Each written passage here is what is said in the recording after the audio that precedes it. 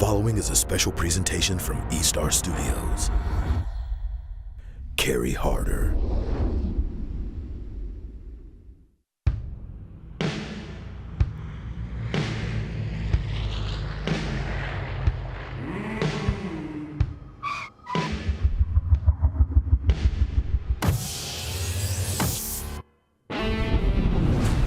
This isn't just any rivalry.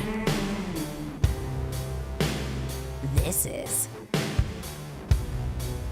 the rivalry. Two teams with mutual disdain. Born from repetition. Bound from familiarity.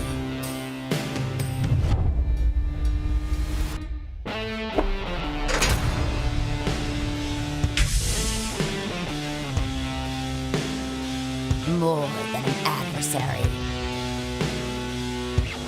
Greater than an enemy. A rival. From North America, give it up for the Valley!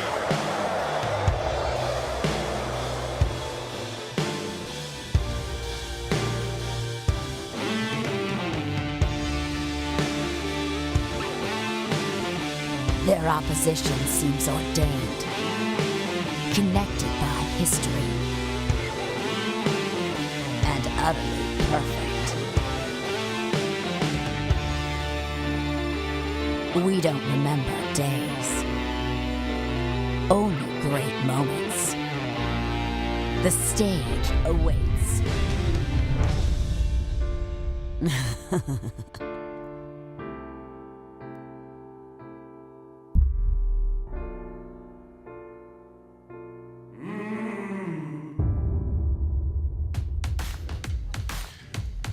Coming at you guys live here from Las Vegas at the HyperX Arena.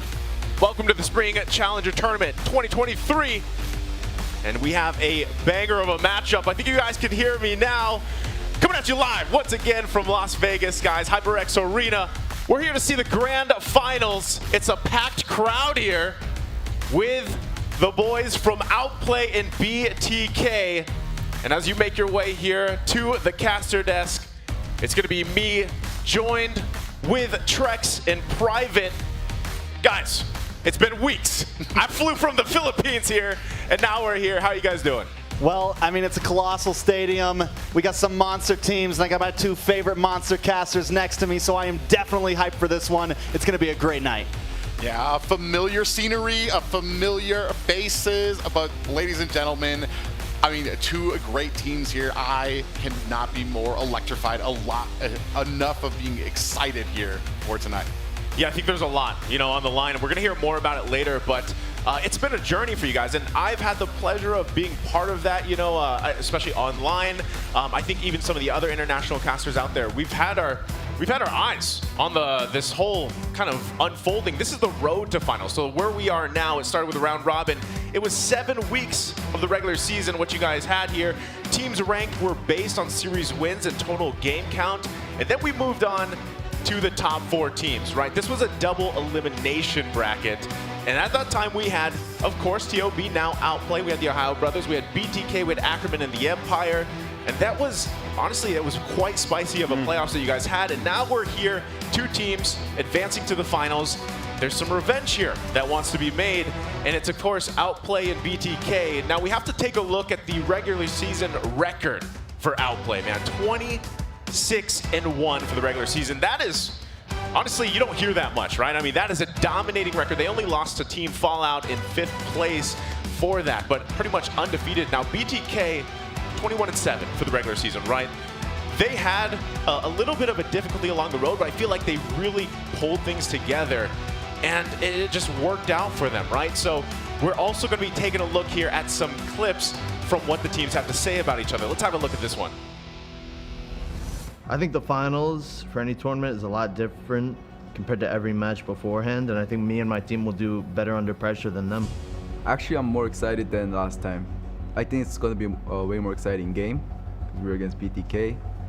Like last time, we kind of anticipated that we are gonna win anyways, so it was less thrilling. But right now, it feels like a real competition.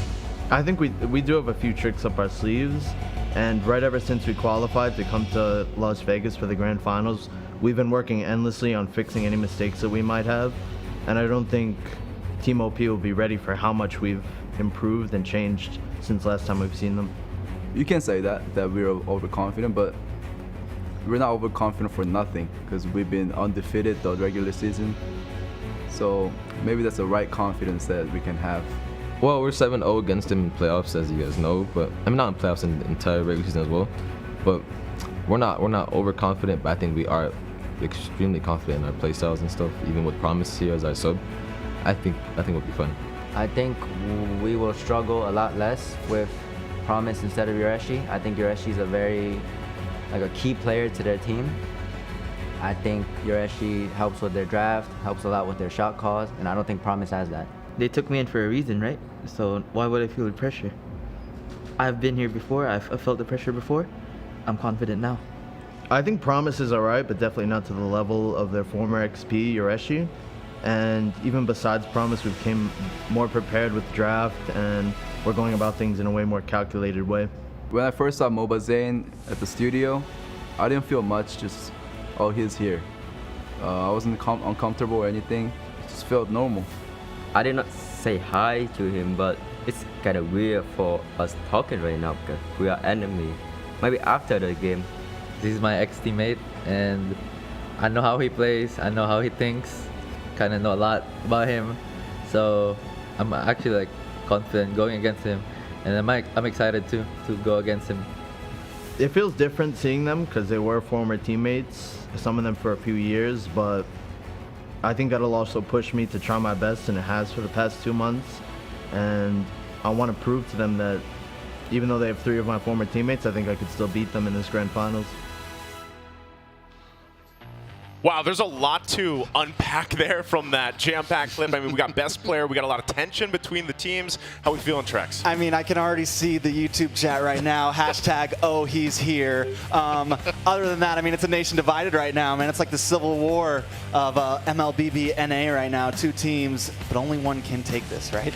Yeah, we're talking about a rivalry that has withstood the tests of time. 2 Titans, Hoon and Mobazane, going to be going at it here tonight. Questions are going to be answered here.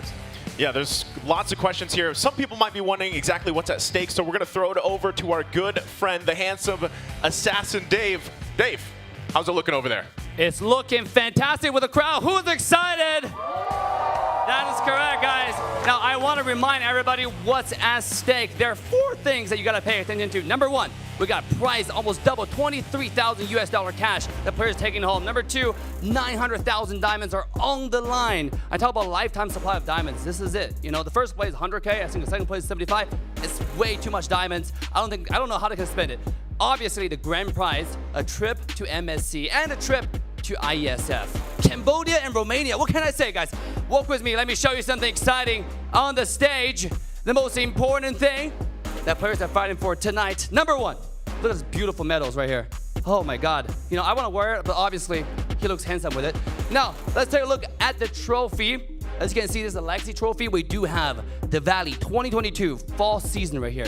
The winner today will take away this badge, this bad boy, and it's gonna have a new name on it. Who's gonna imprint their name? Only time will tell. Tonight, we'll find out the winners. A lot on the line, guys, but back to you, Naisu. Tell us what's going on.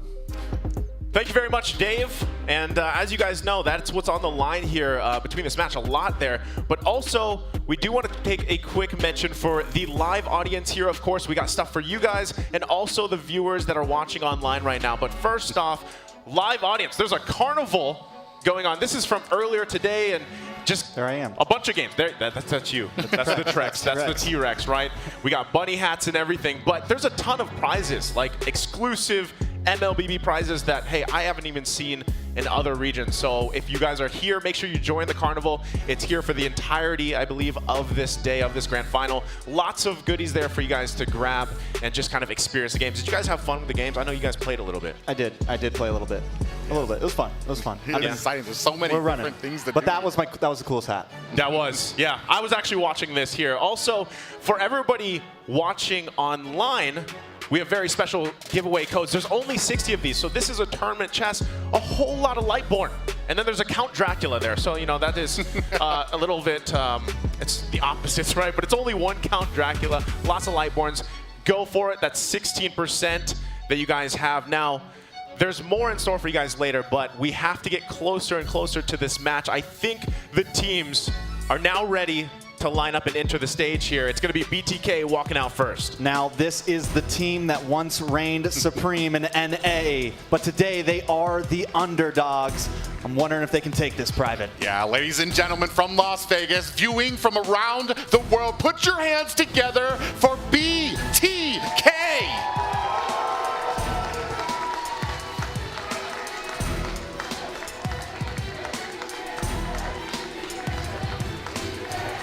Yeah, there you go. Zane's feeling it, man. Hey, he's ready to go here. We're going to be taking a look just a second at the roster, exactly, you know, how they're going to field into this matchup. Again, we already saw a lot of the talking between the two teams. Trex, take us through the roster here. All right, so we got a lot of new faces that we've never seen before. Up first, T in the EXP lane, along with Joybaj as the roam, and the third rookie on the team, Yato. I think all these guys are under 16 right now. Yato's going to be in the mid lane, Mobazane in the jungle, and ISO taking it on in the gold lane.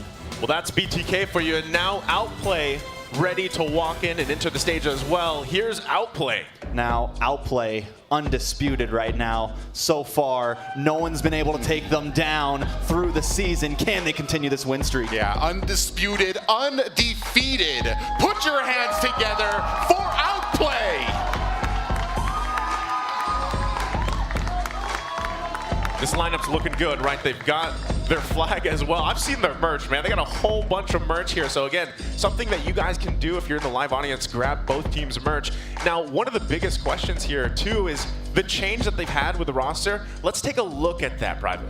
Yeah, in the gold lane, gonna be basic. Then in the jungle, best player. Familiar faces we all know and love. Hoon, of course, in the mid. And then everybody's favorite roamer, Shark. But the point of contention here tonight, Promise, that change out in the XP lane.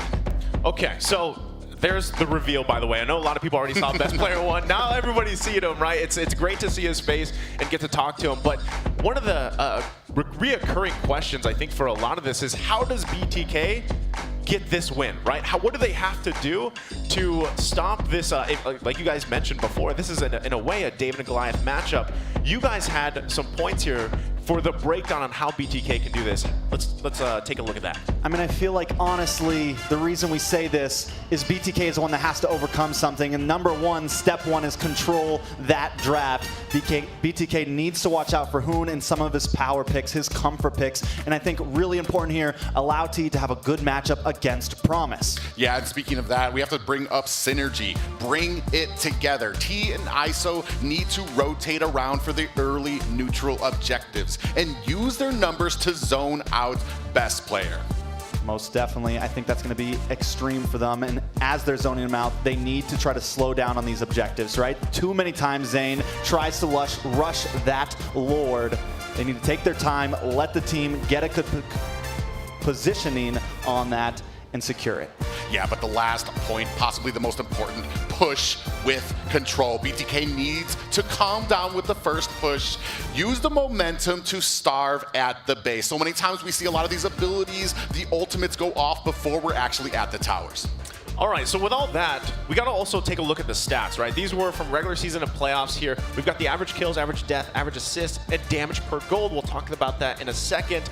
Trex, I mean, what's the breakdown here between these two teams? I mean, I think the major breakdown is something that everyone around the world right now knows. BTK is the underdog in these stats. The only thing they're winning in right now is the average death. Not something you want to normally be ahead in, but something we really want to put everyone's eyes on is that damage per gold number. And what it means is how they're utilizing these items. How much bang are they getting for their buck? Are they taking advantage of what they have? Yeah, and it comes down to what you actually do with the gold, the itemization, and when you're going with those timed pushes, if you have enough ready when it's time to kind of stand up, especially when it comes to those objectives. Yeah, I think a lot of people are probably wondering exactly how that works out, but really it's just what's the value out of your using. And I think one of the biggest things there is the gold lane. You have the gold lane, and then you have, of course, XP lane. That's where a lot of eyes are going to be on. At least for me, even in our region to other regions around the world, XP lane right now is a huge factor, right? We actually saw that in the clip too, where they're talking about with Outplay not having Yureshi here, having Promise step in. How does that change? You know, how does that change the course of the draft for them? How does it change even the shot calling within the game? Because again, XP lane is massive right now, right? So in just a second here, we're going to be taking a look at our predictions. And you know, I don't know if you guys saw, but in the Philippines, when it came to the grand final, we all put X. We didn't want to predict, but here we're doing it. That's cheating. This is my prediction. I'm putting Outplay out there. I did that because, again, going from the objectives, the stats that are there, they don't lie to me. Now, Trex, I know you have a prediction here. Let's take a look at yours. All right, so we all know Outplay is the favorite here, right? Everyone thinks they're going to be able to take this if you look at the numbers, but something in my gut the past few weeks has just been telling me, it's been taunting, it's been whispering BTK, and today I think it could happen, and if I get this right, I'm going down as a legend, man. You got it.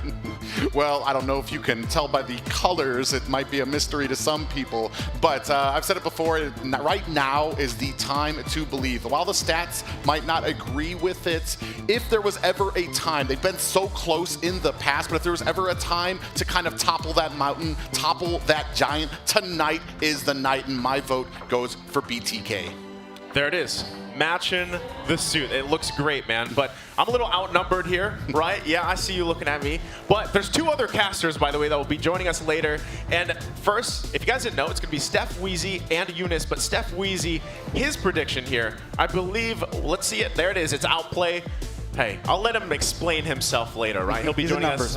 Yeah. And right now, it's 2 for 2. Now, Eunice is our next caster. She also predicted for Outplay, so hey, it's 3-2, guys. You know, it's a numbers game, but ultimately we don't know what's going to happen, right? Because that's the thing. There's a lot of variables here between some of the changes that have happened. It's a best of 7. I am personally hoping that we go 6-7 games. I've had enough of sweeps, man. like around the world, it's been sweeps in the grand final, but now I know some of you guys joining us don't, you know, most of you know how the draft works and everything, but for those that don't, and also the lovely mothers out there, happy Mother's Day, because some of you are here in the crowd. We know you're here.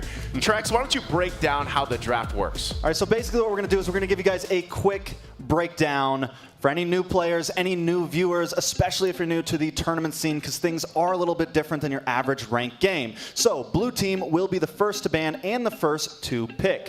They will take the first ban. After that, red team will follow up with another ban, the first of their first 3. After that, blue team will fire back with their second ban. It'll then follow forward back to red team, and they will take their second ban, which following after that, blue team will get their third and final ban of the first phase. Red team will then finish out the first phase of bans with their third ban, and then we get into the juicy part, the picks. Blue team having a possible advantage with getting first pick, but red team does get to even things out by getting 2 picks, their first and their second. After that, we flow back to the blue team. They get to finish their first half of the picks by taking their second and third, and then we wrap up the first half of the draft with red team taking their third pick. Now we're back to the bans. Both teams get a total of 5, and red team gets to start in the second half with their 4th ban. After that, blue team will also be taking their 4th ban, and then we wrap things up for red team with their final and 5th ban, and then we stop all of the bans with blue team taking their final and 5th. Now we get into the final 2 picks, possibly 2 of the most important picks of this drafting phase. Red team will get their 4th pick. Blue team, though, will have to finish out their picks by taking their 4th and their 5th pick, and then red team gets the final countermeasure, getting the final pick of the draft, the 5th pick. That's a whole lot of ban. Yeah. I feel like you said ban a ton of times there. That's true. I mean, again, it's a mouthful, but obviously when you see it unfold in just a little bit here, it's going to make sense, right? And I would say that majority of people, they have an idea, right? You've been watching a lot of MLBB here. But speaking of that and how the flow of the draft goes, a lot of people might be wondering, what is the value of that? Like being first pick, you know, having those last 2 options. I mean, Private, you have been watching a lot of these games, obviously through the regular season. Is there a side that has an advantage in your opinion? If you personally, I'm going to have to go with the people that have the first ban, because that means you have the first pick. What that means here tonight, because OP has been undefeated through it, they had the option this, and they selected first ban, first pick, and I believe that's going to give them a huge advantage when it comes into our first game. I think one of the biggest things here, though, too, aside from bans, is you got to consider the pocket picks. You can call them pocket picks, cheese picks, whatever you want, niche picks even, because even different regions have these things. And that's why I loved being a viewer of NACT regular season, because there was something, you know, I was cheering on the Hanabi, man. I was Ooga Booga. Ooga Booga. Boogeyman. I was like, go Hanabi. I love it. Non-meta pick. You know, unfortunately, we're not going to see it here in the grand final. But, you know, that's the thing. I think game one specifically is where you're going to see these kind of interesting picks. Moba Zane said himself in the video that we saw earlier, you know, they feel like they're a lot better prepared now. And maybe, you know, some people are like, hey, BTK, maybe they held some things back in the regular season that we didn't necessarily get to see. But what I can say is, at least from the grand finals, that's usually when teams pull out. For example, Guinevere Jungles, Gold Lane Mitsutar, paired with a Franco, you know what I mean? So like, this is the time to see it. I mean, Trex, is there anything here that you're kind of expecting, or is it just unexpected at this point because now you're in the grand final? I mean, of course, there's those regulars. I think game one is definitely going to be a limit tester. I think one of the things I have my eyes on is, will BTK maybe let the Fanny out? Maybe let it out on purpose. See if they can test it. Not BTK taking it, but maybe letting best player get it. Are we going to see best player pick those assassin picks? Is BTK going to worry about those? And in game one, that's your chance. Can we let them have this very strong pick and still beat it? And it's when you can kind of bait the other team, and then we have Outplay probably thinking the same things. Do we let Zane get the Fredren? Do we let him get the Lancelot? Things like that. So a lot of things can happen in this first draft, and from there, it's just going to evolve on. Yeah, we talked a little bit about the XP lane and the importance of it, especially when it came to international scale.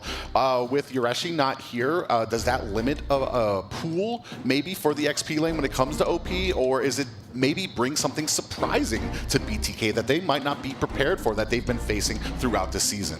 Yeah, and I think, again, we're only just a couple minutes away from the draft here. Players getting situated, first time sitting in these seats and getting everything aligned. Of course, we want them to be as pretty much the integrity of the match for game number one and the rest of the series. And you guys already talked, you know, some of the ideas here for the draft. For me personally, I think, yeah, this is where we see BTK. Part of that breakdown that you guys did before, yes, all that's true. But if they're holding on to something, like, this is the time to do it. Start on the momentum, right? Because what we're seeing, and the reason why there's been so many sweeps in the grand finals, is because the way the meta is, at least globally, is you get the momentum rolling. Usually you can carry that from game to game to game.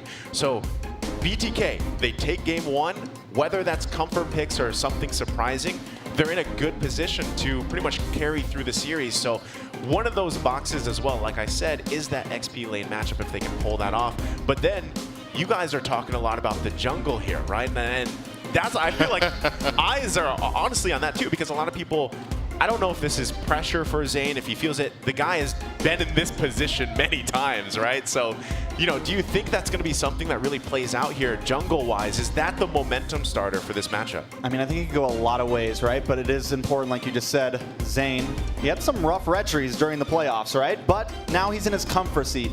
Best player may not be. We've been wondering how nervous these players are going to be. Right now, BTK doesn't look too bad. We were just looking at them on camera. They looked pretty comfortable. But when I've seen best player the past few days, he looks pretty ready too. But when it comes down to that retry, when it comes down to game 4, game 5, game 6, hopefully game 7, are they going to be able to hit it when it matters?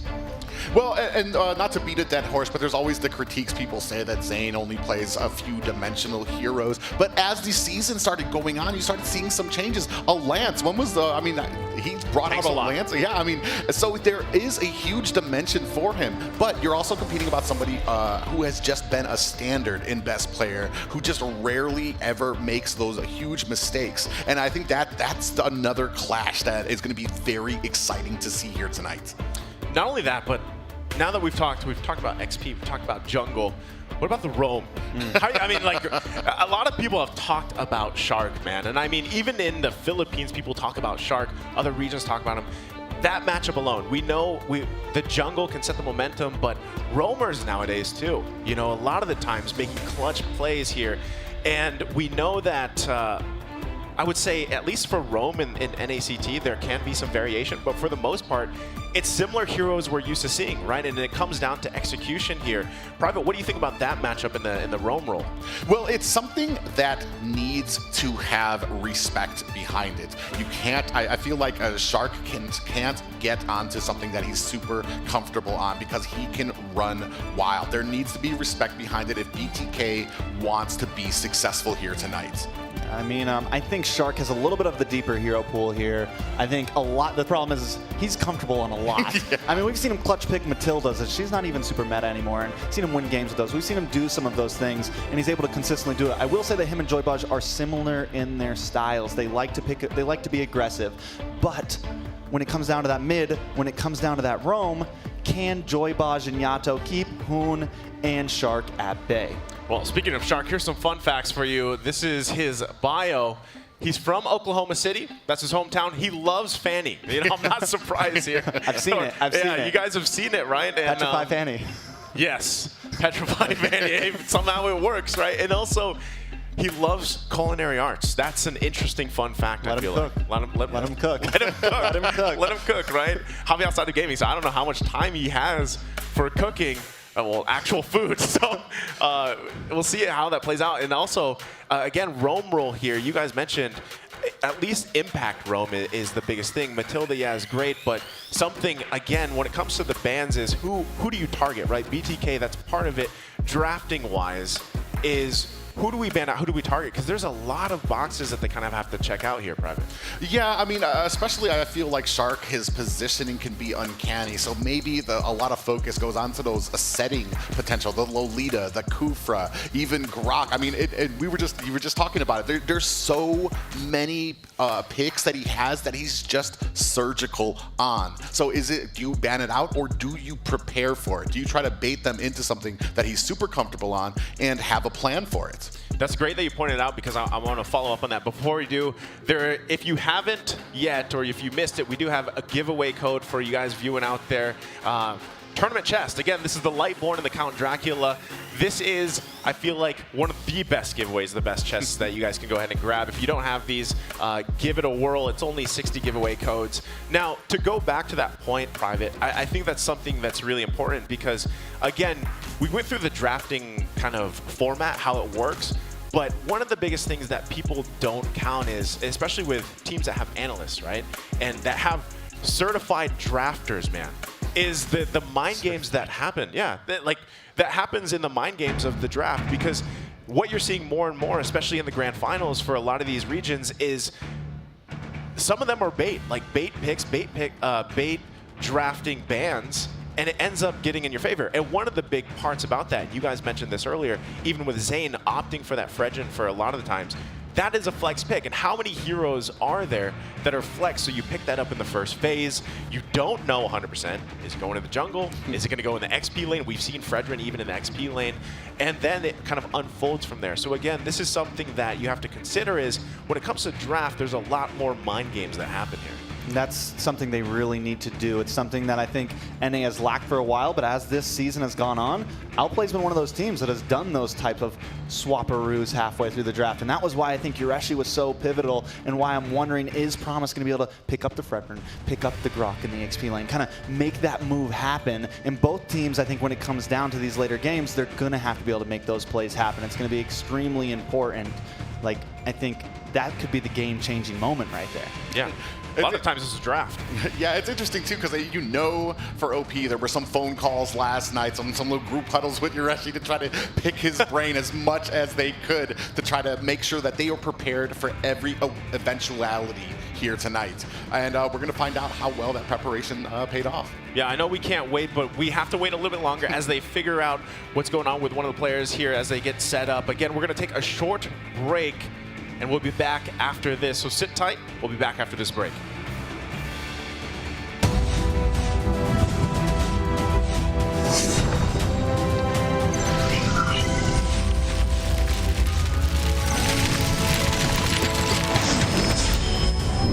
To the storm front!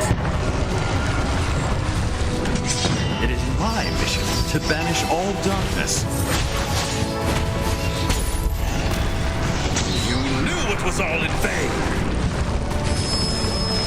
I'm the blizzard that hovers over evil. Ephemeral, like the flash of lightning. Fear not, for hope stands with you. Poor swordsman.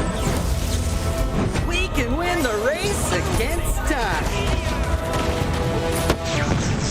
Fate is the path you choose. A glorious victory is now foreseeable.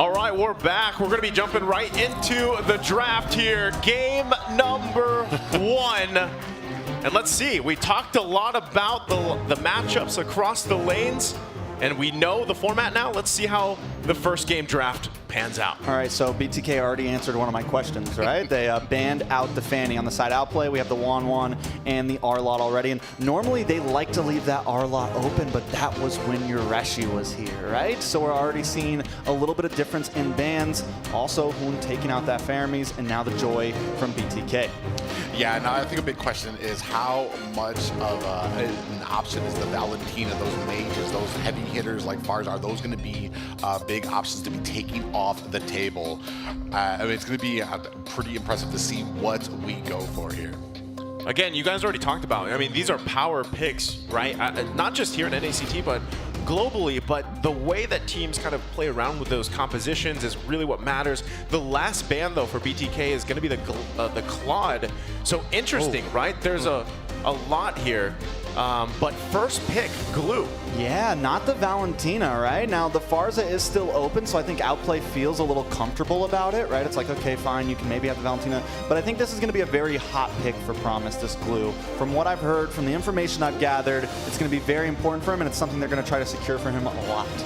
Yeah, and we do have that Divine Judgment going to be out there too as well. Kaja and Valentina quickly scooped up by BTK. And like you were saying, the big interesting thing here is, are we going to be able to play into that Valentina? Maybe our draft for OP going to be something that she can't really utilize.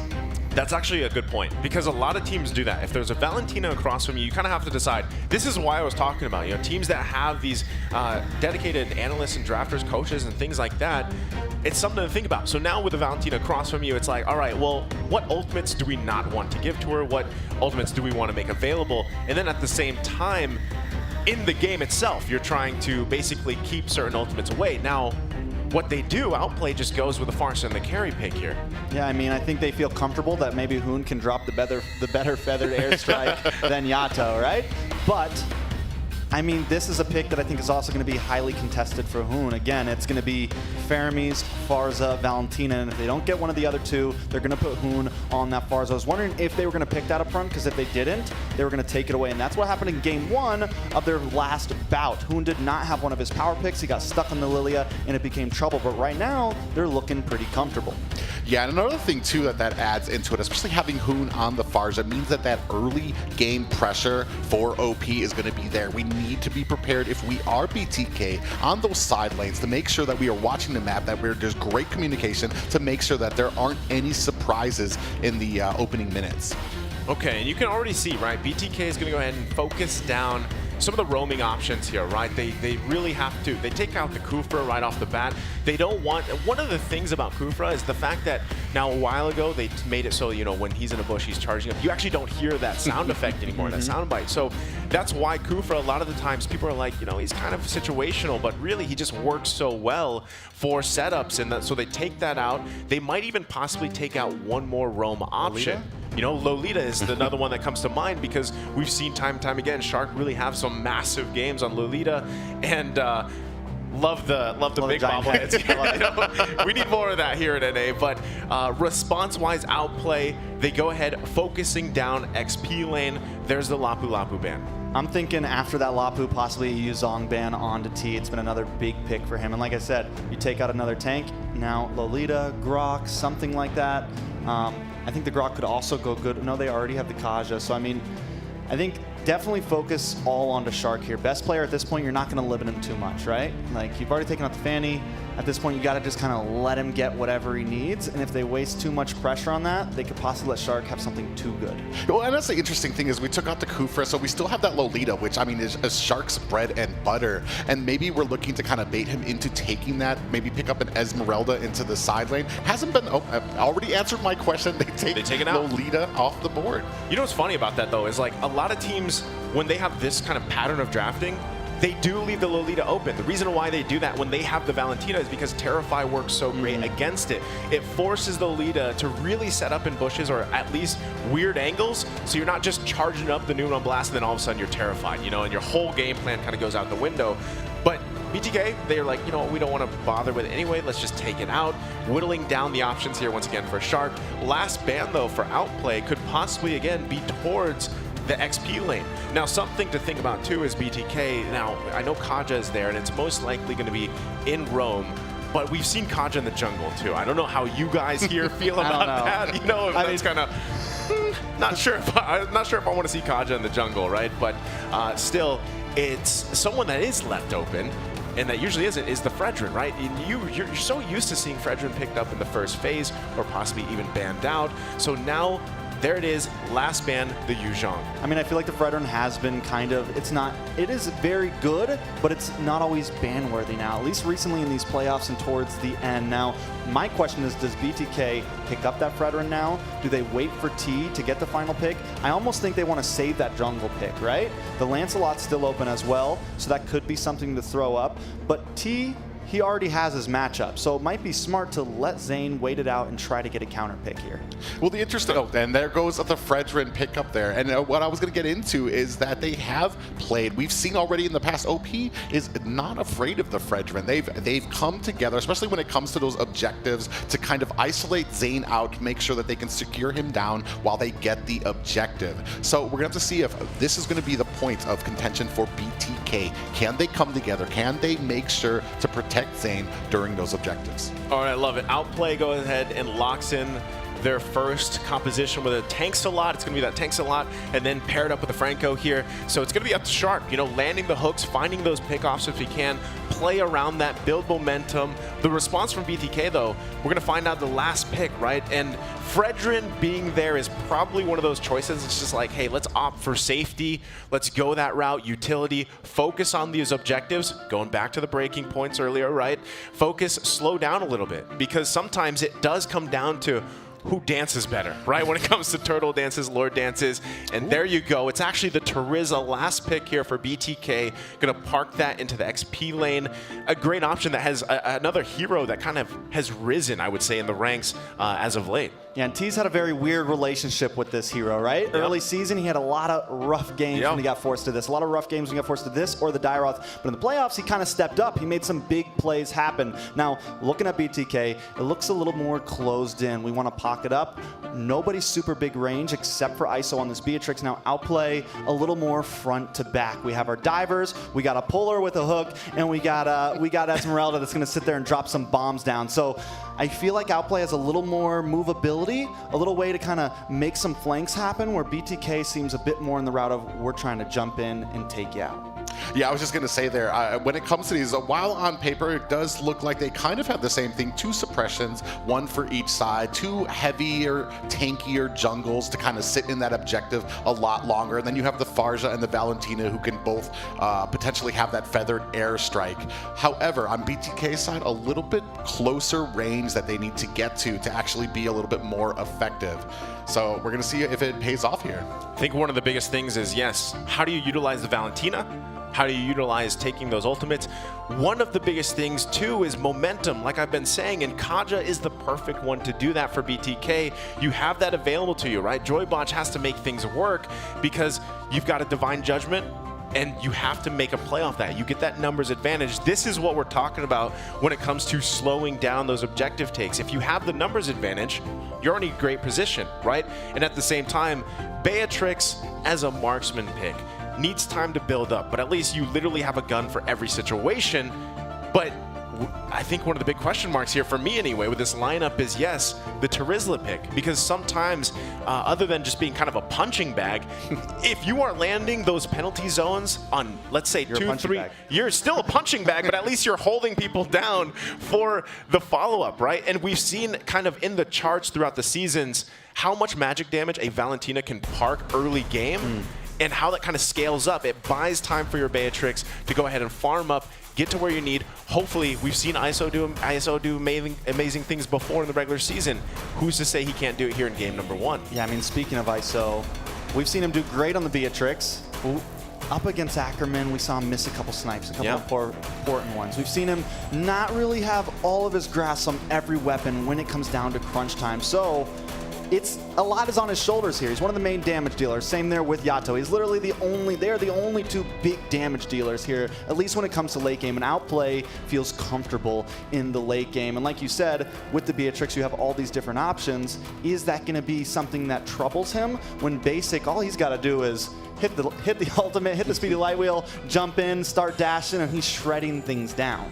Yeah, that's a great point too, especially because ISO feels like he has a few more boxes to check to be successful, and the targets aren't as numerous on the other side. I mean, you have Carry and Farza. Lance would probably be able to get out of the way. You're not really trying to put some damage onto Franco and Glue, who are going to be probably tanky enough to take it. So it's going to be very interesting. It's going to need to be a very specific game played by ISO. Yeah, again, I think the players are going to go ahead and find they're going to set things up here, right? They have to fix something. But still, this is going to be the same draft that we're looking at, the breakdown. We've already commented a lot about this too.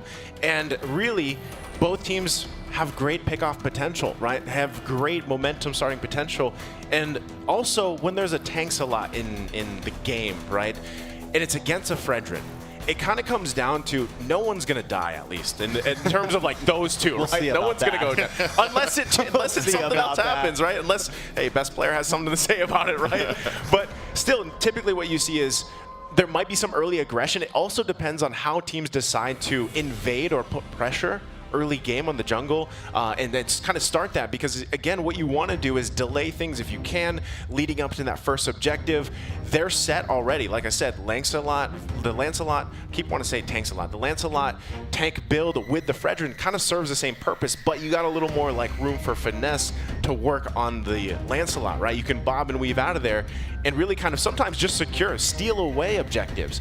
So one thing you want to do here, especially for BTK, is if you can put pressure on the jungle, then that might be a good scenario to start in the early game here. Yeah, I mean, but that's something that BTK has had trouble with. Normally they're an aggressive team, but that was back when Shark was there, right? They're a team that likes to get inside of the enemy's jungle, and that is definitely something they should do here, but are they going to be able to get past that wall of Shark and Hoon? Are they going to be able to finally be on the opposite side of the river? Because most of the time when they go up against Outplay, it's the other way around. Hoon and Shark are sitting in their jungle on their side of the river taking up space. So that's going to be a major driving point in the early phases of this game. Are they going to be able to push that border a little bit the other way? Well, and then it comes down to especially Shark's amazing ability to kind of get the vision and be in the places he needs to be on the map. If a BTK wants to be successful with it, they're going to have to try to at least match that to make sure that there aren't any surprises we've talked about earlier coming for them. Because, I mean, OP, once they get that ball rolling, it is very hard to stop, especially when it comes to like the objectives. Now, when it comes to those objectives, we used to have the biggest player, I want to say, for that would be Yoreshi and his placement. Are we going to be expecting the same thing from the XP laner here? Or is BTK maybe kind of planning to have a little bit of wiggle room when it comes to their placement? I think that's the point, right? The why I said for XP lane in a way, as we're taking a look, right? Promise. He's got shoes to fill. And a lot of people know that, so there might be some pressure there might not be. He has done an amazing job even before when he was playing on a different team to where he is now. So he should be able to fill those shoes, and at least that's what we can expect. It's going to be massive, though, for that momentum. You're talking about a team, they're called Outplay, right? Some people say OP was overpowered. It depends on your idea about that, but they do become kind of overpowered to the point where they outplay the opponent. So we're jumping into game number 1 here. Yeah, ladies and gentlemen, this is about to set the tone. Game 1, Outplay taking on BTK. Okay, so like we said, let's lay down the story here. BTK on a road to redemption here. Can they take out Outplay in game 1? Like Naisu made such a great point of, I think something very important here is, can they be aggressive in the early stage? Can they try to push into the land of Outplay and maybe even try to secure something early on to best player? I think it's an important winning condition. We're already seeing some of that happen. Another big win condition for BTK is gonna be T. He's gonna need to be able to find angles onto Hoon on this Farza and onto Basic on this carry. I think if BTK can do that, then then they can possibly take this. But Outplay, on the other hand, they have a nice late game. They have great scaling with this Farza, great scaling with this carry, and if they can find the positions in these neutral objectives, they can definitely take us through this. That's the thing, though, is that both teams actually have great options for, you know, early game, late game potential here. But really, when all is said and done, who's able to secure the objectives? You guys talked about the Retribution battles before leading into this, and that's a big thing. You know, they have to be able to play around that. You can already see some focus here, top side. Yeah, top side already 3 members of BTK kind of setting up there. Mobazane going to go ahead and start moving his way through their jungle, Shark, making sure he still has that vision. But Turtle's going to be up in about 22 seconds. A little bit of magic happening here at the mid, but still a lot of respect for both of these teams. Yeah, but look at BTK right now. They're literally taking the words out of your lips, Naisu. They've been in their jungle. They're taking some camps. They have a nice position, but both teams taking it slow. Even though Outplay likes to be the aggressors, this is grand finals, and you can tell they don't want to go too insane on this. First Turtle is up. Okay, first Turtle here. They're going to be fighting it out. Yeah, 2-on-2 here right now. When you see the Thorned Rose coming out, Turtle is down to about 50%. Best player in the midst of it's going to come out. Feathered Airstrike, best player, gets the first Turtle. That's a big one. It's a good start. Luckily, nobody does go down for BTK just yet. But wait, ISO taken out of the top side. Yeah, on off screen, ISO gets taken down, and that is not what you want from your marksman, who does need some time to kind of get that gold to be in the game. So that's great, right? Outplay is able to get the first blood. They get the first Turtle here. They're off to a good start, building that momentum we were talking about. Oh, hook land. Joyboss gets caught. Is going to be able to find an escape. Okay, that's what we love. We love the hooks, right? That's kind of what you expect when the Franco's on the table here. So Bloodthirsty Kings, they want to be conscious of that. Where is Shark? As much as possible, kind of counterplay around that. Maybe even bait the hooks, right? And this is what they could go for. Oh. Mobazane does get caught by a hook. Feathered Airstrike comes down. He's very low. Thorned Rose finishes the job. And this is one of the problems, right? They can't get split up too late, but best player doesn't want to stop. Might back off here, but wait. Yeah, 2-0 right now. Joybaj is trying to get onto the... Another hook lands. Feathered Airstrike of their own. It's not going to be able to protect them. Another kill for best player. Oh, Outplay is taking off right now. This is going to be a little bit of a problem if BTK wants to try to come back here. It's starting. That's the momentum we were talking about. 3-0 now. And leading up to, you know, we're 30 seconds away from the next Turtle. They got to be able to kind of slow things down like you guys mentioned.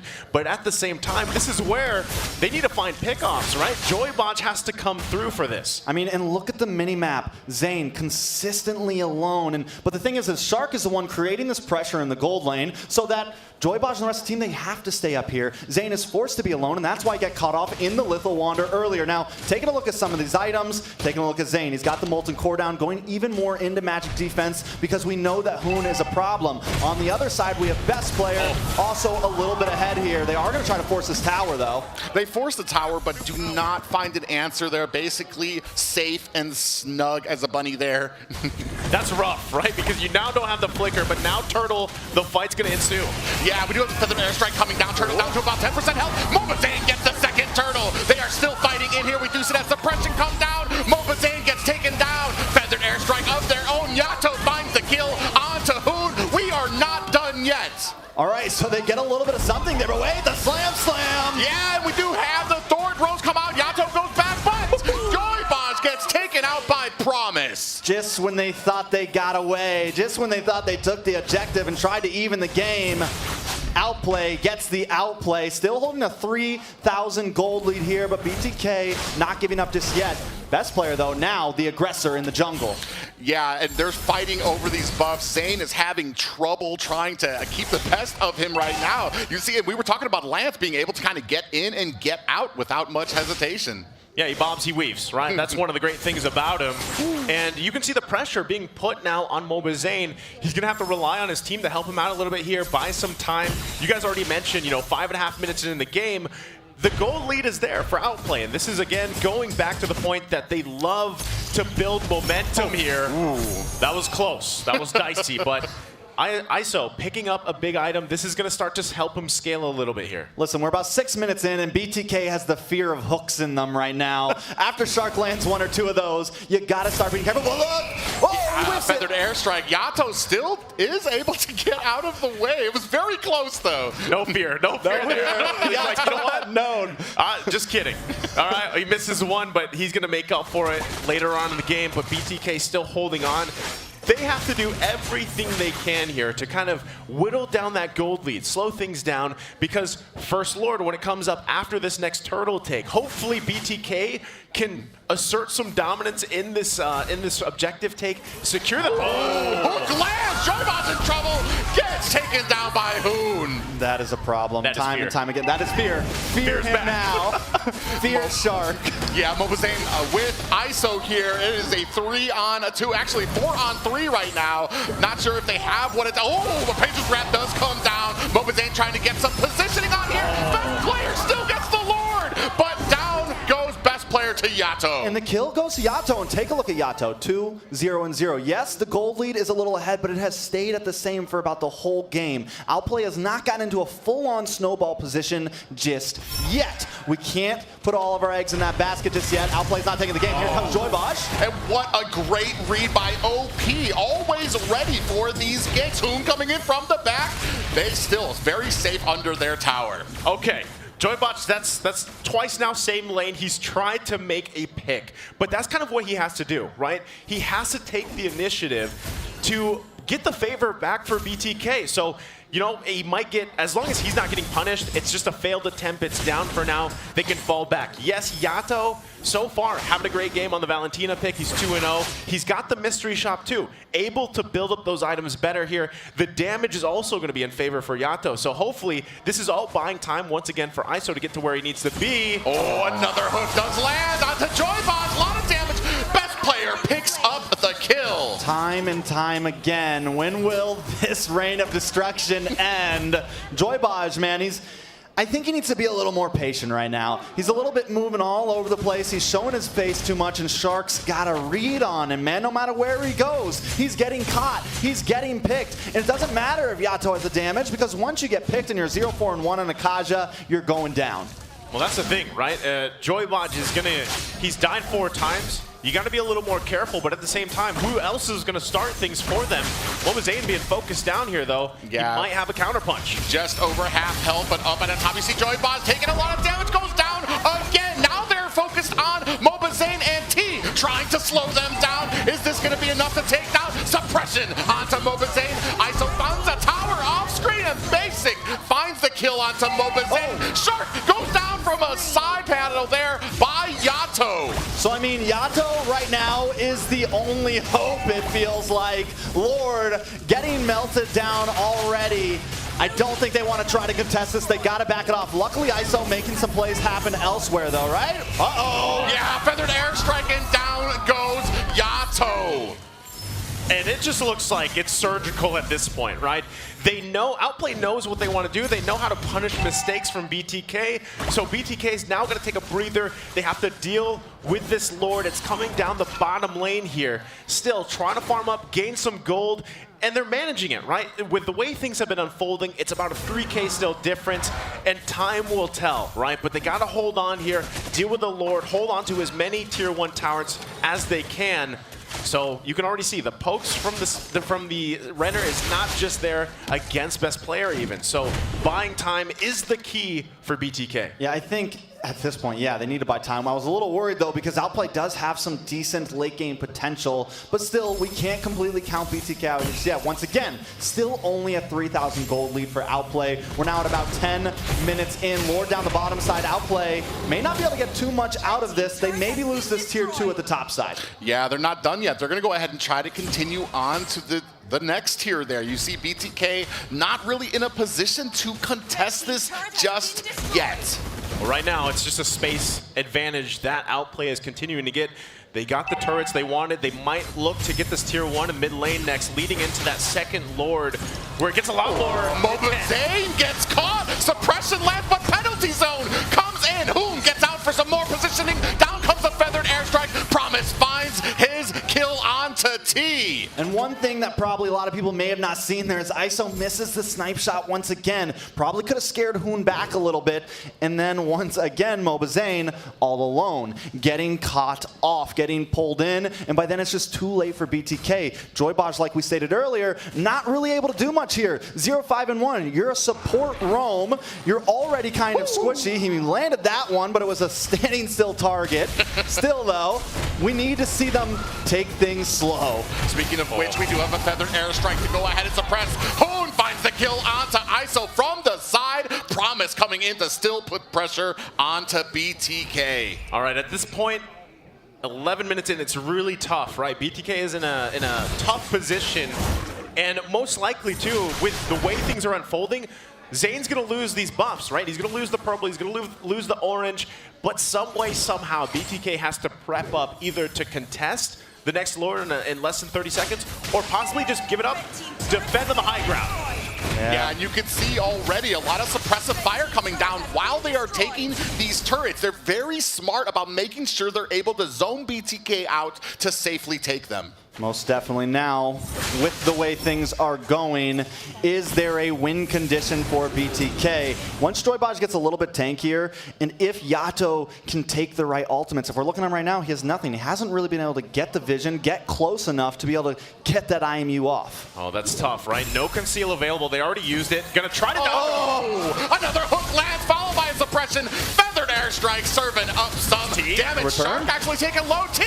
Mobazane gets taken down by Hoon. Joybaj is next on the list. Basic is on fire right now. Promise with the grab onto ISO, but he's going to go ahead and think twice about that. You see Yato, Phantom Execution almost went out, but was canceled. You know, a lot of people, even us as the casters, are wondering about Promise. He's 2-0-6 right now, if you're wondering. He's looking good. He's in the back line. And what happened? He got a good matchup in T right now, 0-2-2. No one can get close because of the fear of hooks, the fear of Shark. So with this close composition that they have, where nobody has huge range, how can they get past that? That's a good point. It's tough, right? Because as things kind of continue to snowball now, this is where, again, Outplay is in that momentum-based play style. They're taking risks because they can afford to, right? Mobazane able to get the purple buff here. They are trying to secure even the orange buff for ISO. They know he is kind of one of those cards that they're going to be relying on as the game goes on. They've got to deal with the Lord now, top side, defend the base here. One amazing thing that can happen is while they're defending in their base, you get a great penalty zone. You have your Beatrix already there. You've got Yato doing a great job on the Valentina, has damage. If they can just outlast that Outplay's kind of brunt damage, then they might have a chance here, but they're going to get split up so far. Lord's still top side here, going to be worked on by Zane. I don't think best players ever played on MS like this. That man is moving on the Lance right now. I mean, he phased out of the Appraisal's Wrath earlier. He's just able to, he's hitting. He's what is he doing? He's bobbing, he's weaving. He's got single-digit ping. Yeah, it's different. We see a feathered airstrike come down and canceled. While they're going to go ahead and put some damage and finish off that top tower. Joybaj with the Divine Judgment.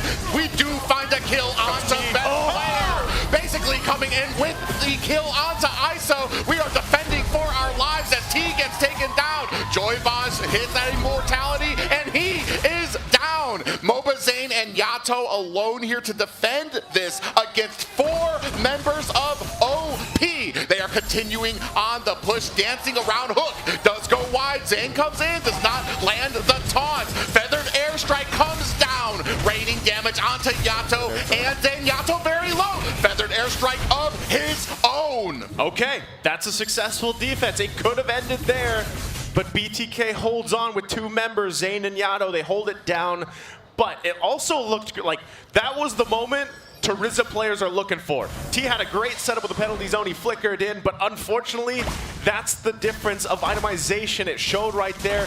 He was kind of left to his own. But again, time is the answer here for BTK. If they can get another, let's say 3 to 5 minutes, they might be in a better position. That was also one of the first times Joybaj was finally able to pull someone. So a concealed play like this, even later on, if it converts into a kill, that's great starting steps for BTK. I mean, at this point, they're using it just to check bushes, right? They never know where Shark is. He's in the water somewhere, right? Yeah. Dun, dun, dun, dun. I mean, he's just waiting for you. But another very cool thing or interesting thing to point out there, Yato took a big risk in that high ground defense, right? He goes into the feathered airstrike. If he got another shot there, he would have been out. But he's able to pop the IMU, get his own feathered airstrike, and that secures them the ultimate defense there, clearing some of those waves. Yeah, Joyboz gets spotted by OP. Down comes the feathered airstrike to zone out the rest of BTK as we are setting up around this Lord. We're starting on it, looking for probably a little bit of a bait. OP knows they have the team fight against BTK, so we're gonna look for an angle. Speaking of which, Angle's Promise on the side of BTK. Lord is down to about half health. Promise just in there tanking the damage, trying to zone out the rest of BTK. Oh, you can see basically clearing out the mid lane as well. They're attacking from so many different angles right now. We hear the concealed play come out. Hoon gets grabbed up with the Divine Judgment, followed by the penalty zone. Up at the top, ISO goes down to Promise. The rest of BTK is in flight, trying to get away from an oppressive OP right now. Mobazane has been caught by Promise, and he is, he's not down yet. Still struggling to find his way out. Best player puts the finishing touches on him. So they do stop themselves from getting completely annihilated there, but still, as you said earlier, Naisu, the itemization difference, they keep getting some decent plays. He gets the pull, he gets the divine judgment onto Hoon there, stops the feathered airstrike, but it's just not enough. And with all those angles, ISO gets pushed away. Everyone else gets split up, and Outplay has fun with him. Well, that's what I'm saying. That whole sequence there, Hoon took 2 ultimates, right? He took the Divine Judgment, he took the penalty zone, he Winter Tranche. And that was just like, all right, you guys wasted that. Everybody zoned out. So, you know, BTK just got kind of split up. Even Promise, the fact that he's playing this glue, having a massive game, he's quite tanky himself. He's able to be such a threat. So that's the thing right now is you have quite a few tanky boys for Outplay to deal with, right? You got to get through them somehow. You got to dodge the hooks and everything else. But BTK, once again, if ISO needs more time, right? He might have a couple items at this point, but really it comes down to outlasting that setup. Now they have to deal again in a similar situation just a few minutes ago with the Lord on the top side.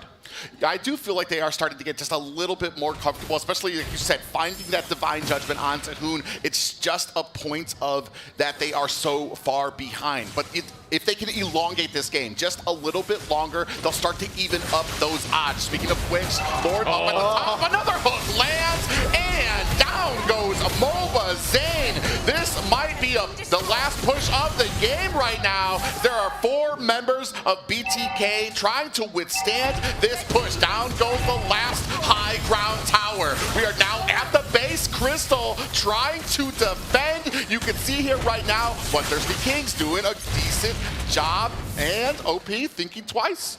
Yeah, I mean, they're hanging on right now. Hanging on for dear life. BTK against the world. And Shark missing a hook. Down comes the feathered airstrike. Joyboz lands a Divine Judgment followed by a penalty zone. ISO gonna have to top up. Joyboz very low. Promise coming in, swooping around. Best player deep in. Yato picks up a kill onto Basic. ISO finds a kill onto Promise as well. Very successful defense for BTK. They do it again. BTK successfully defends their base when it looks like it was against all odds, but they're in the game still. Again, game number 1, quite action-packed here. Right now, some people might be saying, hey, Outplay's just taking some risks. They're quite a bit ahead. They're dealing with it. But what that's going to convert to is space for them to work with, right? BTK is going to get some resources. They're going to get some turrets and be able to move around the map instead of just being in their base, or at least their side of the jungle here. Yeah, I mean, they've taken a lot from them. Not only that, they've gotten a little bit of gold back. Yato in a bad spot. We'll be able to get away from that, but still, at this point, BTK is now at least evened out the playing field a little bit, but there's still a huge gold lead. Taking a look at some of them, we're looking at Mobazane and Best Player. Right now, that's a 4K gold lead over to best player. He's max itemed out right now. Mobazane just got there, which is going to be important, right? As long as he can dodge those hooks, he may not get taken out too quick. As long as he can dodge those hooks. That's been a common theme here for this entire game. We're talking about Shark, who just has this great like ESP when it comes to these hooks. But we're going to go ahead and start on it to see if this fight maybe ends up a little differently. We're starting to move on to the end of the game. There's only 6 items you can get. Things can only start evening out from here. Conceal plate comes in. Joybaj might be caught. He does get caught. Down comes the feathered airstrike, putting the damage onto ISO. It activates that immortality, and he goes down. That's 2 down for BTK. So Zane is trying to get away. 3 members left, but if anything, this is going to go ahead and secure this Lord for OP. So once again, Outplay sends that wave down the mid side. Mobazane forced to kind of head back. The moment that Outplay knows it's a 4v5, they pounce, they strike, and look what they get for it, getting the macro over BTK right now. Yeah, down comes the feathered airstrike. Zane's gonna pay for trying to defend this purple buff. Immortality has been activated. Best player picks up the Lord. They are hitting them from all different angles. Zane gets taken down. Yatos, immortality is up. He uses that flicker, trying to gas his way to safety, is not able to. It's just T left. Here comes the Phantom Execution, trying to make his way back to the safety of the base. 4 members still here, and a wave here to help BTK defend. Down comes the feathered airstrike. Basically gonna go ahead and use that Thorned Rose to negate some of the damage, but they are not lighting up. ISO picks up a kill, but here comes the Luminous Lord. Down to 10% health. This is gonna be game 1 going to Outplay. And a good game 1 at that. I think it ended about 21, 22 minutes. Outplay does hold the lead the entire game, though. Is this going to be the momentum to take them quickly through this grand finals, Nice? I'm hoping not. I mean, great that they got game 1, but I'm hoping not for a quick grand finals, right? We want to see it go the distance here.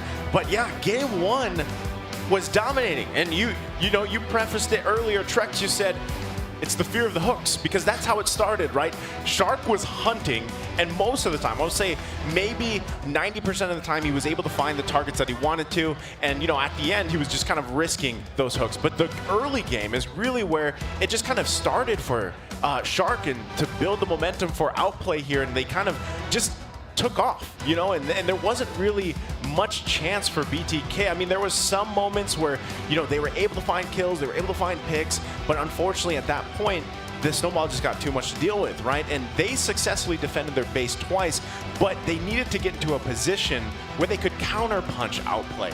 A lot of the times it was just reacting to them, and they really had to kind of get back to this. Again, one of the biggest things I think they can learn from game 1 is Joybaj. He's got to hold the trigger finger a little bit more, right? I know when you're the Kadra, you want to find those flicker divine judgments. That's what you want to do. But if it fails, time and time again, you got to kind of come up with a different game plan, because once the Kadra is out of the picture, you don't have that available anymore.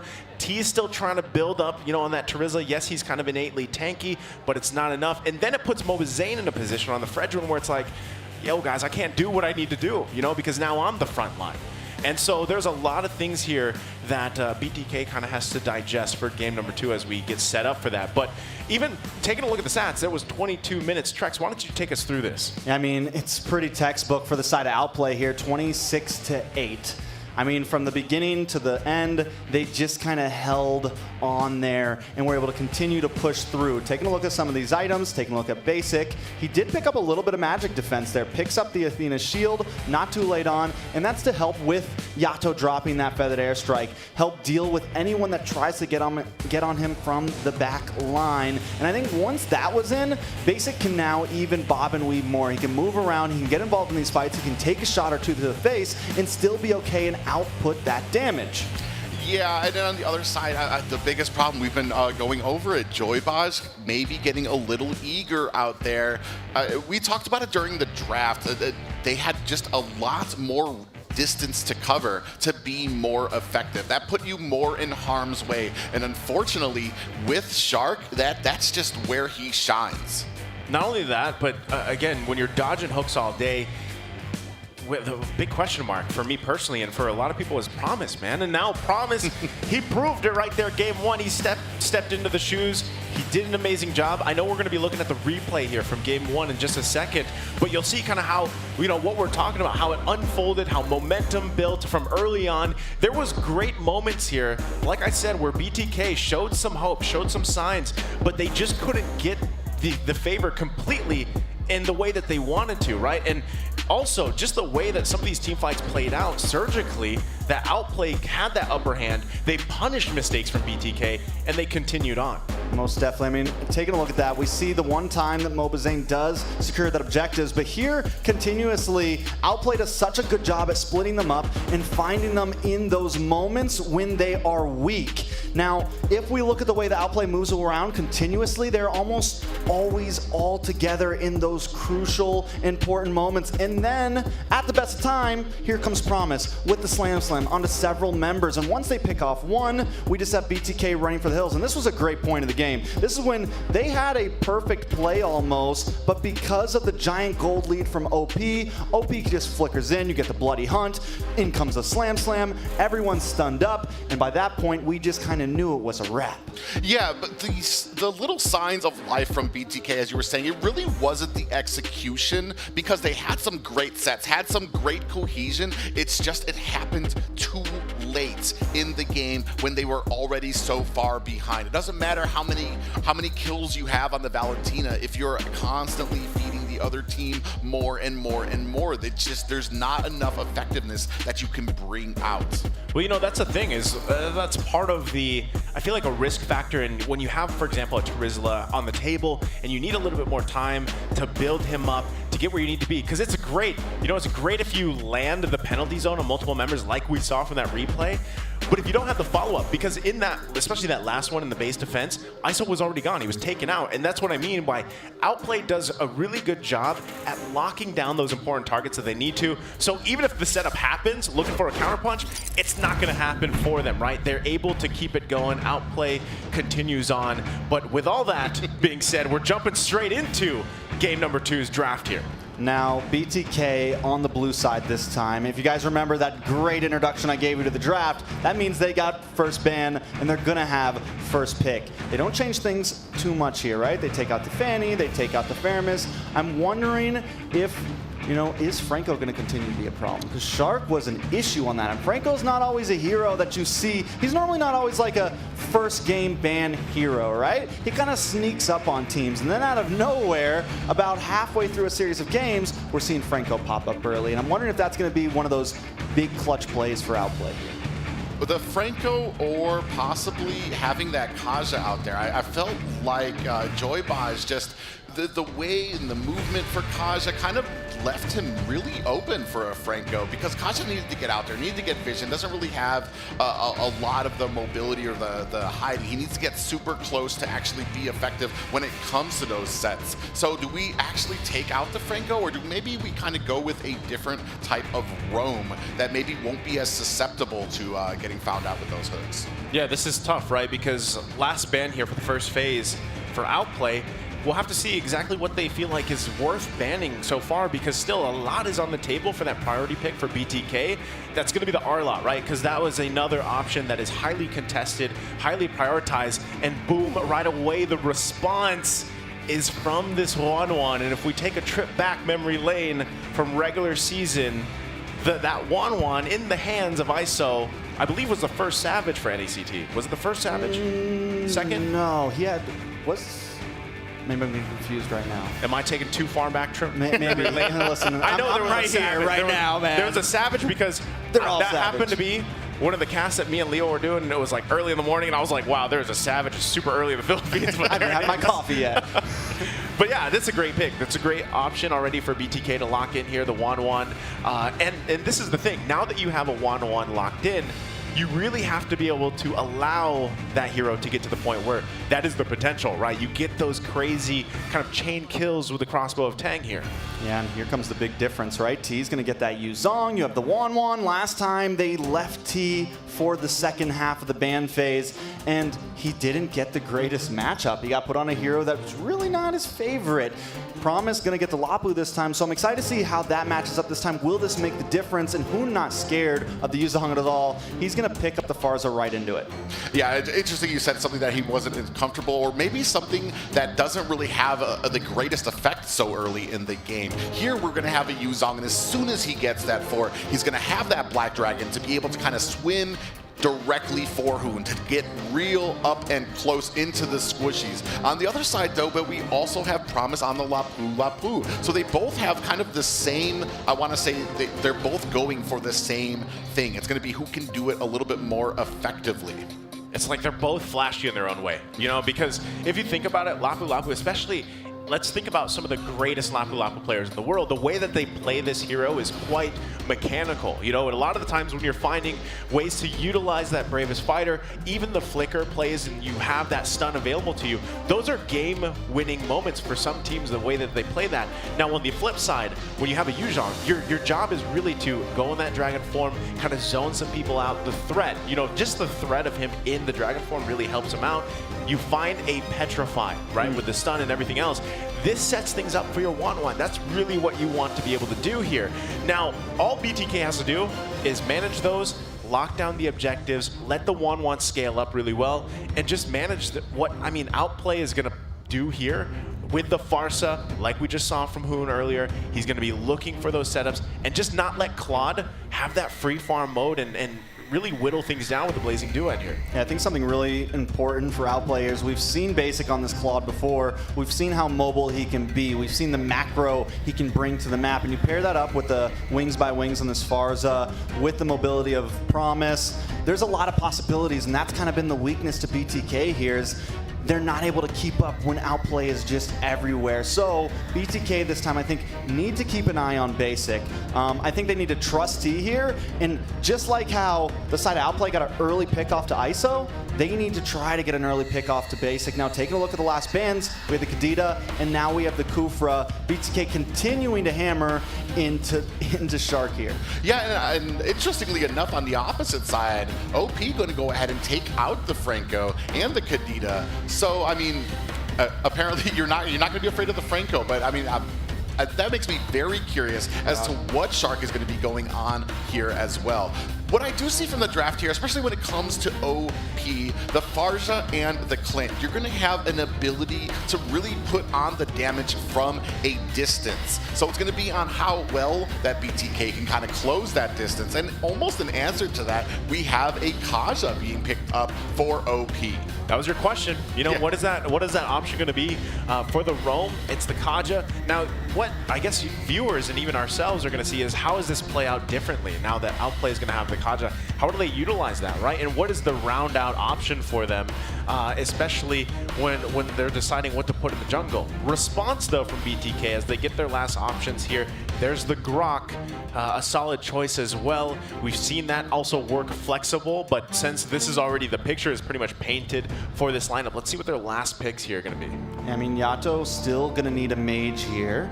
The Eve is still open, definite possibility. There it goes, there goes the Eve. And now for Outplay, we have best player.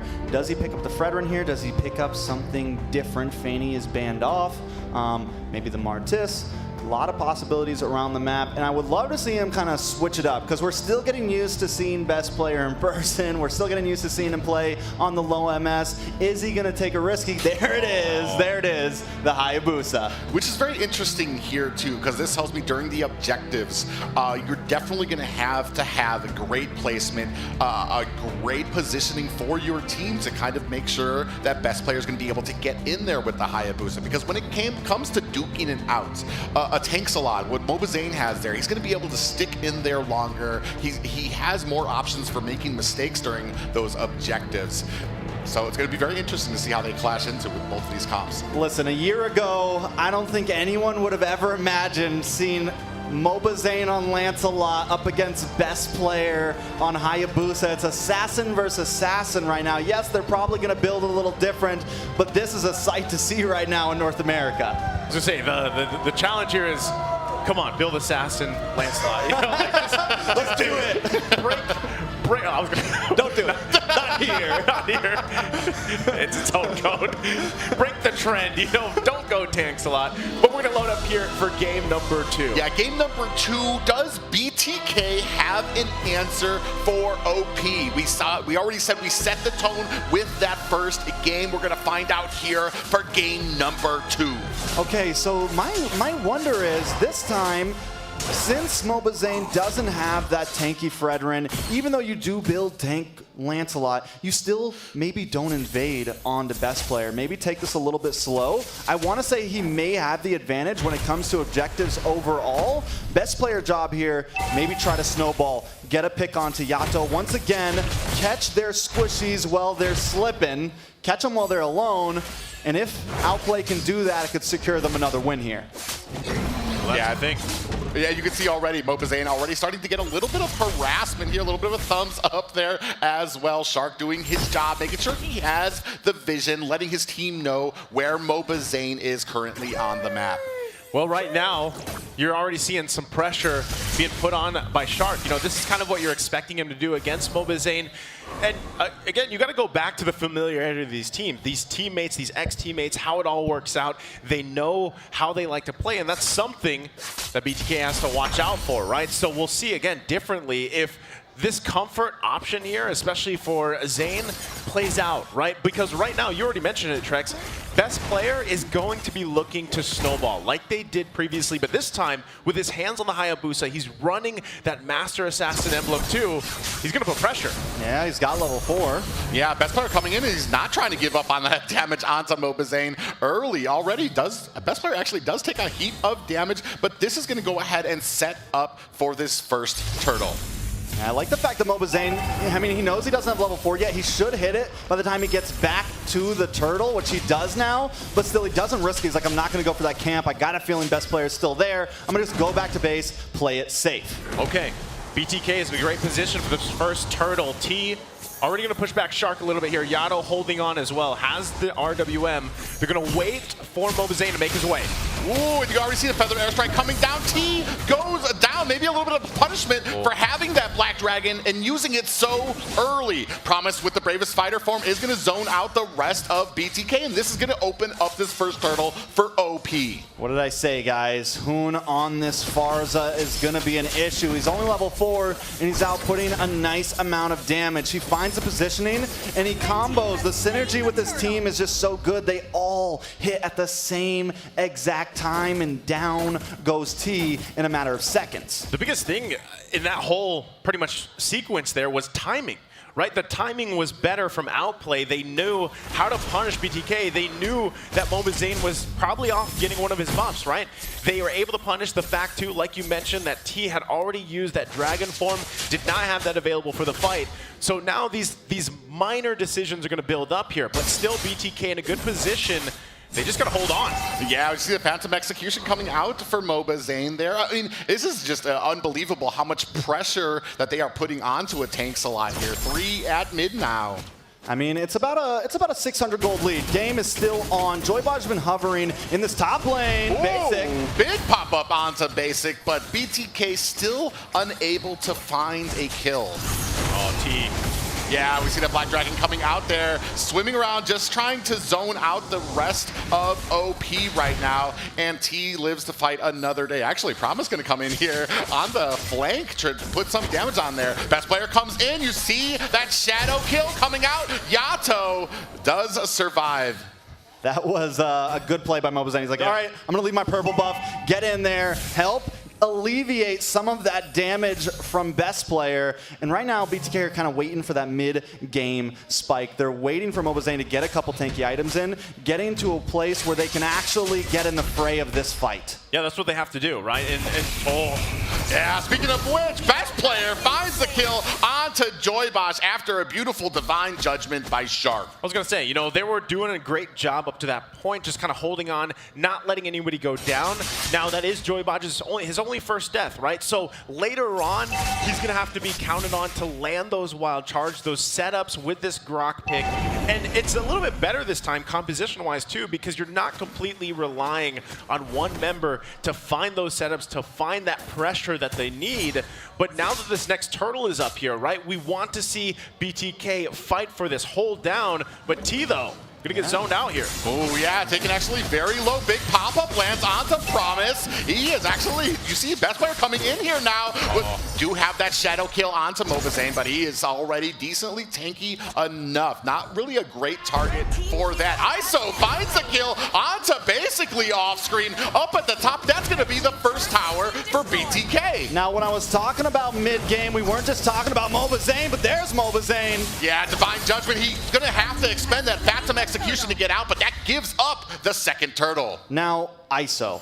He's 1-0 right now, and honestly, the 1-1 is always the game-changer possibility. Joybosh has been hovering up there a lot, and it is for this reason. Outplay is going to need to be careful, but as... Oh. Yeah, 3 members going to go ahead and spread that damage out amongst them. Very smart play by BTK. Okay, that's great. And as you were saying, I'm going to build on that here, Trex, because, yeah, ISO is the game changer for this game. And if Joybodge is just going to go ahead and protect him, you know, play kind of that babysit role for a while, let ISO get to where he needs to be, then that is one of your best options for BTK. Meanwhile, contest the objectives, slow it down a little bit like we talked about previously. But so far, it's going all right. Oh, big pop-up on the shark, gets caught slipping under the tower. T with the Black Dragon is going to chase down basically. On the back, you can see Hoon coming in with the stun. Does land that feathered airstrike. T with a little bit of help. Big wild charge. Hoon able to get away, secured and escorted by basically. While all that's happening, best player chipping away at the tower. Oh, takes down Mobazane with a shadow kill. We do have a wall coming out, but doesn't look like BTK want to continue that chase. So they get a little something out of that, but right now Outplay still leading the game. But only 500 gold, and honestly, BTK's taken that tower. And even though it kind of feels like Outplay has been getting the better of these fights, I would dare to say it is still very, very even. Yeah, you gotta respect it. You can already see, right? The damage being provided from ISO is there, and that's why you know, amidst it all, they're able to hold on not too much by getting out of hands with the gold lead, keeping it under about 1K or at 1K. ISO still putting in work too, right? But now, as we get further into this game, third turtle's gonna be up here. Outplay has secured 2. BTK needs to grab one for themselves, help them out here. Yeah, Yato's gonna take the full front of a shadow kill. Is not gonna be able to find the kill, is a best player. This is gonna go ahead and set up this next turtle. You can see T on the side there, looking for an opportunity. He needs to be just a little bit more patient. You see ISO takes down another tower. Promise in a little bit of trouble. ISO trying to put on that fancy footwork, is gonna have to disengage. I mean, I'm wondering, Yato better have some leg plates on or something right now, because you can just tell he's got a target on his forehead. Best player coming for him every time. Best player is leading right now. No, they're both 11-11, so the red tree's even, but down goes. Blazing Duet takes down Yato. Mobazane focusing halfway down on this turtle. Gonna turn his attention to Shark. T with the Black Dragon swimming through these bushes, trying to clear out what he can of OP. Takes Hoon down! Very low and takes the kill there. This is gonna go ahead, push OP away, hopefully help Zane to take this first turtle for BTK. Today I learned dragons swim, Private, but there you go, they grab the turtle. BTK on the board here now, gold in their favor. You're gonna put pressure here top side. Yeah, best player actually down to about half health as well. ISO putting on the damage. They've been utilizing ISO on this 1-1 very well. Tower after tower. Whatever lane it is, ISO is quick to get there. But in answer to that, you can already see basically taking a tower of their own for OP. Is that the right play though, right? Yes, they get something there, but having that top tower in, Lord's gonna be up on that side. It creates a little bit of pressure. They're gonna be able to get a little bit of vision if anything tries to come down on the bot side, though. A little bit of action. Both teams stealing some jungle away. So Outplay never stopping to try to make something happen. Even though they're taking a lot, they always get something in return. Oh, yeah, you can see right now. Oh, Yato finding the kill onto best player. T has activated that black dragon form, heading straight for basically is not going to be able to find a pop-up onto him. Luckily, Promise there to go ahead and head off that advance. Going to go ahead, Hoon with the feathered airstrike. Moba Zane able to get out of the way. Okay, so BTK finds their groove a little bit here. They're starting to move around the land of Dawn, and they found some rhythm. Outplay on the back burner right now, but we've seen this before, guys. We've seen it time and time again. BTK gets so close, but they never get the win. Will this be the time of change? This is the thing, though. They have to go back to the points you guys made previously before we got into the first game. They've got a lead. They got to slow things down a little bit. The next big objective is that Lord, and hopefully they can get the timing right, because Outplay time and time again throughout up to this point the entire season knows how to punish mistakes. So BTK holding on to this lead that they have to be able to activate ISO here. He's having a great game so far, and the 1-1 has not gone down yet. A single crossbow of tank for this Lord could be a game changer for them. So both teams getting set up here. It looks like everybody wants to be on in this. No one's going to be splitting any other lane, and this is also crucial. This is actually a time where it gets a lot harder for a Hayabusa jungle for best player to really work here, because if he gets whittled down in this pretty much dance fight between, it makes it harder to initiate and get that Lord, but they're going to be making the play first. Yeah, they trade conceals because Joybaj used it earlier for 5 members. Shark finds the Divine Judgment. Joybaj is going to come in, tries to land the pop-up, basically takes him down. We do see that the Blazing Duet out there. Moba Zane in a bad way, the Black Dragon out. We talked about the crossbow king. ISO trying to put on the damage, down goes Promise. That is a 2-for-2 trade right now. They are still fighting, basically finds the kill onto T. But now OP in a bad way. ISO still coming in there, now putting the damage onto Basic. He's chasing him down. Shark is next on the docket. They want to take him down, and he is hungry for it. That is a 2-for-4 trade. Oh, how the tables have turned, but still best player always on the hunt. He got out of town in the nick of time and was able to put a lot of damage onto that tower. Moba Zane now back up on the field. Outplay now coming back up on the field, so it could still be a even contest for this Lord unless best player just stays away. I think he's going to try it, right? He wouldn't be the Hayabusa if he didn't try, but he's going to be a little bit too late. Rather get his purple buff set up, use the Shadow Q to clear the waves. Gonna go back here and get ready for the defense, because now momentum in the side for BTK. They had a massive sequence there just kind of unfold. It got a little messy, but overall it worked out for them. And now, like you said, this is where we see if it's true what they said in the video. We've had time to refine that play style, make things, clean them up a little bit. And now that they have this in their hands, at least to march further into base, maybe not win it just yet, let's see if they can keep it together, because that's what BTK has to do. When we've been talking about it, ISO has been just, I want to say overly utilized, but they have just really got their money's worth out of him. Now we're going to go ahead and start a little something at mid, not too much, but as we continue, Lord going to go ahead and be pushed up at top. We do have another tower down for Outplay. Lord up at the top, and it looks like we're trying to put some pressure. Hopefully we're going to be getting that mid tower again for BTK, and OP makes short work of that non-luminous Lord. But they didn't overpush it, right? So applaud to BTK there. They didn't try to force an inhibitor. I think they get all these towers, they back off, they try to starve them. Outplay is on the back foot, but the gold lead isn't too much. Oh, hiding in the bush. And Moba Zane finds a kill onto best player with an assist from T. But Moba Zane gets killed deep into enemy territory. Hey, it's a jungle for a jungle. Mano y mano. Mano y mano. It works out. But BTK still holding on to that lead. They're going to be looking to get more space to work with, focusing on the tier 2 in the mid lane. We'll see if they can still continue to dominate this side. Yeah, you see basically coming in from the flank with that blazing duet. Does his job of backing backing off BTK from this next mid tower. But you can see up at the top more minions starting to get there, but BTK wisely going to go ahead and think twice and reset on the map. Listen, I gotta tell you guys right now, every time when that blazing duet comes around the side, I'm like, oh, this is the big mistake. This is it. BTK is about to get wiped, but they're holding it together. Still, like I said before, it's not the same gold lead that Outplay had last time, so there's still a lot of comeback potential for Outplay. A lot of possibilities here, but for the first time in this series, BTK is holding a very good lead. This is scary, right? Double that is a scary girl. Wan. Yeah, that's a terror right there. 3-0-4, massive already, right? We haven't even seen one of those big crossbow of tank setups, but as we get further in the game, 15-minute mark now, the more likely that's going to happen, and that is something that Outplay has to worry about constantly, right? And that's why gold lead continuing to build up here in favor for BTK. It's going to get to the point where they're going to be even switching out some items later on, buying some time if they can.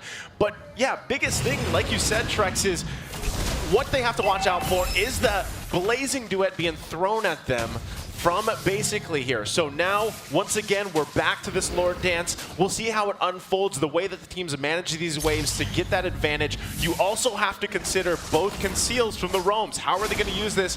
How will they get the advantage? You can already see BTK planning themselves up here on the top portion, and it looks like Outplay getting ready for a response here. Yeah, they do have a bit of a flank down to about 1/3. Black Dragon has been activated. You can see a split push out from the bottom. 10% left on this Lord. So great job by BTK to zone out the rest of OP. Okay, so Outplay maybe making a decision there. They got best player down there. They're like, we can't even try to contest this right now. They know their limits, which is actually a very intelligent move, right? Because BTK would probably not have done that. They're like, no, we're fighting for this. I don't care how much gold you got on me. But they decide to back it off. Outplay putting their cards on the field, testing BTK. Can you finish this without a mistake? Again, this is what they're doing. Outplay is like, all right, we're going to prep for this defense, clear the lanes the best we can. Best player, though, going to get chased down a little bit. They're still holding on to this tier 2, but they will most likely lose it in this March, right? BTK setting up for that push. They might be even to the point where they're knocking on the base of Outplay, right? This is still something they have to be able to accomplish, but so far the discipline route has been there for both teams, and it's going to come down to that execution. Even Basic is at the point now, he's got that orange buff. They're trying to clear this out. They might look for a forced initiation. Yeah, we have Basic coming in with that blazing duet to go ahead and zone out. Best player gets found out by T, and here comes Promise with the bravest fighter stance, but he's going to get caught up by ISO. You see the damage there. ISO finds the kill. That's another tower for BTK. That is only 3 members left for OP for this push. You can see BTK turning their attention back to these towers that are left. Not going to go ahead and force their way into the base just yet. That's a mid tower down. Now we have one last and final high ground. We see Hoon able to take down Joyboz. The rest of BTK quickly gonna go ahead and rethink their attack. Which is smart. I feel like Joyboz going down was a small mistake there, but they do back off right now, holding a 6K gold lead. Ladies and gentlemen, did you think it was going to be like this game 2? I sure didn't. If BTK can pull this off, we at least guarantee nobody's going 4-0 here in NA. Now, let's take a look at some of these items. Quite the contrast from last time. Wan maxed out right now, and that Wind of Nature is coming in clutch for her. I also want to take a look at Yato right now. He did pick up the Brute Force breastplate, and that is also helping. Best player has essentially been routed into just a wave clear here. He's doing it well, but he's not able to get the big pickoffs. Look at this. This is scary. Yeah, it's a BTK sandwich, and the meat is OP. Shark actually going to go ahead and activate that concealed play. Best player might be caught. Gets caught by the Black Dragon. He's going to have to activate that shadow kill, but does get taken down. All right, you can't bob and weave out of that, right? There's nowhere you can go. They were sandwiched in both sides, able to get best player in the perfect time too, because now this is pretty much a free Lord for BTK unless Outplay's like, we can try to do something. Unless Hoon takes it right out of his fingertips. He could, but I don't think it's going to happen. That's wishful thinking here. Give it up. Go for the defense. now you have to wait for best player to be up, and this is kind of typical, right? This is once again why Hayabusa, in a way, it's a risk, because late game things get tough. You have these defensive items, especially for BTK, and you're kind of there to just either shadow kill later on, pick up those kills if you can, clear the waves, help clear the waves, push, put pressure on the split, and now outplay on the defense. Yeah, not just that, but even with max items already out, max items for basically just not able to find the effective blazing duets onto BTK right now. We have the next Lord about to come in here, and this Outplay needs to find an answer for these pushes if they want to be able to defend this. Yeah, I don't think it's going to be easy, right? Because just like last time, I felt like Outplay had a very strong late game. BTK this time, in my personal opinion, has the much better late game, so they can take this slow. And once again, unless they just completely whiff something, they should be okay here. ISO still deathless, 4-0 and 6, so we haven't seen any mistakes from him, and Joybaj babysitting paid off. Yeah, now we see Hoon is going to get interrupted from that feathered airstrike. T's going to come in there. ISO finds the final tower. Zane going to come in there. Yato finds the kill onto Hoon. We are now onto the base. Big pop-up on the basically finds another kill. Half health. This is going to be it. BTK ties things up with OP. And we're at a 1-for-1. It's not going to be a sweep today, ladies and gentlemen. And now the series has evened out here. Listen, guys. All over the world right now, grand finals, 4-0s, 4-0s, 4-0s. You want a real best of 7, you come here to NA. We're bringing it to you. BTK versus OP, 1-1. This series just started. Yeah, absolutely amazing. We were talking about if they could, the first match to set the tone, the second match, an honest answer from BTK to tie things up here. It's great. Again, I'm happy. I didn't want to sweep, I'm tired of them. So now that it's 1-1, love it. And if you look at this game, I know we're going to be looking at the replay in a little bit here, but the way the execution was for BTK, we said they got to learn quick from game 1, man, right? Because it was quite the difference game, and this time it looked like they checked those boxes, not just from the draft, but even the way that they moved around the map, the way that they played. And we knew that priority pick, once that 1-1 came out, you knew the game plan and how they kind of wanted to have this multiple dimension kind of setup for the 1-1. What I mean is having the pretty much bases covered where you just didn't have one guy as the roam or, to be that tanky front line, because you needed 1-1's time to be built so that she could have the items she needs so she could pop up. But that's the thing. We didn't even see an amazing crossbow tang. It was a lot of those kills that ISO had were just kind of whittled down, utilizing that corrosive scythe that he had to kind of just pick people apart. And that's another way to play the 1-1 here. Yeah, I mean, he always knew when to find his target. I think one of the moments when we really knew ISO was online, it was during a big top fight skirmish. It almost felt like Outplay had the advantage there, but ISO picks things up in the top side, gets a kill onto Shark, but it's an immortality pop, and he's just like, nope, I don't care about you, Shark. I'm going for basic. Takes down basic, reroutes back, and still ends up getting the kill onto Shark there, though. Now, into these stats. Take a look at the rich guy, ISO right now, not really a question. In the sandbag and the forgotten one, going to Joybaj and Joybaj. Yes, that's one man, but still the carry, the man, Hoon, even on the losing side, always outputting an insane amount of damage. Yeah, that is amazing for and that's why OP is so dangerous. Even with such a dominating performance by BTK, Hoon has always remained that just a special player, especially when it comes to the mid. We were talking about ISO, and you were talking about the utilization. I was so excited once I saw that first tower go down, and immediately ISO went ahead all the way to the other side of the map to go ahead and start focusing on that tower, which told me how fast and how quick BTK was trying to push this. The thing I love about this, too, is the difference for T.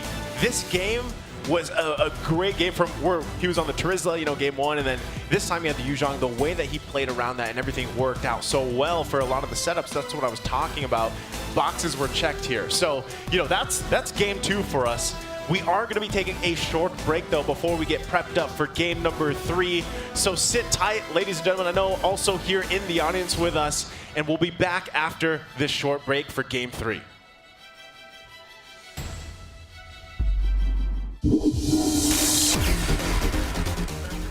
Comes in, is going to try to clear out those minions. Oh, and Lob Cutie does go down. Beautiful ultimate there from Slay. Coming in now. Oh! That cold altar has been activated. Beautiful pull there. Moving out last. Coming out. Don't have the flicker, but we still catch 2 members. Golem does earn himself a stun. Play coming in with the damage, but there is an immortality on Jays. Are the 3 members going to be able to take it down? But they're actually going for it. They're going to try to put enough damage onto this mid tower. They do take it down. That is the play hitter. You do end up the hold on together. We have the cold altar coming out. Now Golem does find the kill on together. Immortality has been activated. That's another one for Area 77. Can we find the damage onto this core right now? They have to escape. K goes down. Another death, but Assault does get taken down. Are they going to be able to find it? You can see the score down to about half health. Are we going to be able to find the damage? Chase Cutie taking down one punch. Joshi! Escape here. Look how low they are. A stun onto Allay. He does find the kill. Onto Chase Cutie does Mar. But Mar Cutie, man, look at the damage coming out for him. Immortality has been. It's not enough. It's not enough. It is. It's down. Go, Lady Thompson. They might be out of this tournament, but they can ruin somebody's night, and that is Area 77.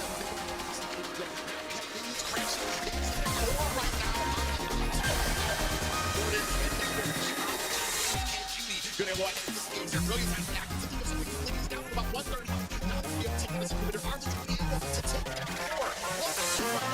Coming short attack. He's going to be protected. Oh, beautiful pop up there and a beautiful way to break this. This is the turnaround for Area 77 as they secure game 1 away from that final. Speed quickly at this game looking for the high ground in that crystal base. Lots of away on Galaxy. Nicolette have to fall back. Damage as much on Uzi. They're going to lock on the base. Waste no time. Waste not one. Now they're trying to finish things here. Galaxy will be the first to fall forward. Still on the base. In comes Anna looking for the pick. Galaxy with the trouble kill. Nicolette able to find Mello though. Anna trying to lock on the base, but the base finally goes down. Ackerman falls out, and Fallout takes game.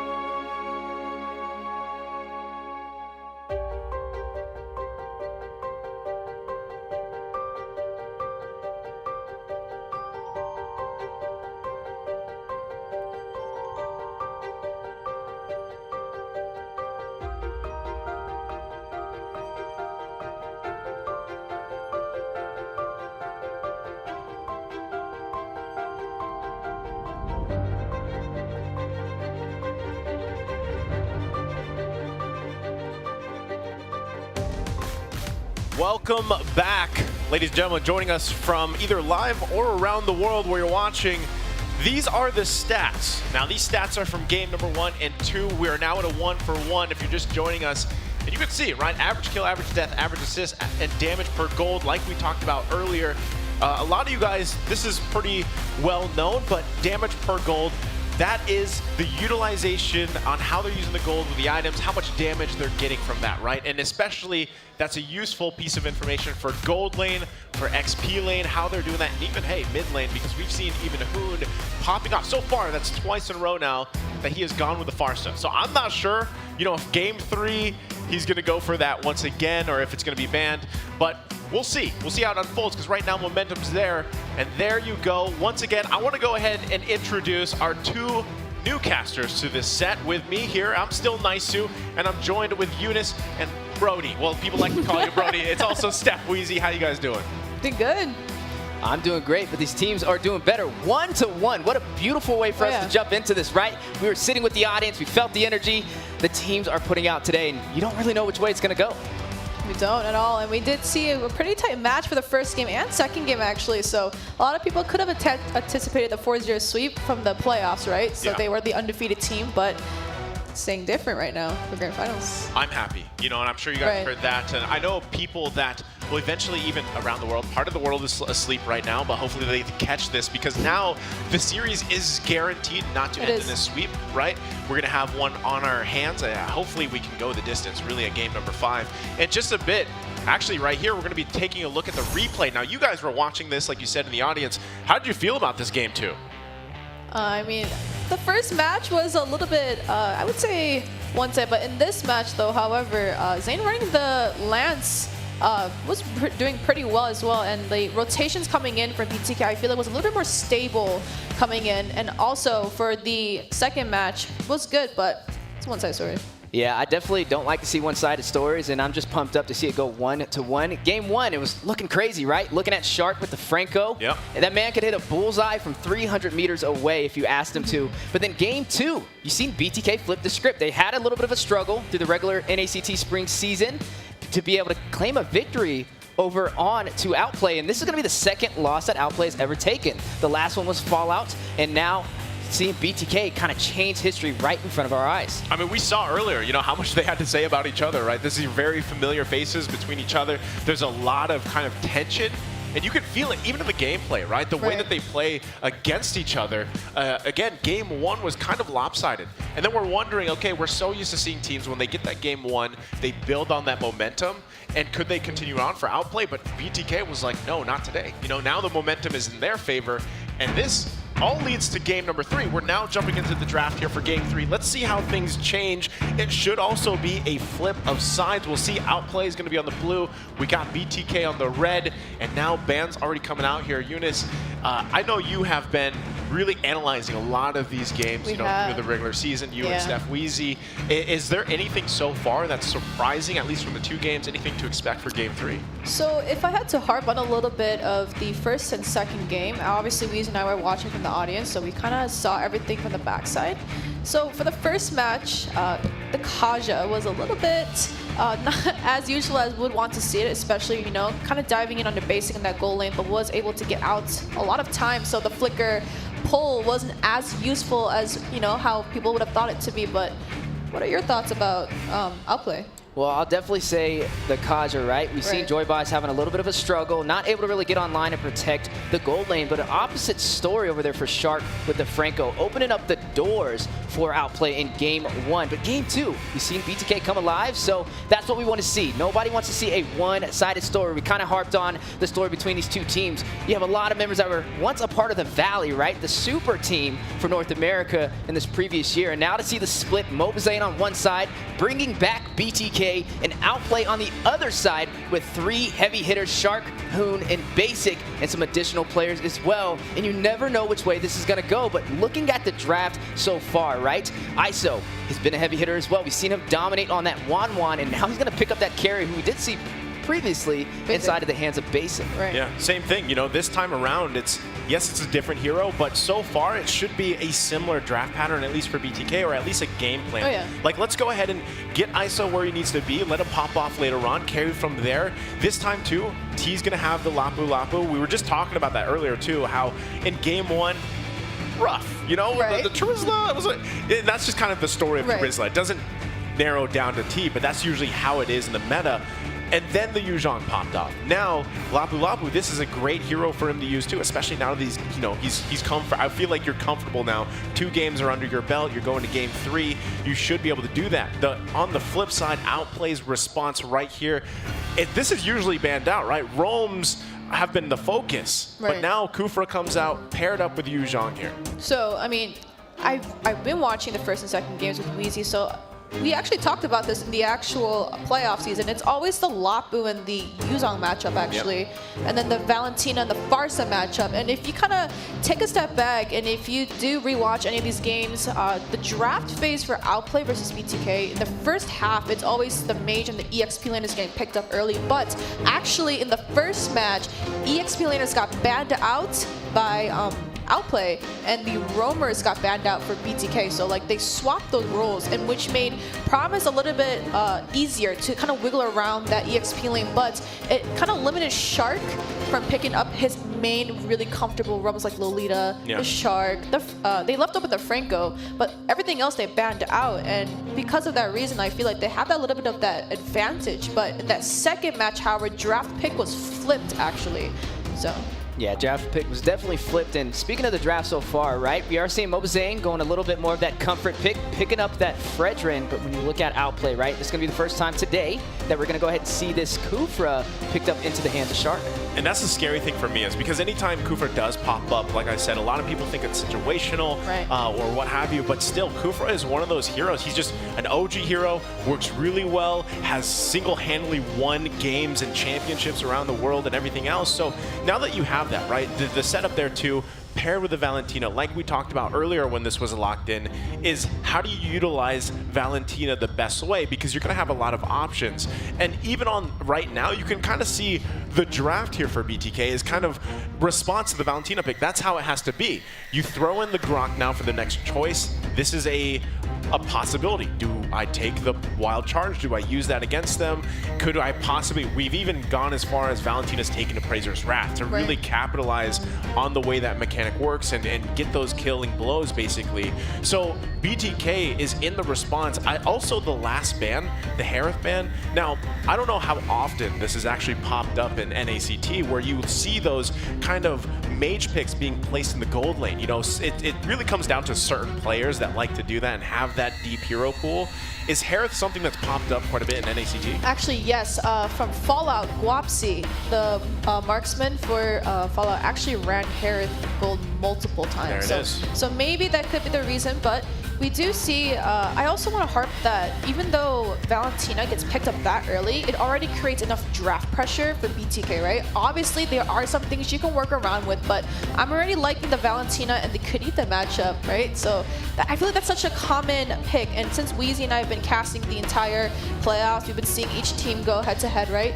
It's either the Valentina Farsa, Valentina Kadita, or like, you can work around that, but the draft is finished, Wheezy. How are you feeling just looking at this? Well, I will say one thing. You have answers on both sides of the table, right? You're looking at Mobazane going with that comfort pick on that Fredrin. You're looking at Yato able to slide in this Kadita. That rough waves can be a problem. A lot of CC on the side of BTK, but when you flip over to Outplay, right, you're looking at Hoon running that Valentina, and you know he's been a dominant mage so far, but you got to look at what he profits from, right? He has Joy Bots. You can rush in with that wild charge. He has Yato over there with the rough waves as well, so that's definitely something to add to his kit. But we got to keep our eyes on Promise, circling in with the Black Dragon, finding a way to disrupt the synergy and finding ISO. Yeah, I like both team compositions here for both teams going into Game 3, because again, momentum being on BTK's side, you can kind of see the way that they drafted. They're like, all right, we're not too worried about the Valentina. We think we can control it, but we'll find out, because now we're going to be loading up into the Land of Dawn. Game number 3 here. It's a 1-to-1, and we'll see how it all unfolds. Absolutely. Now we do see already both teams starting actually on opposite buffs, which means the rotations will kind of go the opposite way. Do see Zane coming in with this comfort pick, like we said, the Fredrin.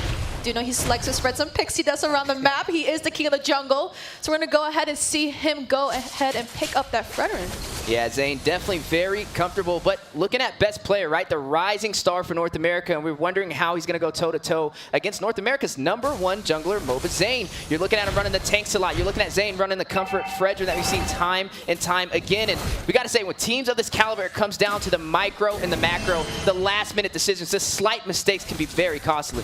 Yeah, the big thing thing here too is this time, Promise with the Yuzhong, will he be able to find the setups like we saw in the previous game, but on the other team, right? Now that is the work cut out, but you have a great kind of layering of CC and options, not just with the Kufra, but you've got that Yuzhong, the way that works, the Black Dragon form, and that's really up to Shark. Now, we've seen him do this before, and that follow-up, right, to allow that kind of scaling to happen from mid to late game for them. BTK, on the other hand, they've got to kind of throw the punches early and really get that snowball going for them. Now, scaling-wise, it could be in their favor as well, depending on how much momentum they build. But because you simply have a Kadita, right, in the hands of Yato here, you should be able to secure yourself some early momentum, some early kills. That's the whole point of drafting the Kadita here. Oh yeah, and I think Weezy and I talked about this in our previous NACT games. Shark is such a menace in the jungle, right? Even with the first 30 seconds of buff spawning, just the zonish, but best player coming with a little bit of damage. That's right, a fight over the first turtle. Best player in a tricky situation. Dodges T on the Raging Slash, but Shark winding up with the Tyrant's Revenge. Tyrant's Rage possibly on the way. The Petrify going down. The Rough Wave. Zane picking up the turtle, but can he get out alive? Predator's Wrath does go down. Hoon in a tricky situation as well. Gets the Terrify. Promise picks up a kill. First Blood takes down Mobazane, and T takes down Promise. And that is a turtle into the hands of BTK. Now we did see the roamer for the side of Outplay. Shark was still not level 4, so the set potential was not there, but we do have to give credits over to T, right? The bravest fighter stance coming with the flicker combo was able to take off a kill, actually, but that's actually Hoon taking off the Lapu, which is going to be T. Yeah, huge play over there for Hoon, the superstar, the Mr. MVP. But looking at the match so far, 2-1. Very explosive, nice and early from both sides of the table. Yeah, so momentum, once again, is the question. But already, the fact that BTK is able to hold on, they get the objective. Yeah, that fight wasn't the best for them. But still, the way things kind of unfolded, the way the timing was, it wasn't their best fight, right? But the fact that they were at least able to secure the objective kind of gives them that ability to stay here, right? Stay in the game, lead up to the second turtle if they can. That's why Outplayed is going to constantly be putting pressure where they can. Huge play over there. Yato takes down best player just in time. That is going to be the jungler out for Outplay. Yeah, and if we kind of rewind a couple seconds back, you said that fight wasn't into their favor, but getting the turtle, but Shark. Huge battle in the mid-river. Shark on the chase. And here's Passion goes out. Tyrant's Revenge onto the wall, stunning Yato. Rough Waves as well. A lot of utility on the board. The wall, the Guardian's Berry, and the Wild Charge onto Shark, and a recall for some additional damage. That's additional damage right there. Joybodge powering up. Basic. Is going to rush away, needs to get out. ISO on the chase, a madman, but look at best player. Back to the executions in. ISO in a tricky situation, needs to get out. Thorn Rose unable to hit the mark, but Mobazane joining the fight, trying to kite, trying to allow ISO to get away. He is able to get out of there alive. A great save from Mobazane. And that is a very tricky situation for Outplay. That is not kind of the rotation that you want. You did expect a kill, but not secured, but we do see neutral Ejector Turtle coming in just about now. We do see the rotations coming in for BTK. It looks like Zane's going to go ahead and take his hand on it first, but Shark already doing a good job. Zoning out Joybodge on this Grok, but best player is going to rush in, is going to puncture into the turtle, but now facing the full team of BTK. Joybodge secures the turtle. No retribution needed. Tyrant's Revenge onto the wall. Yato and T. Rough Waves goes in. Yato secures the kill, takes down Shark. Speedy Light Wheels from ISO. Maybe able to pick one up. Thorn Rose goes down. A Predator's Wrath from Mobazane. Yato with the double takes down Promise, and out goes Outplay. Wow. Okay, that is amazing. They get the second turtle, and you can just see, and the recalls speak for itself. Joybodge is feeling it, right? He had rough game 1, he had a great game 2, now he's having a great game 3 so far. And also the setups he's able to find with this Grok, the Wild Charge, really allowing the rest of the team to shine here.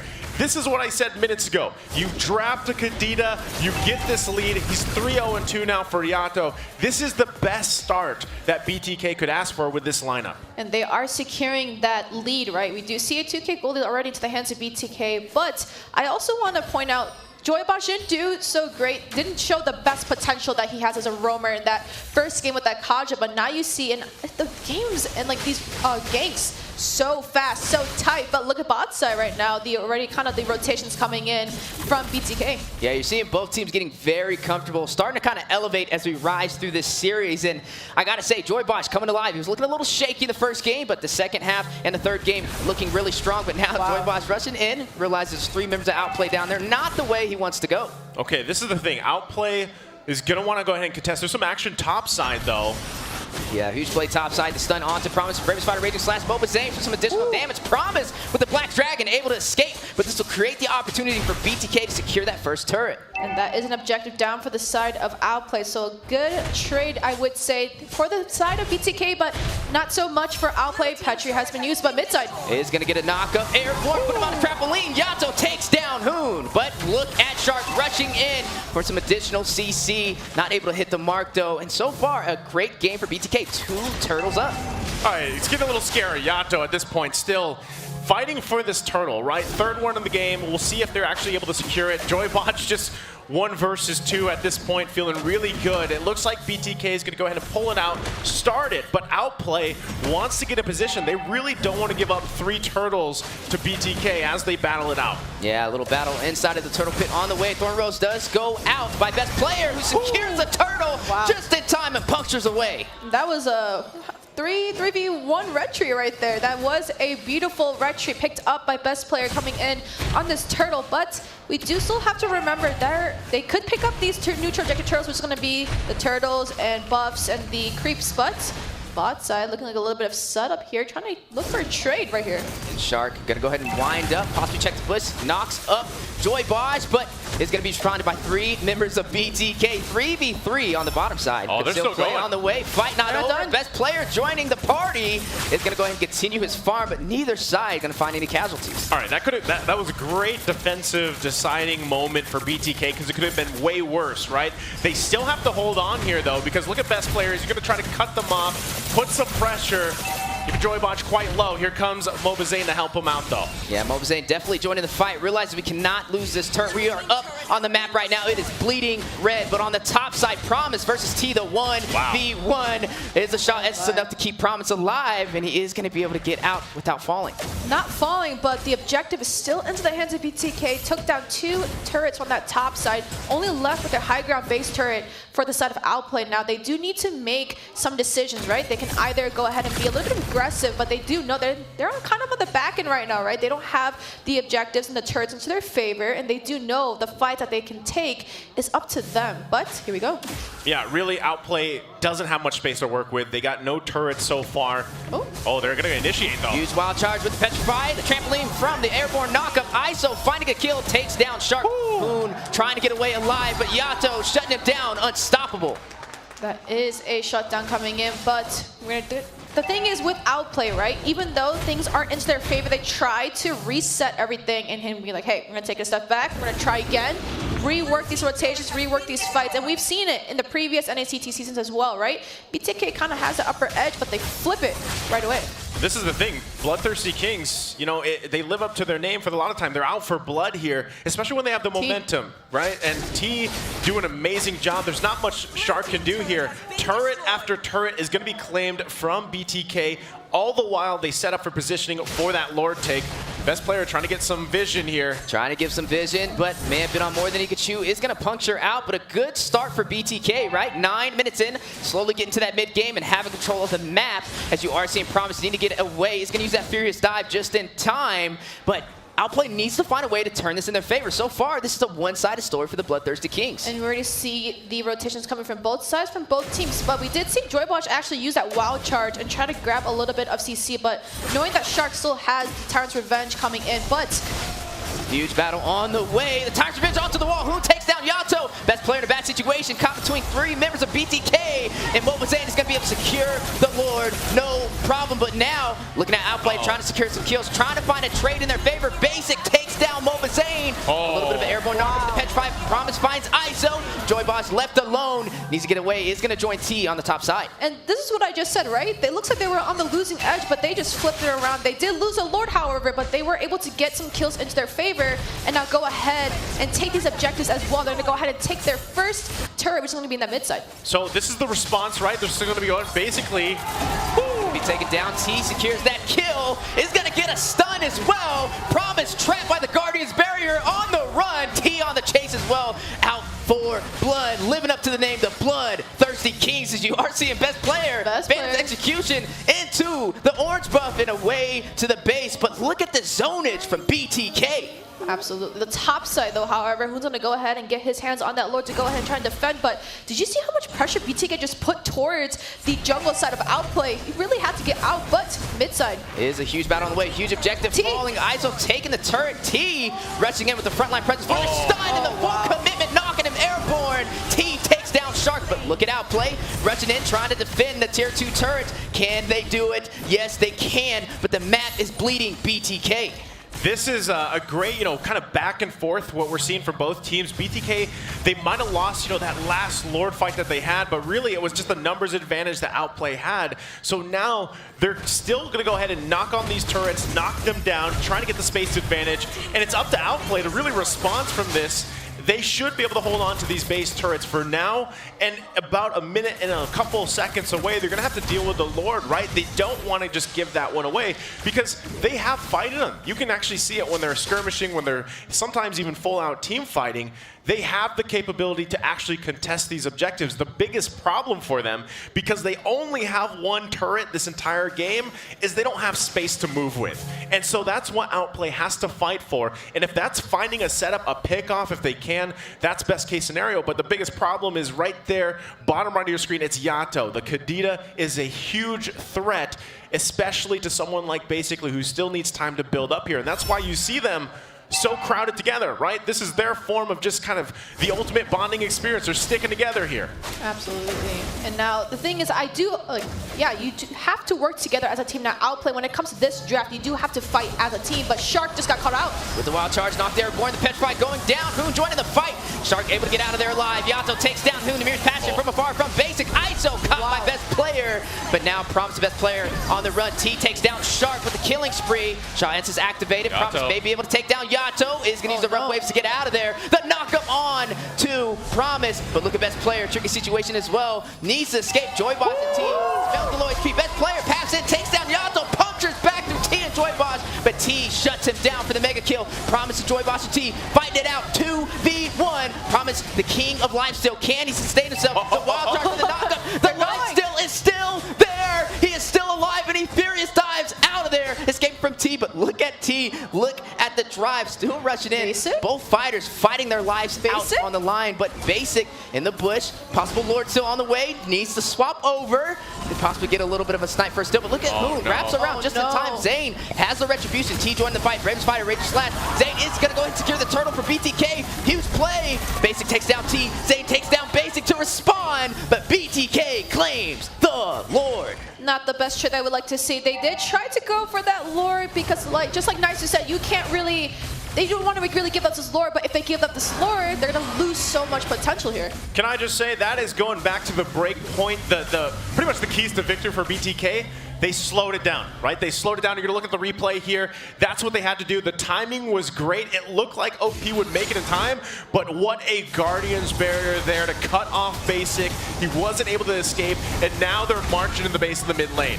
Marching in the base, possibly trying to claim some real estate. ISO find the turret. Yato taking down best player. The map has opened up for Outplay. What is happening right now? BTK, knock, knock. Who's there? Mova Zane and the revamped team trying to claim game 3. It looks like they are trying to go ahead and defend this. You are going to see huge play on the way. Huge invade from BTK. Promise front line trying to sustain himself, trying to stop BTK from claiming some more of these inhibitors. You are seeing Hoon on the bottom side, but look at BTK.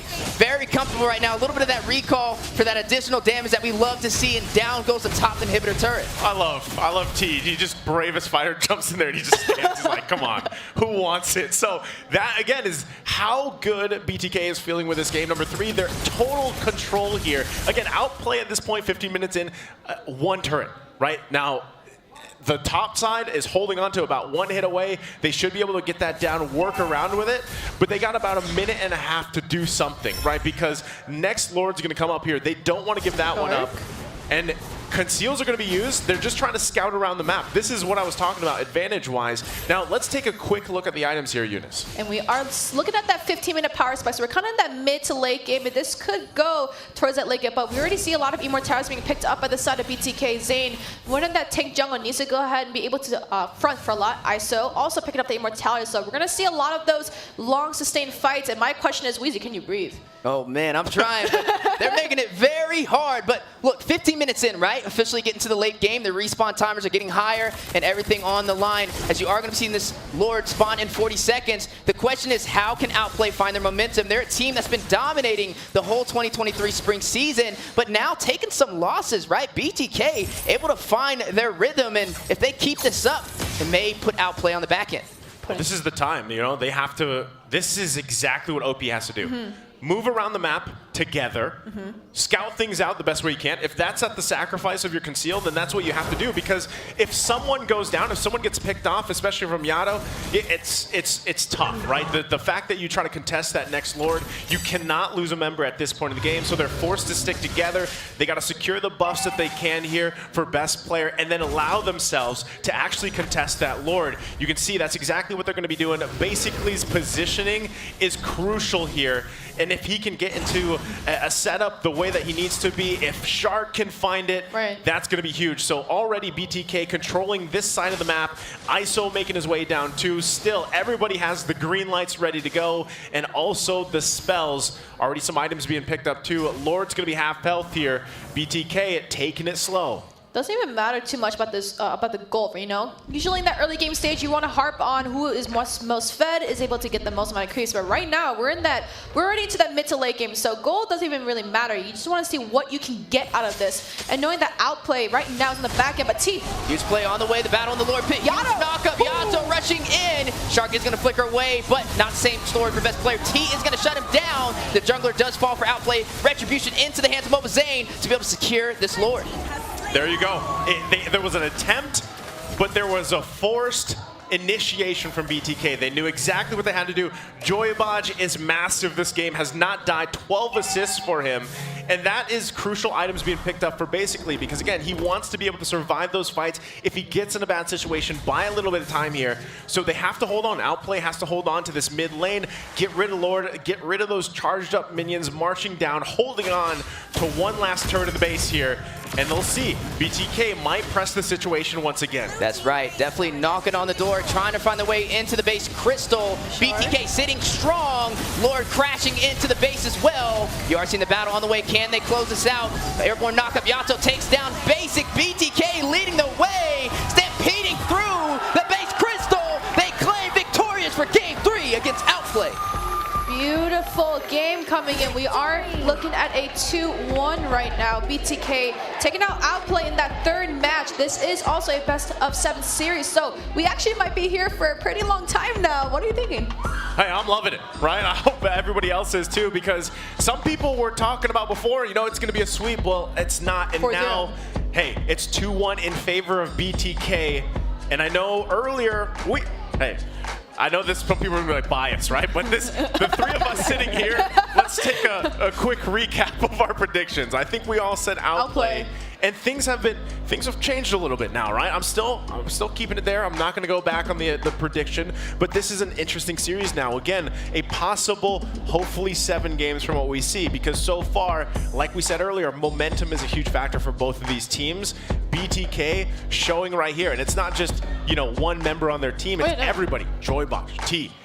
Everybody is there. Everybody is pulling their weight, and I'm wondering if they can keep that going here. Yeah, definitely wondering if they can keep that grind going. Mobile Zane, this is the biggest challenge he has had in North America, right? Taking down 3 of his former teammates. They know his rotations. They know his play styles. That is the hardest thing that you could possibly go against, and to be able to have the advantage 2-1 is definitely something to be proud about. Well, let's take a look at the stats here for this game number 3. Eunice, why don't you go ahead and talk us through this? And we're looking at a more of a quicker game this time, right? The first and second match, we kind of saw a 20-minute game, so we kind of saw it go back and forth, but this one is going to be kind of one-sided towards BTK. We are looking at an 18-minute game, scoreboard being 8-17. We do see the goal lead definitely to BTK, but I also want to really harp on T. huge, setting with that Lapa Bravas Fire stance, but also coming in with Joybosh. He really did great this game. He was really the setter for the wild charge, and we didn't see his great gameplay in that first match, but coming with the wild charge, he did That's beautiful. the thing. I mean, we're going to be taking a look at the replay here for this game number 3, but you said it, Eunice. You know, we had to see Joybosh kind of settle in. Game 1 wasn't a great depiction of how good he is, and you can see it just kind of unfolding here, right? This was the start of it all, and even ISO just kind of able to unleash this early on in a carry worked out so well for them. And across the board, really, just for BTK as a whole, was able to pull their weight. Again, Yato started the game massively, you know, and that's, again, why you draft the Kadita. Yeah, that's what I want to kind of keep our eyes on. Yato, the man was alive, 6, 2, and 5. There was not a moment that he was out of place, creating the opportunity with the knockups, putting Outplay on a trampoline for BTK to push through, and they were able to close that game out, and now we're wondering how will Outplay respond, right? Which was once 1-0, 1-1, now 2-1 in BTK's favor. A great series so far. I'm definitely going to have to give a lot of credit to Yato, however, right? Even though the KDA was nice, him being able to dive directly onto Hoon and Basic and creating that that little disturbance, right? And that's not something, it's not easy to do that on Kadita. Like maybe if you have a Farsa or Eve, you have more AoE, right? So I feel like just Yato being able to get there to the back and be able to just say, hey, I'm here, but you're not going to be here. You're going to be taken off the board and put in the casters as we have seats open. So, I mean, if you want to hop on back, so. You're out of here, you know, at that point. So, yeah, again, 2-1, game 3 is over, but we are going to be taking a halftime show, kind of like a break. So don't go anywhere. Sit tight with us because we've got something special for halftime. We're going to break some things down. We're going to have some special guests. And I believe also, even for the live audience here, we have some special things for you guys and even back at home. So coming up, halftime show. Sit tight. We'll be back after this.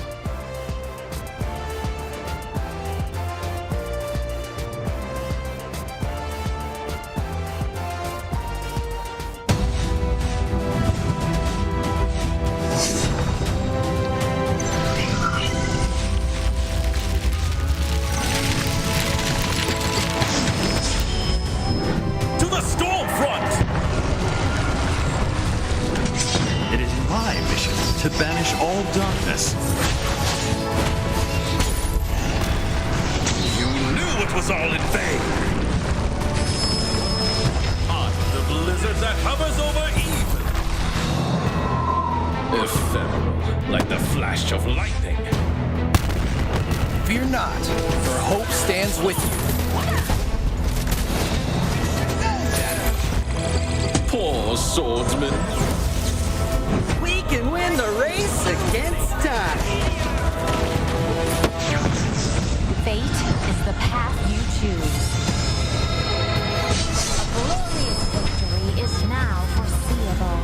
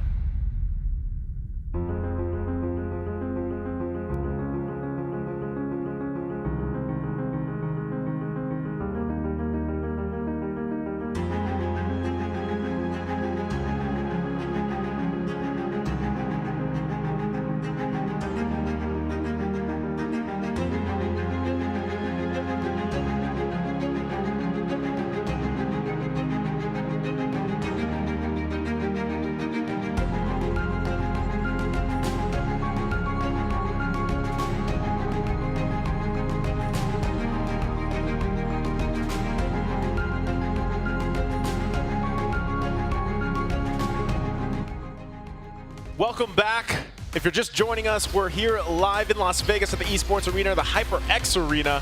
And it's now a 2-for-1 in favor of BTK in a best-of-7, the grand finals for NACT spring season. And if you're just joining us, again, on desk with me, it's Naisu, joined here with Eunice, Steph Weezy. I know you guys are feeling away. That was your first game to cast, right? You just joined us at Game 3. How are we feeling so far? I mean, our predictions. Speechless. It's not even speechless. Like, that's how I already know the games are going to be so back and forth, like ping pong. Yeah. Right? Because everyone expected kind of like a one-sided story, kind of at least for the first couple of matches. But BTK's swinging the rope around and getting a goal on him. So.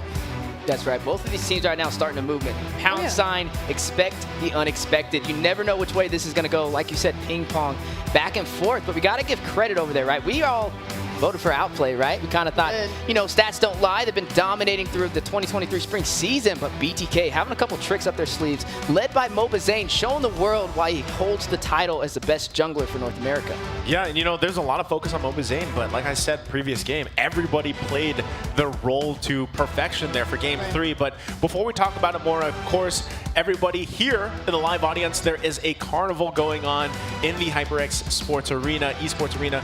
Join us because there's a lot of stuff you guys can win, exclusive prizes, of course, like we talked about earlier. And there it is. These are shots from earlier, and you know, throughout the day, everybody playing these games. That's Trex right there. They're shooting ping pong balls in Trex's mouth, but also just winning prizes. And did you guys get a chance to check it out? I mean, I did a. Oh, you were working. I was actually. I did the interview, the live interview. That's I kind of right. was a host, so I did walk around a lot of these booths, and they're actually pretty nice. The prizes, though, I wanted to get my hands on them and just take them home with me, but I can't do that. That's right. A lot of exclusive merchandise and a lot of cosplayers. I mean, look at the Lunox, right? Esmeralda. Cyclops over there, the Esmeralda as well. Just so much going on, and you gotta love to see it. Me, myself, I cosplayed as the Brody, right? There it Brody in a is. suit. NACT 2023 spring season, new skin on the way. New skin on the way. Also on the way is this new set of giveaway codes. You guys missed the juicy codes earlier, man. Those were packed. But now, again, if you're joining us, this is the advanced tournament chest. You can go ahead and give it a chance. I know the odds might not be in your favor, but still give a chance. You know, claim those codes while you can. You know, something, again, if you guys get a chance in the future, hopefully we have, you know, more bigger carnival and things going on. It's always great to come out to the live audience because there's a lot of goodies here. Moonton really supporting this, doing a lot for the live audience because even I got the chance to take a look at that merchandise, and I want to take some home myself. Also getting a chance to look at what's at stake here, right? Dave went through this earlier, but here it is again. The prize pool for this is, the first place is the $15,000 US, of course, with 100,000 diamonds. That's a whole lot. Also, I feel like this is really heavy here. The bid to not only Romania later on for the IESF championships, but also Cambodia, which is coming up very soon for MSC 2023. That is the first time that North America will be representing North America, obviously, in the MSC tournament, right? So there's going to be a huge thing, kind of pride factor there. And also, you get your names engraved in the trophy. Right now, it's currently the Valley Dude. I don't know if Dude is actually on the trophy, but you know, it's you can't help but say it, right? So new name on the trophy, medals for each participant as we got a look earlier. There it is right there, right on cue. Jackets not part of the, you know, not part of the prize, unfortunately. Hopefully, maybe one day you guys have Letterman jackets out here, you know, like we do over in the Philippines. But I know too that people are really excited. You know, that part of the world is starting to wake up. They've been shouting out to me on Twitter and social media and whatnot, and they are also kind of surprised at so far these first 3 games, and now they're waking up at this point. I know we're at the halftime show, so as things kind of get settled in here, they can't wait for this to unfold as well and really, again, see who is going to be representing North America, because this region has slowly continued to grow and grow and grow, and the skill level of these players, you know, it's not now just 1 or 2 players that are really shining. You look at these squads, there might be some new names here and there, but overall, the region, the players, the play styles have grown in themselves, and I know you guys, even as, you know, casters here, have had your own journey, you know, and now you're here. Do you guys, I mean, do you have anything to say so far about the series and what's to look forward? I mean, we got Game 4 later on after the halftime show. I mean, if we're looking at 2-1 right now, BTK, when we both thought that, I mean, us three thought it was going to be a little bit more of a one-sided story. We're gonna be here for a little bit, and the games are not even like, they aren't like easy. We're looking at like 15 to 20 minute games. Like it's pretty tight right now. So I don't know. Honestly, looking at the first 3 matches right now, 2-1, I can't even. I can't tell. I can't say anything anymore. Like, Well, unfortunately, we can't change our predictions. You know? I know, right? Only. I mean, Eunice had the highest prediction rate out of all of us. Yeah, I know. Insane. I saw it. BTK, man, just saving a surprise at the final end in the grand finals. This is just insane so far to see, but I got to give credit to their whole team, right? You never know which way it's going to go. Yato shining in that match as well. 2-1, a huge start, but this is a long show, right? We want to see them go all the way to a Game 7. I, myself, do not enjoy sweeps, and you never know which way this is going to go, but overall, a very good start. I mean, we were sitting in the audience together, right? We were trying to figure out where we're going to sit. Are we going to sit up here? No, let's go sit and get the full effect, right? And just to see how explosive it was down there, everybody screaming their hearts out, man. Like, you asked me, am I out of breath casting? I got to ask the audience, are you guys out of breath screaming on this insane gameplay? Yeah, because it's been a great matchup, and you know, a lot of the tension here was between 2 particular players, right? And I know we're going to be taking a look at the pretty much the stats from the 3 games there in just a second, but if you missed the early video that we had early on, it was an amazing video that was kind of outlined of really where the I guess the energy, the theme is between these 2 teams, how much tension is there, the fact that, yes, you know, it's ex-teammates, right? And you heard you heard Outplay, the members being like, yeah, I saw Mobazane, I didn't really say anything to him. You know, I looked at him and acknowledged him, or I didn't acknowledge him, and we moved on from our day, because even Shark was like, yeah, he's my enemy. You know, that's the kind of nature of this matchup here. And really, the two that are focused on is, you know, Mobazane and Hoon even. And you guys have seen this kind of develop over the regular season. And I would have to say the tension's just so unreal. I mean, I'm not even playing. I'm just watching. I'm just watching. And you feel it. Mind you, like, if you guys look at the arena right now, those 2, both the red and the blue side, like literally half of them came from the Valley. They were all together at one point, went to M4, literally played together, and all of a sudden, boom. They're calling each other enemies at this point. That's so weird, because like I was there in M4 and hearing like the Valley dude, and like seeing that camaraderie. Not anymore. So Weezy, why don't you take us through the stats again? This is from Game 1 to Game 3 between Hoon and Mobazane. That's right, 2 furious leaders for Outplay and BTK. Looking at Hoon, the mid lane for Outplay, you've seen him 4.00 average kills ahead of Mobazane, who's sitting at 1.67, but on the flip side, Zane average deaths a little higher as well, but the team fight participation, Hoon just kind of leading all the way across the board. We got to keep in mind, though, we're comparing a mage to a jungler, but nonetheless, when we talk about these 2 players, right, it's not only about these stats, but it's also about the IQ. Both of them, leaders for the team, able to spearhead the way and lead them to victory. Game IQ is usually a big factor here, especially for these 2 players, but more so, we're going to hear from our special friend, once again, Assassin Dave, out there with the crowd. Dave, what do you have for us? Well, first of all, we have a vibing crowd. That's right. We're excited. Now, this has been an absolute incredible match. I was watching in the backstage. I was like, what is going on? Now, obviously, today we have a special connection with our friend and a group in LA. There he is, Mr. Yue with his group, The Watch Party. How are you doing, Yue? Hello, I'm doing good, Dave. Glad to be here, super excited. All right, let me hear some excitement from your crowd. I don't see it. Okay, you guys are like sitting in the back, just quiet. Oh, no, they're still here. They just can't hear. I mean, everything is over here. I don't think they can hear it. They're just asking everyone how you guys are doing today. Yo, Yue. All right, there it is. Yue, can you see the crowd? Oh, yeah, I can see it. It looks absolutely beautiful. I wish I was there. Like, the arena's huge, and everyone there is so excited. But you guys have an incredible crowd, to be honest. This is in your home, right? You know how? Oh yeah, this is my home. We're hosting like a little watch party. We got like a 10-15 people gathering. Everyone's here from the offline meetup, and we're just so excited to be here. Awesome. How you guys enjoyed the matches so far? Oh, I mean, it is very, very close so far. It is 2-1 to BTK right now, and you know that is a huge upset. And I really think, you know, like, the games are super good right now and super close. All right, can you ask the crowd which team they're rooting for in the back? Which team are you guys voting for? Outplay. Forever. All right. We got an Outplay crowd in LA. All right, that has been absolutely incredible. To be honest, we need more of this meeting. But guys, I know our casters, Steph and Eunice, got something special for us. So let's quickly send it back. And away we go. An amazing interview from an amazing talent, Yue, right? You see his house packed. Not too many individuals can pull that off. And Yue, he's been doing local tournaments as well out there in California, kind of showing the way for Mobile Legends in NA. But now a little bit of a special segment on the way as we're seeing a bunch of the audience kind of over there on Twitter chiming in on these beautiful matches. All right, I'm going to have to kind of look at my eyes are already on the second one. So someone said, I didn't want to mispronounce the name, but T kind of looks like Shark's younger version.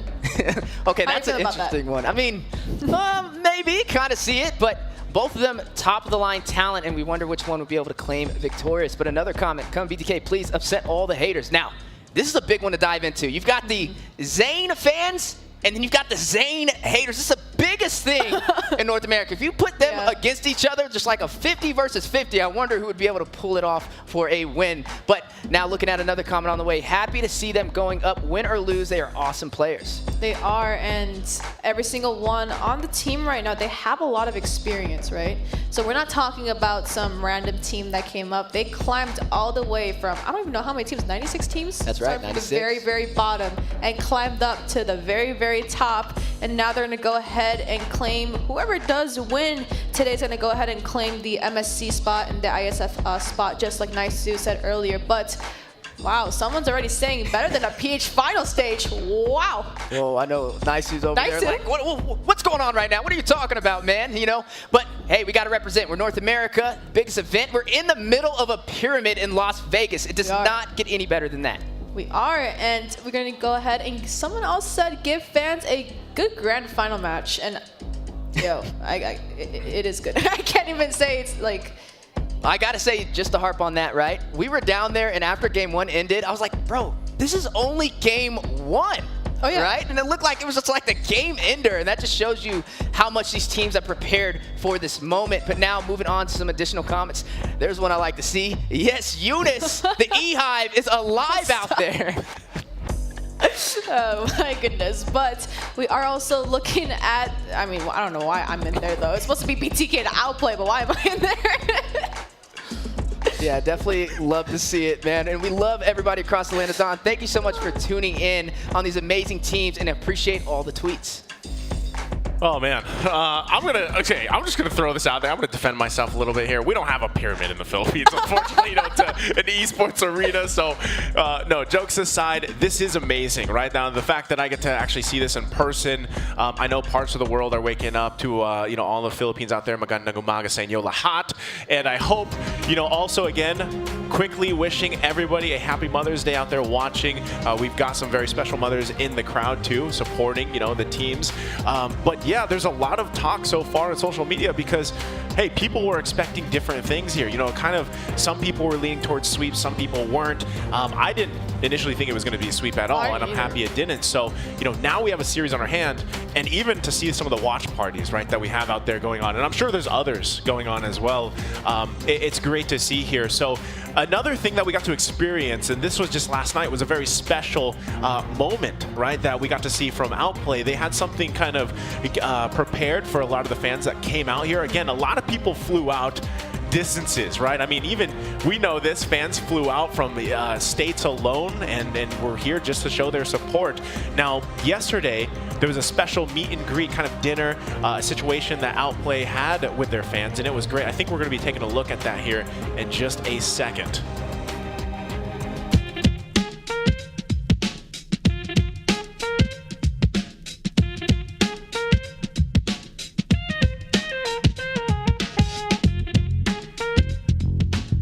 Hey man, you here for the Outplay beat? Yes, I am. How you doing? All right, nice to meet you. How you beat whom? Man, so I've been actually watching their YouTube channel for a lot of time now, so. Okay. What we here for?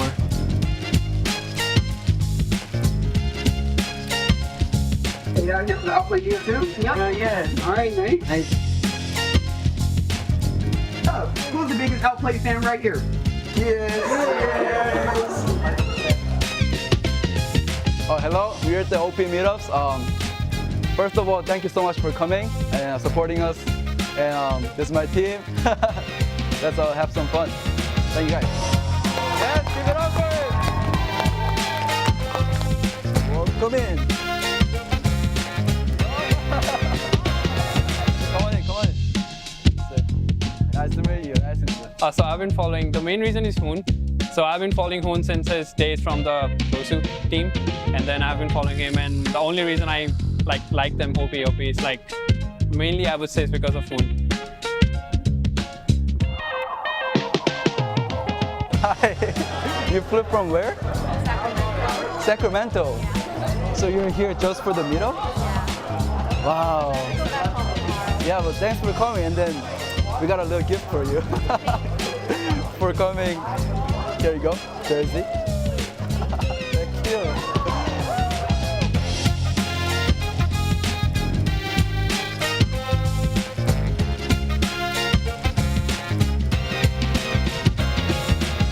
I just found out that there's a first person in line, Daryl. Oh, right there. Here's your hoodie for it. Sir.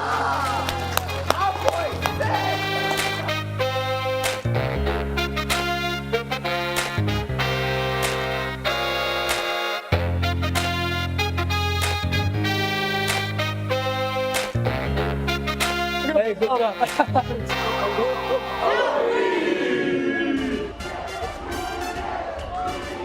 Man, that is amazing. Look at all the fans out here. You got BTK cheering, the Mobazane, a big head here. Also Outplay going. I don't know which crowd is bigger, right? But I will say too, I think Outplay also needs to go ahead and make new merch that just says Hoon Forever, because there's a lot of Hoon fans there. There they go.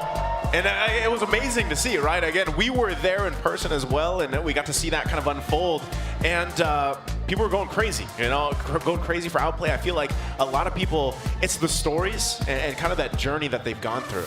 I mean, going to that meetup, actually, we were both there. I did see a lot of people, actually, and they were all wonderful people. And being able to meet and kind of hang out with Outplay and kind of, chill, relax, forget about the game for a second. Let's just have a one-on-one conversation with some of the members, and Hoon being the big dog of Outplay kind of gives that little bit sense of security, kind of like, hey, this is my team. We're gonna rock. We're gonna see what it feels like to be in grand finals. Yeah, started from the bottom, now we're here, right? Yeah, now we're here. Hoon dominating one of the leaders, the leader for Outplay, Mobazane, the leader for BTK, but both some furious and high IQ players. And not to mention the merchandise, right? You gotta make sure you guys get your BTK jerseys, get your Outplay gear as well. They're all out. He's talking about both? Yeah. No, I'm talking about both, for sure. But I gotta say, nonetheless, whichever way this goes, North America is in great hands for MSC and IESF. We're going to find out. Again, we're going to go ahead and just to wrap things up here for the halftime show, we're going to throw over to Dave on stage with Trex and Private. Let's see what they have to say. All right, ladies and gentlemen, boys and girls, humans and pets alike, welcome back to the stage. This is exciting because we have two special guests, Trex and Private Dancer. Now, at the beginning of this video, you two fine gentlemen made some breakdowns, right, of what's gonna happen, like what's win condition of BTK. It's time for us to take a circle back of what happened. Now, there are 4 points. I think the number one thing is draft. I mean, let's just make it simple, right? Game 1, BTK loses, but what happens? T gets not the greatest comfortable pick. He gets put on the Terizla, and then from there on, they make sure T gets the comfort pick. And it secures them the next 2 games. So coming in the next half, Outplay maybe needs to switch things up a little bit. If they want to take some wins, they have to make T uncomfortable. Absolutely. T, he was making play on the Terizla, though. You saw those penalty zone. It was absolutely insane. Now, the second thing you guys talked about for BTK is tighter rotations. How do you think they're doing on that front, Private? Well, they did well, especially to help ISO kind of get into the groove of things. We did see maybe a little bit, we had a little problem with Joybosh with some of his rotations early, especially in that first game getting caught. But as we moved on into that second game, he got more and more comfortable and wasn't getting caught out as much and was there for the team when they needed him. Yeah, they're definitely a lot closer together. Now, the third front is actually more specifically to Mobazane, right? You said he needed to slow down on the Lord. Now, we saw the very last Lord fight in the previous game. Trex, tell us about that. I mean, he literally does it to a T, right? What the man does is he slows it down. He pulls the Lord all the way over to his side, and what this does is Joybaj and the rest of crew, they find the bushes on the opposite side of the Lord. They're able to wait.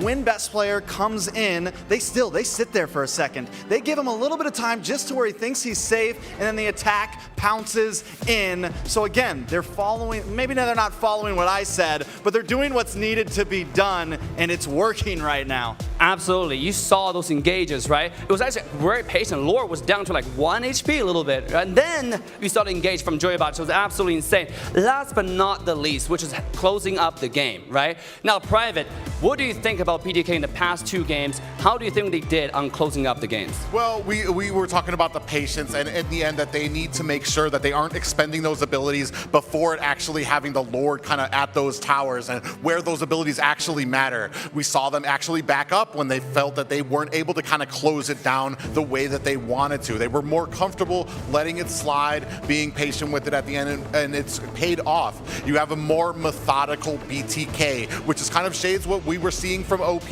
earlier in the season. Yeah, absolutely. I think the first game definitely fumbled a little bit with the Lord push, especially the mid-high ground tower, but they regrouped, recollected themselves, and you see what Game 2 and Game 3 have to offer. So, any last comments before we step into the remaining of the series? I still want 7 games. I don't care who takes it in the end. I just want 7. So Outplay, you better come out and outplay something. All right. Yeah, exactly. I think as casters, we want to see it go. We want this to be a long night, and I'm sure the fans want it to be a long night as well. All right, I know the crowd is excited for the remaining of the series. Now, with that being said, we're gonna send it back to you, Naisu. Enjoy the show. Thank you very much. Good to hear from you guys. Dave, Trex, Private. Again, I know everybody's waiting for that game number 4. We're going to take a quick break while the teams get settled in, get back in their desks and chairs. So sit tight. We'll be back after this.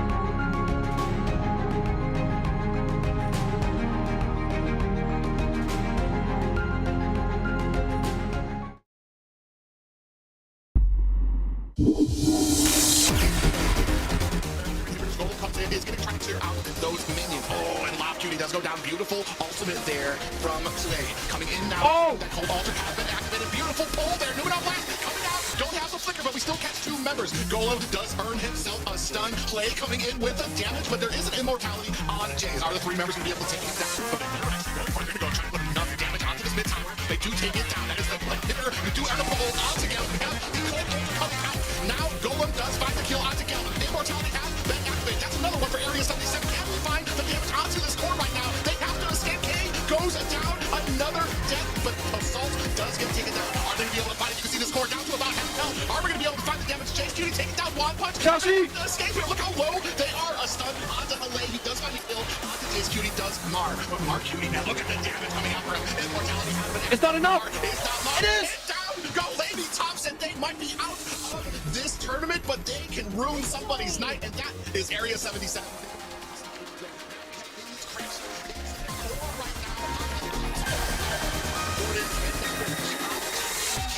Good at what? They're brilliant at that. He's down to about 130. Now they'll be able to take this inhibitor. Are they able to take that more? From Jordan's attack. He's there. Protected.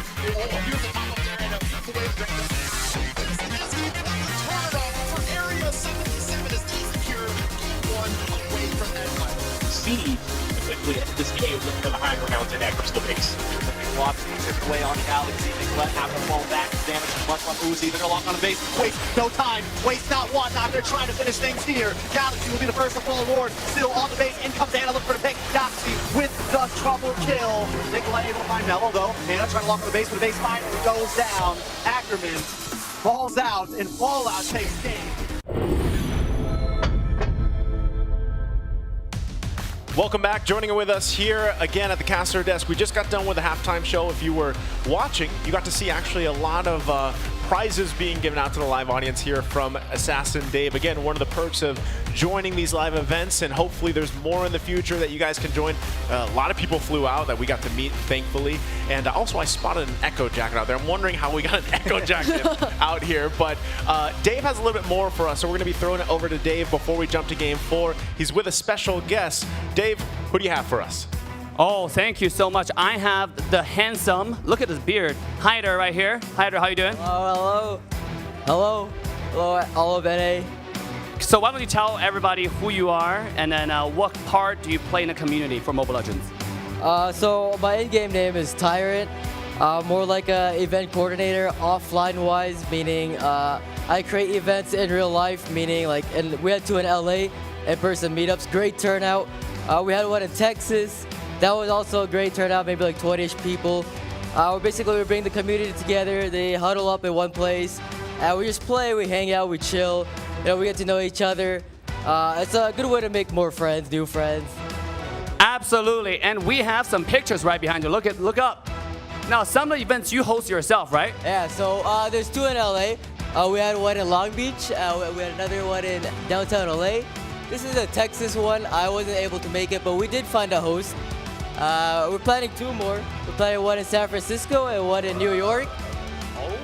So this year, yeah, May and June. So how do people follow up into those events? If I want to go to an offline meetup, what do I need to do? So we survey around first, and then we put out like an application. Whoever is interested, they just fill out the form. If they're able to make it, they let us know, and then we like, what is it? Shit, I forgot the word. But basically, we have forums. We look through the forums. We invite everyone through there. All right, guys, and if you want to be part of the meetup, if you want to host a meetup, if you look on the screen right now, we have some QR code you can scan in your city, and if you have events that you want to host and you want to hit up Hyder, scan the QR code. This is the time to do it. And while you guys are scanning the QR code, I have a special announcement today. It's actually our community manager, Hyder's birthday. So I want to let's all wish him a happy birthday, and we have some special gift prepared for Hyder. Hyder, what's in it? Oh, happy birthday, by the way. Thank you. It's soft hearth. Yeah, it's very nice. I don't even get it, by the way. Huh? You didn't get this? All right, what else is in it? Oh, okay, wait. We have. What is this? What is that? I'm not sure what this is. It's Moscow. Oh, it's Moscow, but I don't know what it is. But maybe a poster. All right, show the other stuff. Yeah, what is this? Show the camera. It's The tag? I'm not sure this is.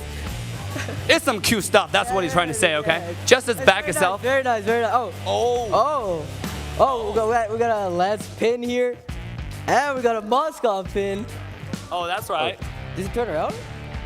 I think that's about it. Oh, yeah. All right. Just so you know, if you want to get all this great stuff, make sure to scan the QR code and join the next meetup event because there are a lot of exclusive stuff that this guy or maybe some other hosts will be giving away. Now, this is going to wrap it up for us here on the stage. Nicer, take it away. Thank you very much, Dave. And also, Hyder, it's great to see you guys here in person. Now, once again, if you're just joining us because we're down to pretty much the second half here, we want to just let you guys know, if you missed the video, exactly what this matchup, the rivalry between these two teams means. So let's take a look at this video.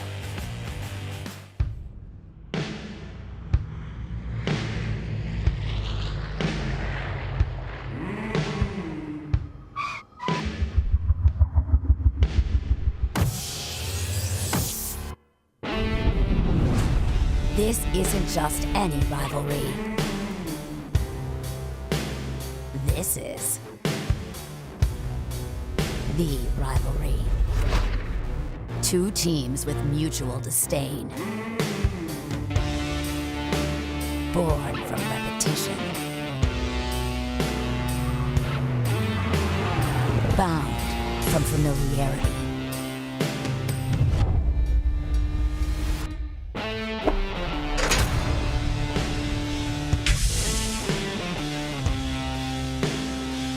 More than an adversary. Greater than an enemy. A rival. From North America, give it up for the Valley!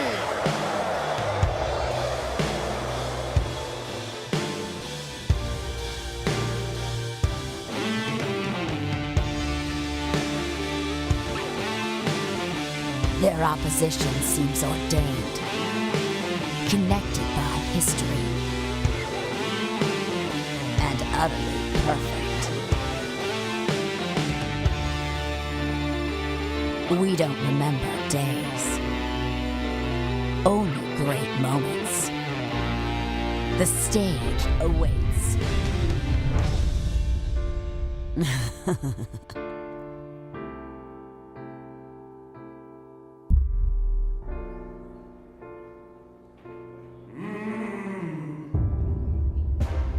And there you have it. That's exactly the tension between these two teams. And I think if you also talk about pretty much the saying here, grind, bond, reach beyond, that's a good pretty much painting the picture, right? These guys have grinded together, they bonded, and now they're reaching beyond NA. Again, what they're calling for, this time it's just different teams, and there's a lot on the line here. I mean, how are you guys feeling as we get prepped up for Game 4? I mean, knowing that these two teams actually coming from, some people coming in from like Indonesia experience, Philippines experience as well, the way that they grouped their teams actually, it wasn't even like, it hasn't been for too long even. They kind of threw it together on the fly and was like, all right, this is my team, we're going to Grand Finals, you know? Then, you know, bringing them in NACT, even in like the playoffs, like we saw some teams even not have a good start actually, right? Because we know that Outplay has like the undefeated score or whatever, BTK had some losses in them, but they did grow as a team. Yeah, and these are the stats to pretty much paint that picture even further, right? Steph Weezy, why don't you go ahead and take us through this? This is through Game 3 so far.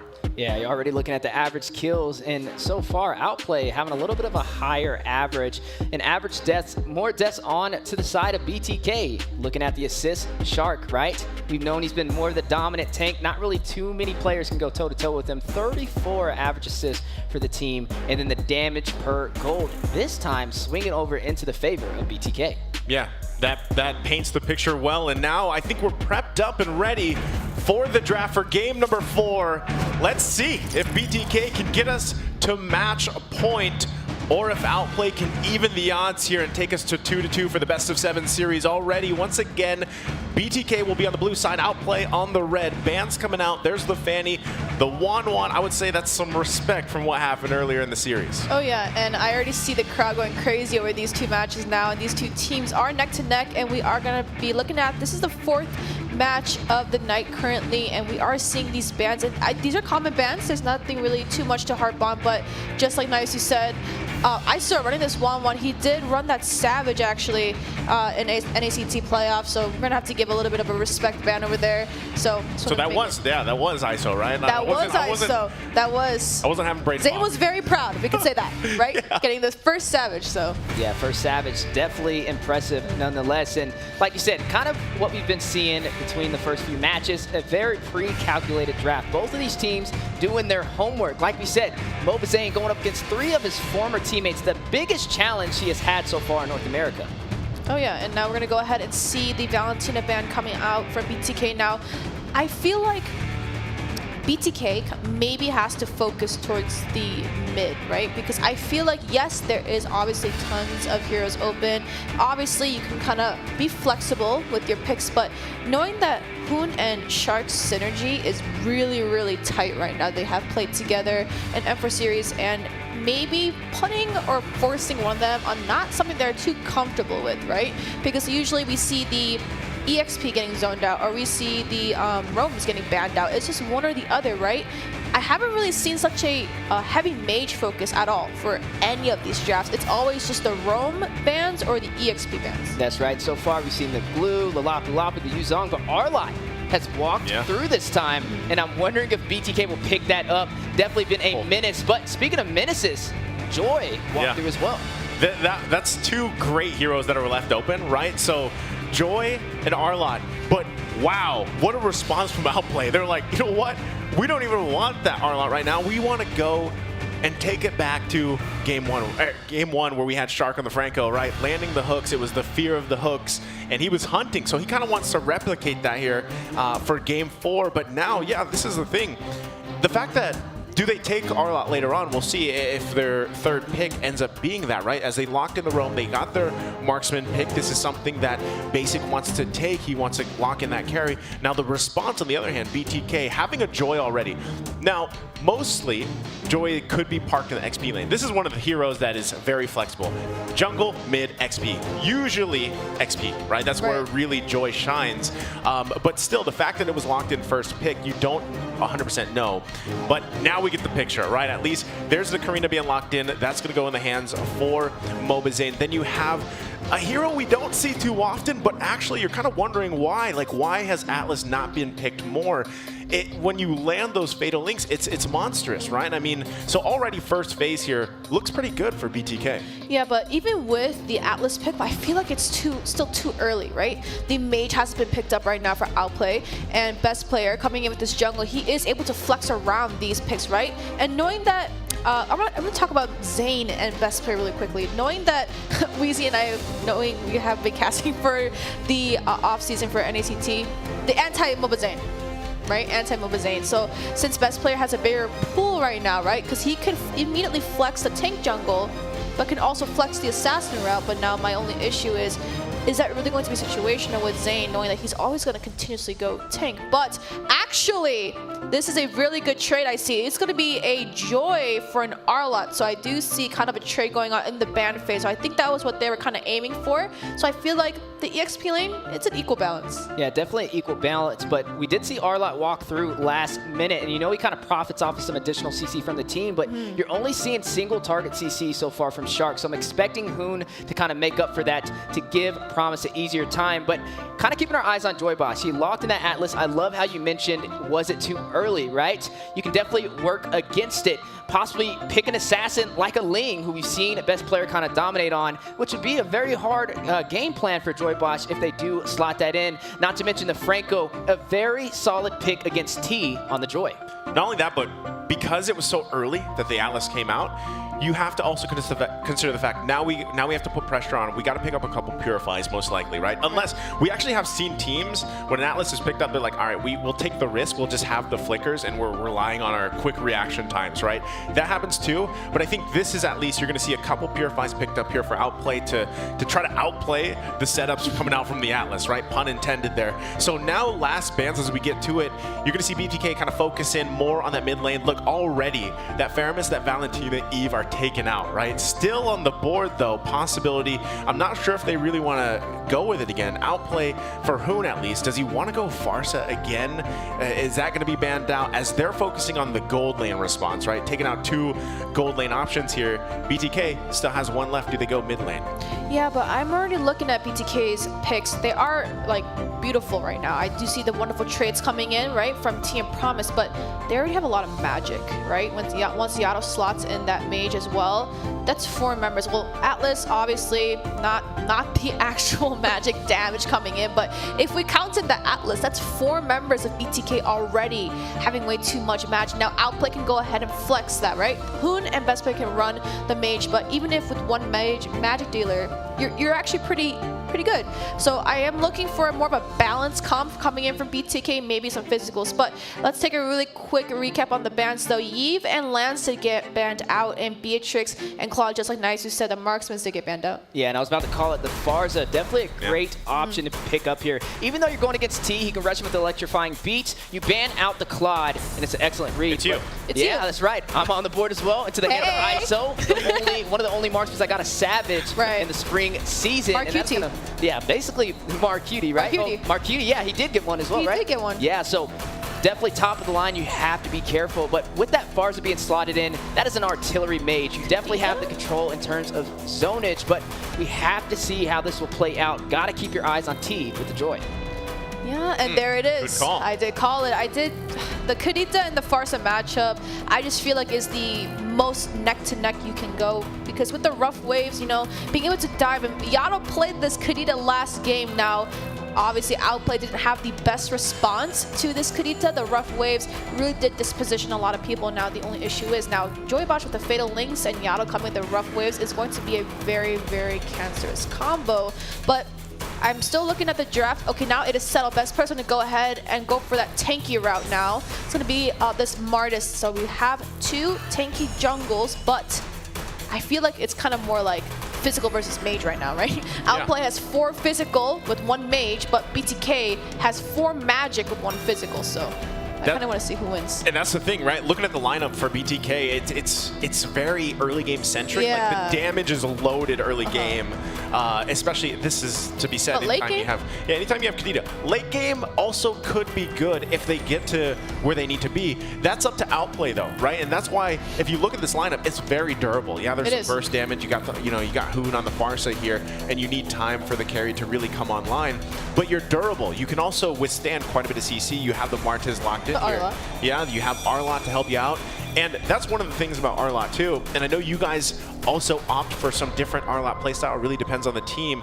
But one of the highlights of him is that he can switch out emblems pretty well depending on the playstyle. That's right. And ladies and gentlemen, as we jump to game 4, can Outplay even out the odds and secure this series? Or are we going to see BTK secure match point?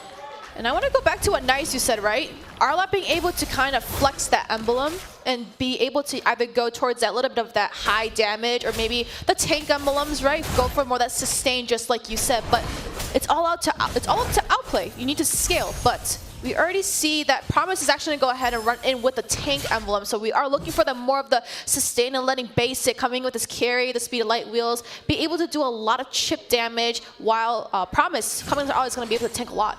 And this is the thing, as I said, there's the 2 Purifies as well. Right. You kind of need that to counterplay Joybotch. He's on fire right now. He's feeling confident. I'm not sure if that, the halftime kind of cooled him off or not, but we'll see if it works. Shark, once again, trying to replicate that performance he had already. ISO, though. That's right. A similar story from game 1. Can he secure these iron hooks from 300 meters away? Definitely something BTK has to watch out for.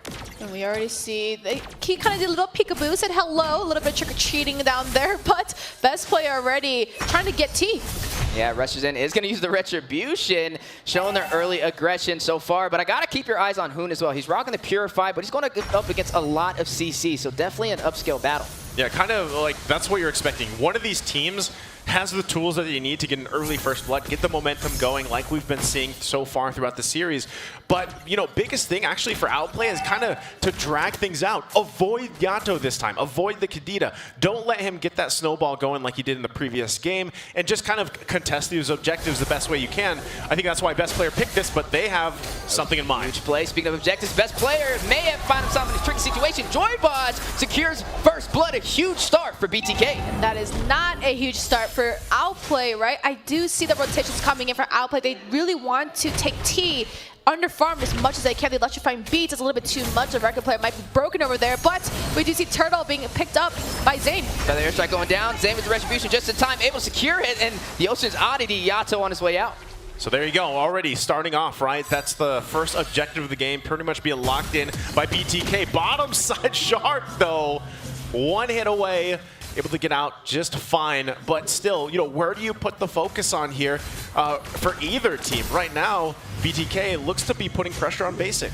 Yeah, but for the side of Outplay, they're trying to put pressure on T. Now, usually when you give up these trades, you have to be confident, right? They willingly gave up Joy, and they willingly gave up Arlot. So they are looking for that very aggressive EXP lane, sustain team fight. But I also want to harp on Hoon, actually. He did run in the Purify, right? But he has to decide, right? Is it going to be for the Atlas or is it going to be for the Kadita? He has to really be careful. But Zane is going to get hit with the Retribution Shark. Needs to get out of there. Iron Hook for the pull in and the stun. The mortar coils as well. Yato takes down Shark. Ocean's Oddity on the way out and a lot of sustainability. The stun, the Petrify, the Fatal Links for the set. Wow. Mortar coils from Best Player. Decimation goes down, takes out Yato. Can he get a full linebacker, the jungler for Outplay? Now look at the bot side though. ISO and Basic is going at it back and forth. And look at the top side as well. It's actually pretty sustained. And we're going to see a lot of battle, I feel like, between T and Promise. Knowing that T's going to go for that Joy, but he does need time to scale. So he went for that Magic Shop to get those items a little bit more quicker than other mages you see. But Hoon, Hook. Beautiful combination of synergy between Shark and Hoon. The Iron Hook and Hoon with the damage. If Basic was there like a second earlier, oh yeah, might have been, you know, that might have converted to a kill there. So, you know, timing, but T off Cranmer gonna fall, and it looks like it was towards the top side. I think he was cutting, but you know, either way, that's another kill going to the hands for Outplay. And that's a good thing that you mentioned that, Eunice, because T needs time. He has the mystery shop, but one of the great things about Joy is really throughout the course of the game, you are kind of, in a way, she's a pest, right? You're popping the beats, you're going for the back line, you're dealing damage, you're whittling people down, and now they battle it out here, pretty even Stevens for this turtle. That's right, a battle over the turtle. Both teams on the way, double set with the Fatal Links, and a possible pickoff. Best player with the Retribution secures the turtle. Joybot gets a kill, takes down Hoon. Final slash on his way out. Promise takes down ISO. Look at Promise, needs to get out of there, but Yato with the denial. Best player with the motor course onto Zane, onto Joybot, takes down Joybot, but taken down by MOBA Zane.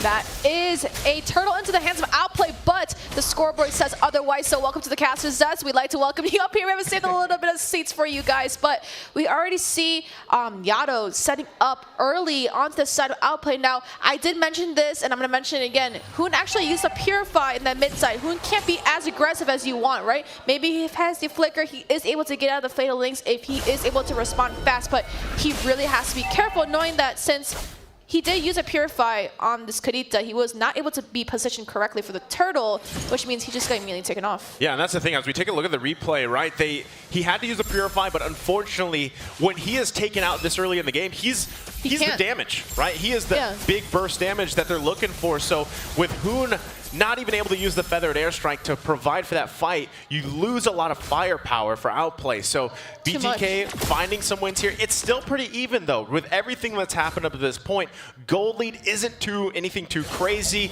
In terms of turrets, no one's got that just yet. Objectives even traded side for side right now. But best players having a great game so far, starting with this Martiz. And you are seeing best player rush in. Hoon takes down Yato. Mobile Zane looking into the eyes of best player. Basic off screen takes down Joybox. Torn apart memories on Shark and Basic's retreat. And look at Zane, best player, trying to fight it out in the jungle. Definitely everything on the line. BTK trying to secure this match for match point. Top side, Promise just took off T. Yeah, did take out T. Look at ISO, need to get back. Outplay with the proxy of the lane, secures the first turret. And that is a beautiful rotation coming in from Outplay. Now we're going to go ahead and see Promise and best player work for that top side. And we already see the rotations already. The response is extremely fast. T just got taken off. That is not good. And just like Nice said, needs to scale. But Joybaj is being really aggressive, but Basic is going to rush in with the speedy light wheels, forcing the flicker from Joybosh.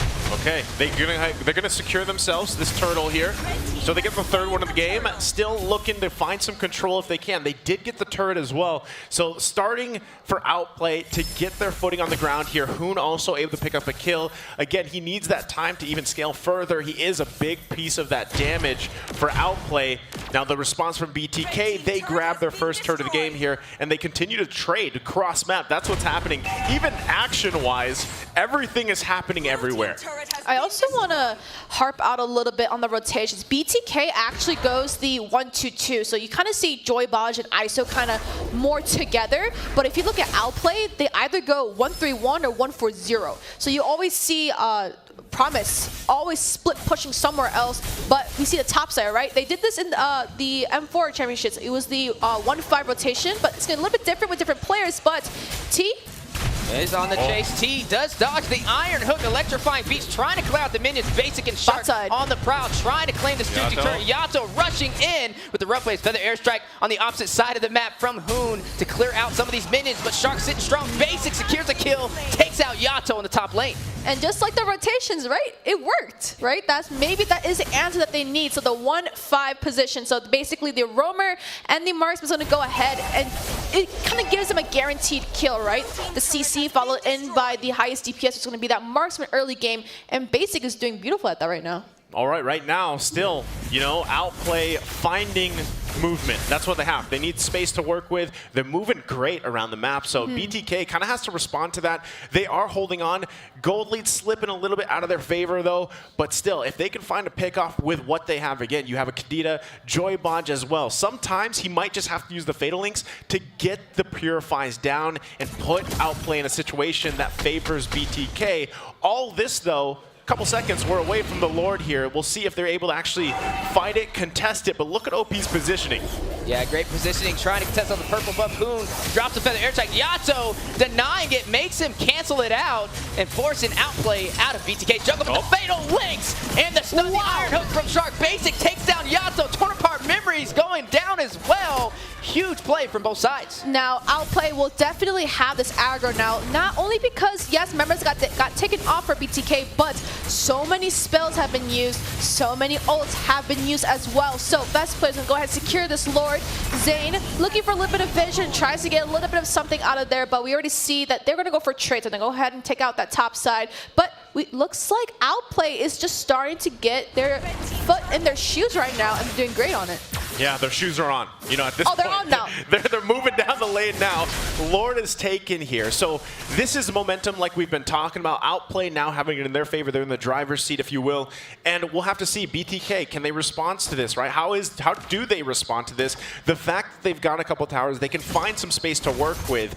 But also, how do they play around the setups from Joybaj? Is he able to pull it off? Because so far, Outplay has been kind of elusive. They really haven't fallen for those initiations that BTK is looking for. Now the setup here, though, with the Lord. That's right. Shark sniffing out a setup with the concealed play, but the Fatal Links does go in for the stun. Basic takes out Joybaj. Feather airstrike from far from Hoon. Hoon finds Moba Zane, and they're able to claim their tier 2 turret on the top side. And the rail flicker hook. Oh, Shark's not done. A bullseye with the Iron Hook takes down Yato. Hoon securing that kill. Lord in play for the inhibitor. Torn apart memories from ISO. T takes down Basic. They need to get out of there. T gets pulled back with the Iron Hook. Promise secures the kill. but look at ISO trying to get away. The stun with the corrosive strike on a Promise. Torn apart memories, secures the kill. Joybaj with the perfect match, trying to get the stun, unable to, and Outplay pushes out toward the tier 2 turret in the mid lane. 2 members taken off from the side of iPlay. Basic and Promise did get taken off, but the amount of objectives they just took, they were just rushing down like a bullet train down that top side for the side of BTK, but they are looking to hunt best player down and get him off the map. Flicker.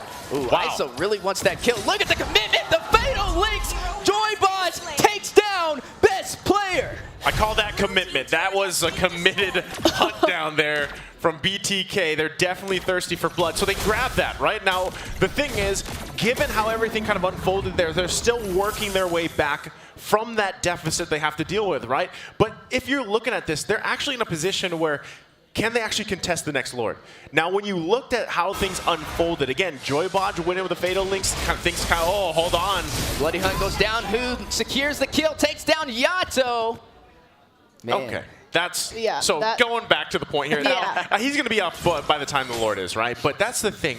The firepower from Outplay is OP. Like, it's scary at this point. Yeah, it's OP. This is tough. Joybaj, Needs to get out of there. Caught himself in a rock in 3 hard places. Basic on the chase. Secures the kill with the speedy light wheels. And now, I just want to harp on what Nice said though, right?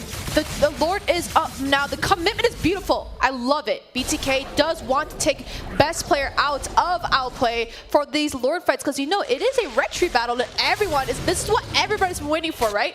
Best player versus who is the better retry? Who is the better jungler, right? But committing all of that much, and now for the sake of Joybaj just got taken off. Now this is a 5-man setup for Outplay, and now Yato, ISO, and Zane is looking for a response. The bot side. Bloody Hunt goes down for the suppression. Hoon secures the kill, takes down T. Unstoppable, a good foothold for the Lord pit for the side of Outplay. But Petrify goes in. Yato tries to find a kill. Basic shuts him down with the swiftness, forcing Joybaj and Mobazane to think twice about pushing into this Lord pit. All right, they might just go ahead and secure themselves this Lord. It looks like BTK is going to call it off. They just want to go in the defense here.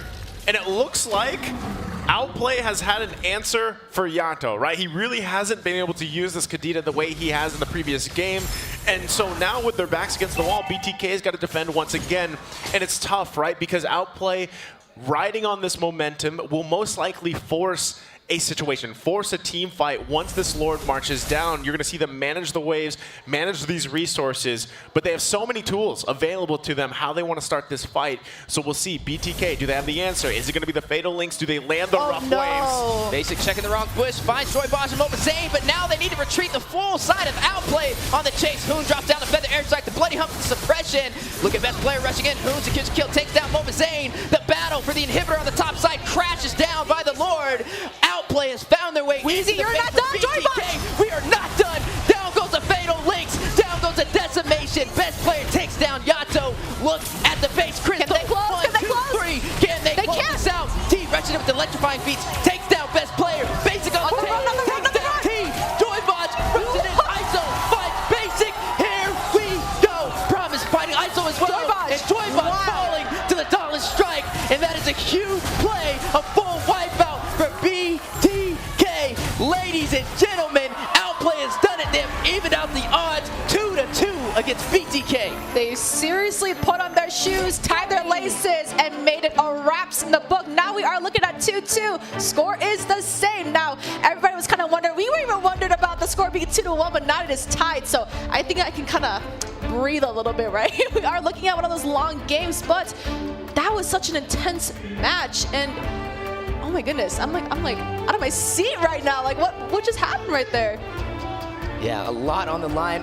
I can't even, you can't breathe. I can't No, breathe. I can't. I don't know what happened. Poured my heart out. That was such an insane engagement and a very fast closeout to even out the series. Yeah, the way that kind of ended there, I was holding my breath, man. Weezy, you were going off there because it almost looked like, you know, they were actually going to hold on for a little bit longer, have that successful defense, but it didn't happen. Another amazing hook there, too, at the end. So now, like you guys mentioned, it's 2-2. We have a series on our hands, hopefully going 3 more games ahead of us, but it's been amazing so far up to this point. Now, in just a little bit, we are going to be taking a break here for get prepped up for game number 5. I believe, you know, this is your guys'. We're going to switch casters once again, so thank you for joining me on the caster desk. It's been amazing to have you guys, Eunice, Brody, Steph Weezy, and so sit tight. We'll be back after the short break, and we'll be back for game number 5.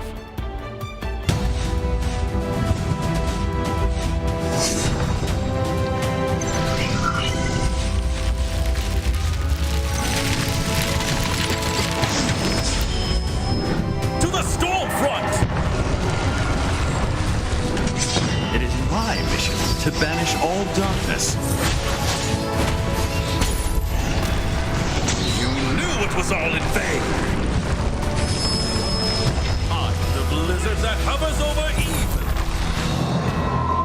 Ephemeral, like the flash of lightning. Fear not, for hope stands with you. Poor swordsman.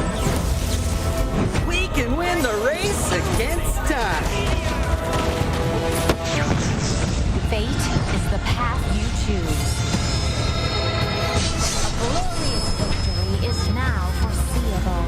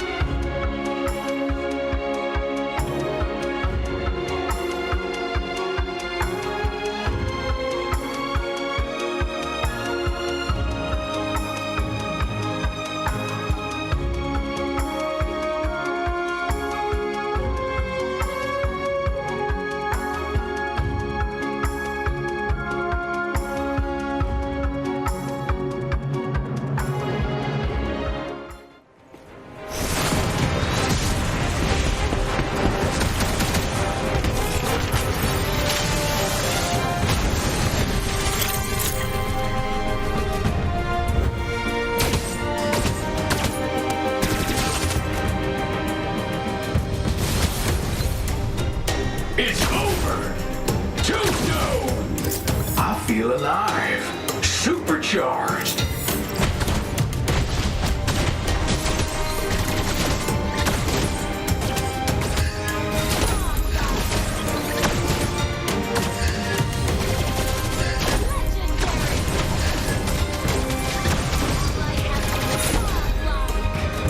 Back to the grindstone. Let's re-gear and turn them into plasma.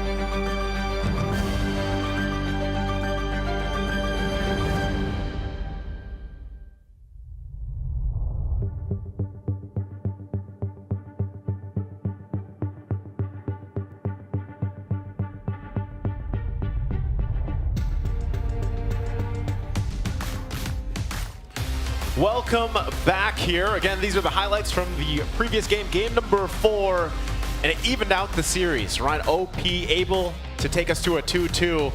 So now we have guaranteed 6 games. This is turning out to be a great grand final. It was really a battle in this one. So far, it's really a great, just kind of overall series. Back and forth, just like this game. It looked like there was going to be hope, too. I mean, there was great picks. You love to see the Atlas, but unfortunately, hey man, OP just had the answers, right? And that's kind of what we see unfold here. Shark going in with a decisive fear of hooks, right? Just on the hunt, always. I'm not sure if this man's going to get the Franco again. Hopefully he's not able to if you're rooting for BTK. But still, there was signs of hope here. It's just, unfortunately for BTK, they didn't get enough time to build up where they needed to be. Now again, joining me on the caster desk / chairs, Trex, Private, it's good to have you back. We're going to be rounding out the series with you guys. You know, to all the people overseas that have maybe just woken up, your dreams have become reality because this is 2-2. I mean, it's insane. I'm thinking about the meme. Like, did you guys see the meme out there that had like all the copied Spider-Man and they were all pointing at each other, right? It was 4-4. Now, like, what is the new meme going to be? Private, how we doing, man? Yeah, it's great. And this is when we couldn't have asked for anything better here, especially we were talking about a long night here to have 2 teams so even, so ready to put everything on the line here. And that's just how big this is here in Las Vegas, the grand finals for NACT. You wouldn't have it any other way. I don't think any of the viewers here, of course, would either, whether you're live, whether you're watching at home. And, you know, what a way to end your guys' season, because this has been an amazing journey so far. And now we're jumping into game number 5 draft, right? This is where things really get dicey. Again, if you guys joined us earlier, you saw the video with these 2 teams basically talking smack to each other. That's what they were doing, right? That's the tension here. And this is the crunch time, right? This is the crunch time of the series. It's 2-2. You've got at least 2 games ahead of you. And so drafting even becomes more crucial, right, than it is, because you've learned a lot in 4 games here. Anything sticking out for you, Private? Well, the thing is, as we were talking about the XP lane and how important it was, and especially for there to be some type of comfort on the side of BTK for T. He did pick up that early joy, but then when coming against an R-Lot, he was having a little bit of issues there. And it almost seemed like for both teams, it was a rush to kind of utilize those early game advances that they had with the joy for BTK and then the Martis for Outplay. But Outplay just kind of really came in, and we were talking about it. The Franco Shark on that was just really a great answer. Yeah, it felt like Outplay kind of read them like a book there. They gave them the joy and immediately pick up the Franco, which is just a beautiful counter to it. And it kind of felt like Outplay was just letting them draft into them, and they definitely outdrafted them last game. They outplayed them, and now BTK, just when we felt like they were just going to run through this, the momentum has now shifted once again. I feel like we're at a stalemate once again. It's a best of 3 essentially, and it could go any way. Could go any way at this point, and now too, the first pick for Outplay being this carry, I mean, is that just kind of speaking volumes on how confident they are to put that in the hands of Basic here, kind of unleash from there, build around that lineup, protecting this carry here? Yeah, very interesting here, but we leave open the Faramis, which, I mean, it has been banned thus far throughout all of this. The big thing for me that I was very happy for watching that is that Outplay has never actually had to fight from behind. So I was very glad to see out there with the fans cheering to see that they indeed are able to kind of pick themselves back up again. Most definitely, and that's, I mean, it's probably the greatest point of all of this. It's what we were all worried about. It's Outplay was the undefeated team. They never really took a real loss, I would say. And for a second there, we're wondering, oh, are they still talking? Are they hyped? Can they bring it in? And they come back after that break, and they show us the Outplay that everyone loves. Now, taking a look at some of these picks, I think BTK should probably lock in their gold lane early, maybe pick up the Claude here, something important, because that's where they really fell out last game. They got stuck into that Brody, and right now, Brody just doesn't feel like it's it. The most Melissa was open. I would have liked to see that, but a lot of options. But here we go. Once again, fear of hooks. Fear of hooks is that's where they're going. That's the trend, the theme here. And not only that, but they also locked in the Valentino. So this is kind of expected because you have that fairness on the other side, and because Valentina is open, you might as well go that traditional matchup. So at least, hey, you're not the only one fighting against the Cult Altar here, right? And this isn't a surprise as well. The Claude is going to be locked in for BTK. Again, that is a great response to the fact that, all right, yeah, we do have to deal with a Cult Altar now, right? We need to whittle that down as fast as possible. And also, you just don't want it to get banned out, because if you didn't pick that up in the first phase, it's most likely going to be one of those bans in that second phase for Outplay here. Yeah, and it's going to be very interesting to see what we go through here for the second round of bans here. We already have the Franco out there, which is what we were saying. I mean, I feel like BTK was having a little bit of issues with Shark on that. I mean, he is surgical when it comes to those hooks, just almost like premeditative. He's able to know where you're going to be going, what those great little outlets are for it to catch these people. We do have a good little backline diver there on the side of BTK as well. T going to be able to come in with that Bravest Fighter form to get into the backlines. It's just going to be very interesting to see if we have an answer, if we've been able to discuss it to get around this Franco. All right, so the Hayabusa pick, or ban there. I mean, I guess the Shadow Kill does maybe help deal with the Cult Altar a little bit. It's something to maybe cover your bases. But I was thinking maybe ban into Promise here. He still needs something. BTK already has their EXP lane locked in. But with this, are they going to throw another ban towards Best Player here? Maybe take out that Martis? Then they get to pick up the Fredrin or something along those lines, really limit him down. It could be the major target here. Yeah, it's funny because, in a way, the jungle hasn't been the most like chaotic, I feel like, through the series, right?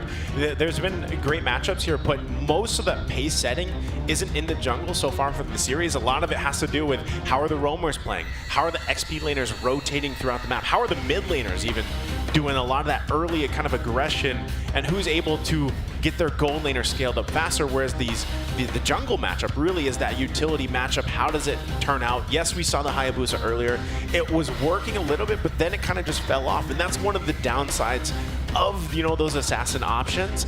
Unless somehow, some way, you pick it up, you get the snowball going really fast for your team, they profit off that, so you are the shining hope of your team early game. Late game, you let your team pop off, right? That's really what you're going for. Well, it's really interesting that you bring that up, especially with the utility junglers, that they can survive out there, but they don't really have that like burst killing, like super outplay potential. However, we're talking about having two Cult Altars on the field, which really shine with those utility jungles, with those tankier type of compositions here. I do feel like Outplay may be looking for something what they need right now, probably looking for something a little bit early game that we can try to carry Hoon into the late, that we can carry Basic into that late game where that Speedy Light Wheel can start dishing out damage. Most definitely. Now, with that Tanks-a-Lot beam, I was surprised by that Tanks-a-Lot ban there, the Lancelot ban, because I was thinking they might leave that open. That way, they can at least trade something here. But Outplay definitely having a trick up their sleeve. I feel like they got to pick up the Fredrin here, right? Something along those lines. I think it works well with it, pairs well with the Faramis.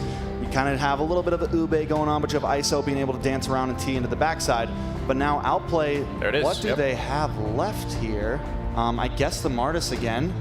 I mean, we saw that pair up a lot sometimes. If Fred would get picked up, they would pick up the Martis to kind of zone away, push him away. The Akai is also open right now, but I think they need something to get Fredrin out of those pits.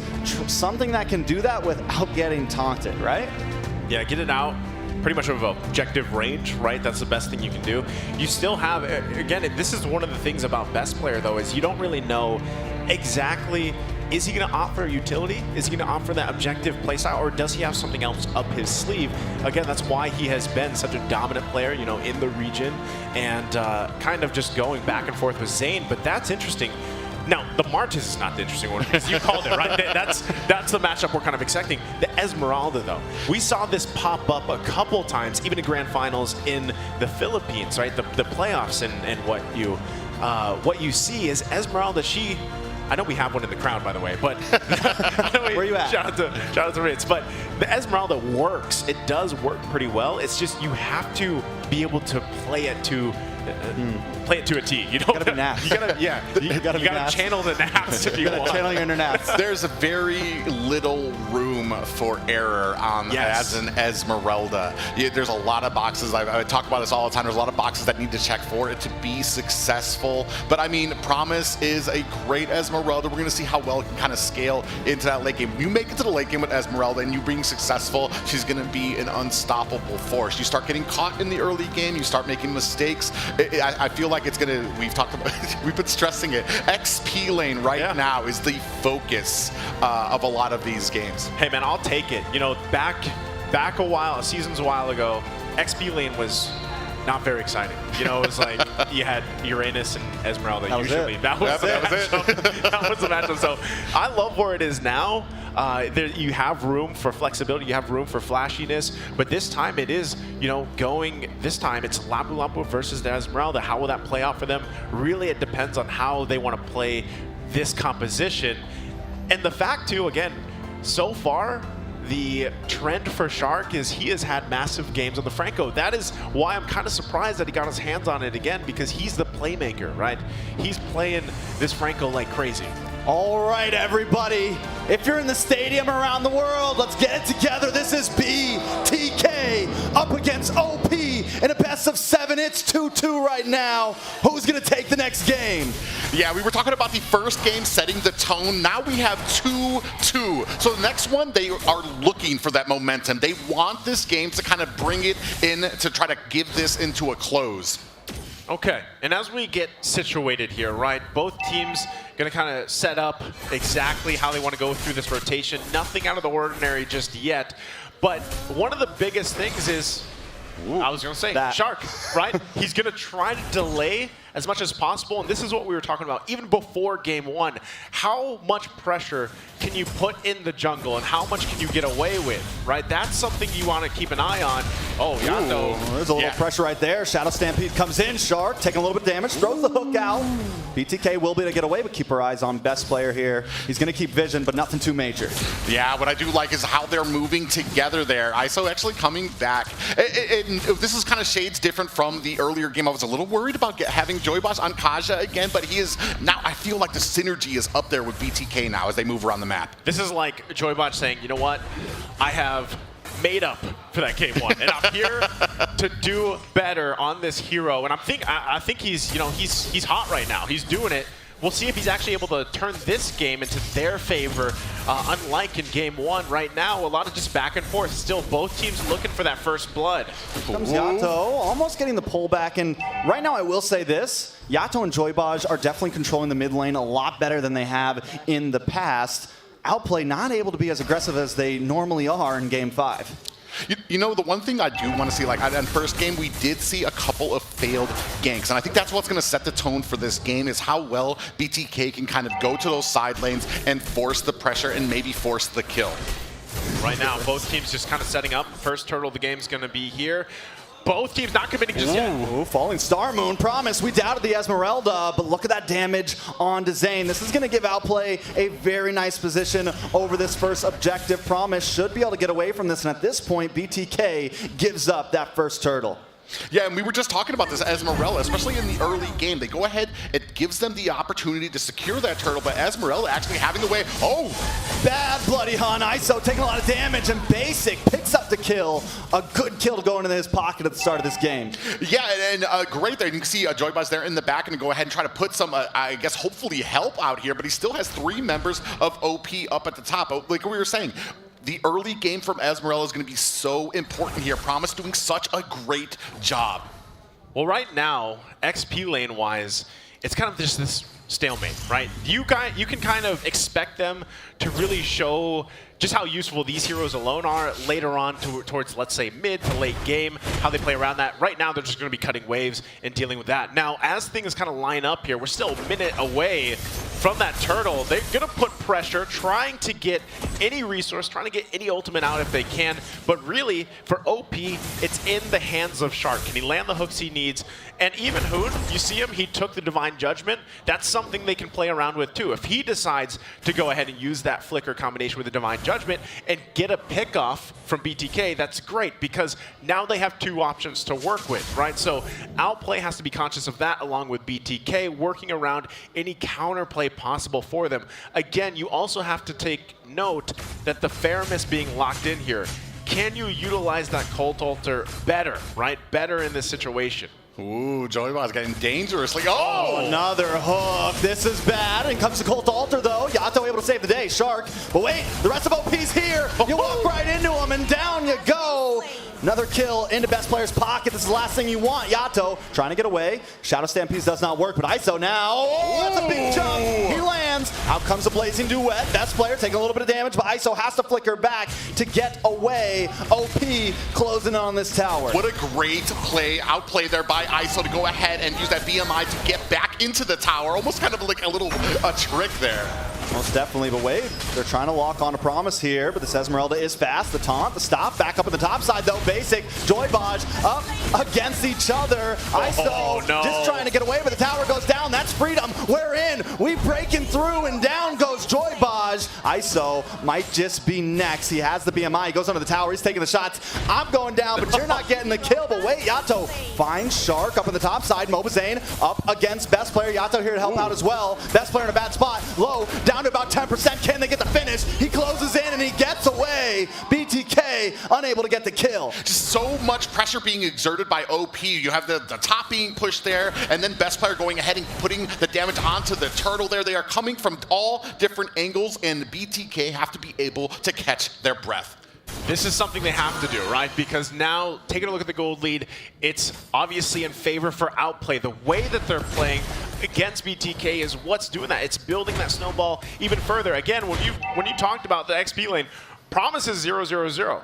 And at this time, so is T. They haven't really had much impact other than in their own lanes, in their own world. But as we get closer to, let's say, even the Lord, Best player gonna get caught up, pulled in, but he's still able to get away. He's slippery right now, and ISO hooked, taken out. Basic picking up another kill. The taunt comes in. Best player in a little bit of trouble. Mozane doesn't care. Hoon pops the Cult Altar in the nick of time, and BTK still unable to secure anything here. Promise dives in the back line, but right now he's just harassing. Yeah, just a little bit of mistiming there from Yato, not able to pull out the Cult Altar to go ahead and save ISO there. Again, the thing you gotta note here is ISO's having a tough game, right? When you lock in the Claude, you're doing that again to fight the pretty much stolen Cult Altar, but you really want to just be able to farm up, get those 2-3 items that you need, and now they're going to lose it here. Jumps over the wall with the Falling Star Moon. Zane in a bad spot. The Speedy Light Wheel melts him down. Best player, though, finds a kill. Yato gets pulled in, taken out. That's a double for best player. Tower is going to fall next. Bloodthirsty Kings trying to make some plays on the opposite sides of the map, but will it be enough? They do have a little bit of an answer up at the top, but man, and we were talking about Franco actually being a part. Shark hasn't really landed too many great hooks, but still such a dominating and forceful push by Outplay. Uh-oh, Joybaj gonna get caught off once again, and Joybaj, we saw it in game one when he's on the Kaja. I just don't think it's the pick for him. He likes to make those sets, he likes to make those plays, but right now, he's 0-2 once again. Well, that's the thing, right? You have the Kaja locked in, but also this needs to be a here we go again. You don't need a hook when you got that, but wait, he's pulled back onto the tower. Cult Altar from both teams. This is a sustainable battle, and T is gonna last it out. He gets a stun. Hoon able to flicker though. Basic holding around the distance. BTK with the conceal, gonna back off, but watch best player here hiding down the bush. He wants to try to make a play happen. Gonna get pulled in. ISO, Yato are onto him, but BTK gonna keep things slow because they're still behind. I do like that BTK didn't just go like a forceful to try to go ahead and push onto them. They got an advantage. They didn't like what it was, so they kind of backed off just a bit there. Still patient. They are still in this game. Well, that's the thing. Going back to the point here, BTK is lacking damage. Now, it's great to have Faramis here, but in terms of damage, he doesn't. It's not matched to the Valentino, right? He is going to get out damage. You do have that Cult Altar, but really, oh no. Oh no. Here it is once again. Oh, ISO, not like this, and that's it. Another kill to basic. That's 4-0, and Joybaj will be next. Make it a mega kill over to best player. They try to find Promise, but he's just too bulky right now. Yeah, and it's shades of the first game where they were finding the pick-offs out there, but even here right now, they're not even able to find those great sets, speaking of which. Falling Star Moon comes on top of T. Tower's gonna go down, but Shark's still holding the front side. It lands, and down goes Yato. OP might just fold him like a taco. This is looking bad. OP keeps coming in. T able to take out Hoon, but it's looking troublesome. Best player finds him. The lands again. Colt Alter makes him last. Now they're trying to respond. BTK here. Basic low. Shark finally goes down. Promise with the falling farm move. Able to find ISO. Mobazane though looking for Promise here.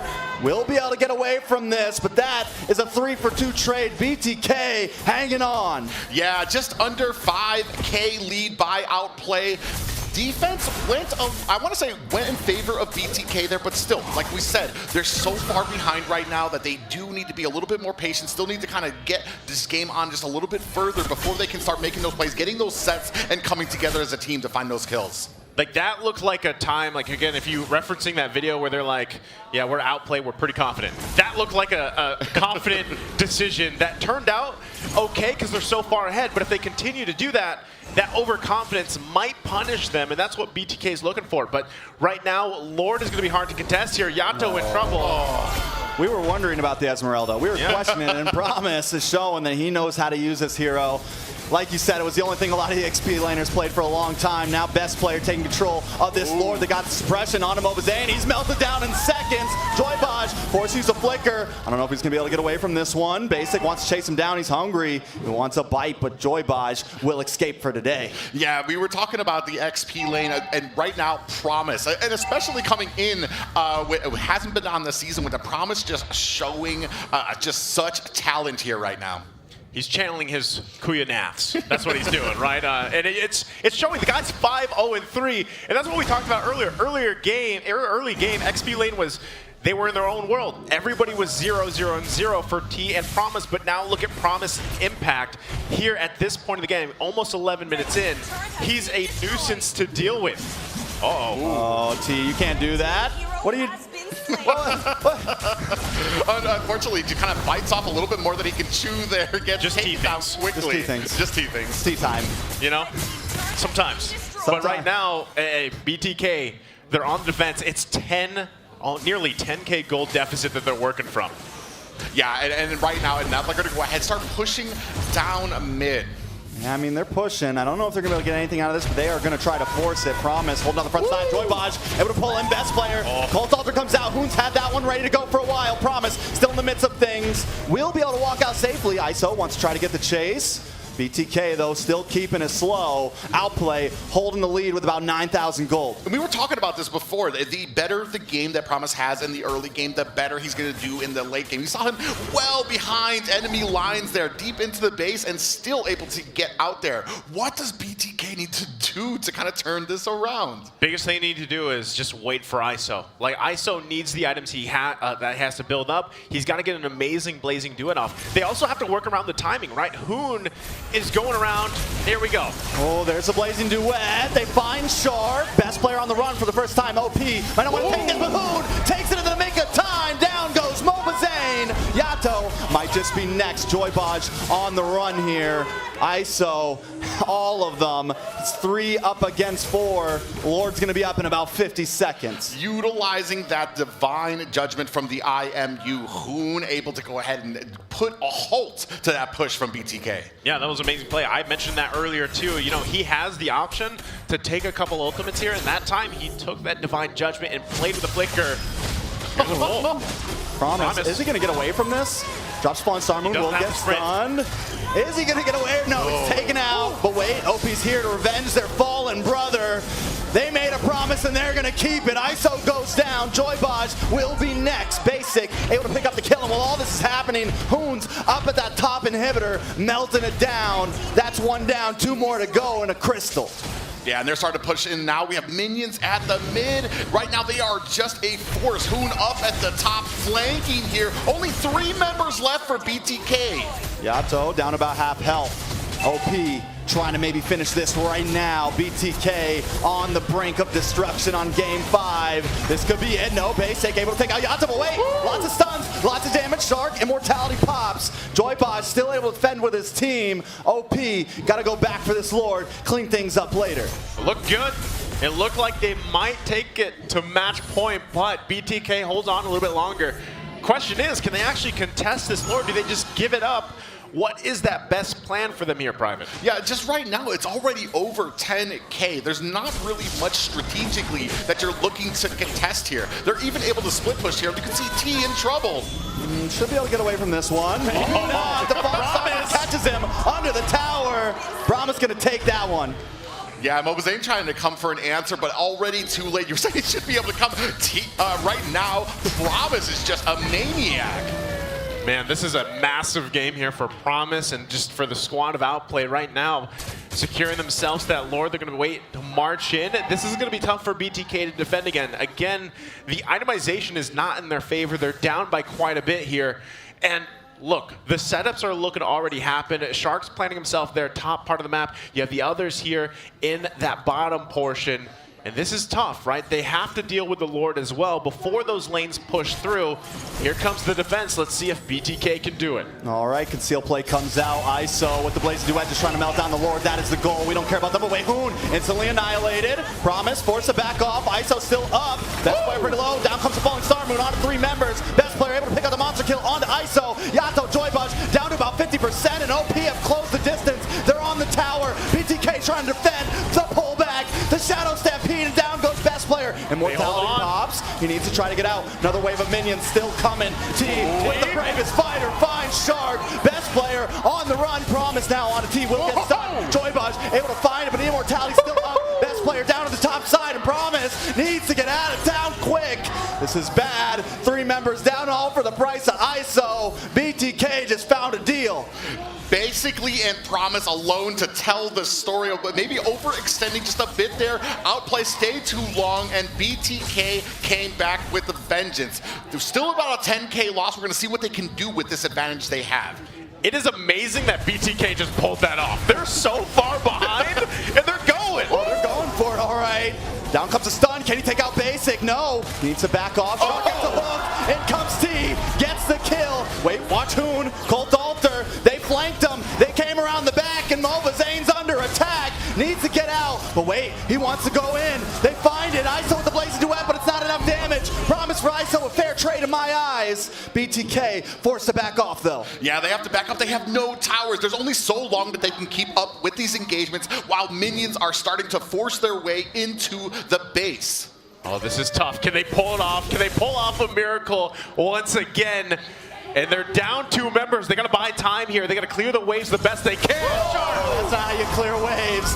Zane gonna get pulled back in. Basic focusing on the base, but still no minions. Another wave is coming. Joybosh down to about half health. They're gonna lock in. They're trying to finish, but wait, T's still here, able to get a kill. Yato goes down. Joybosh trying to pull Basic away. Basic one hit, 2 hit. He's down. They're still defending.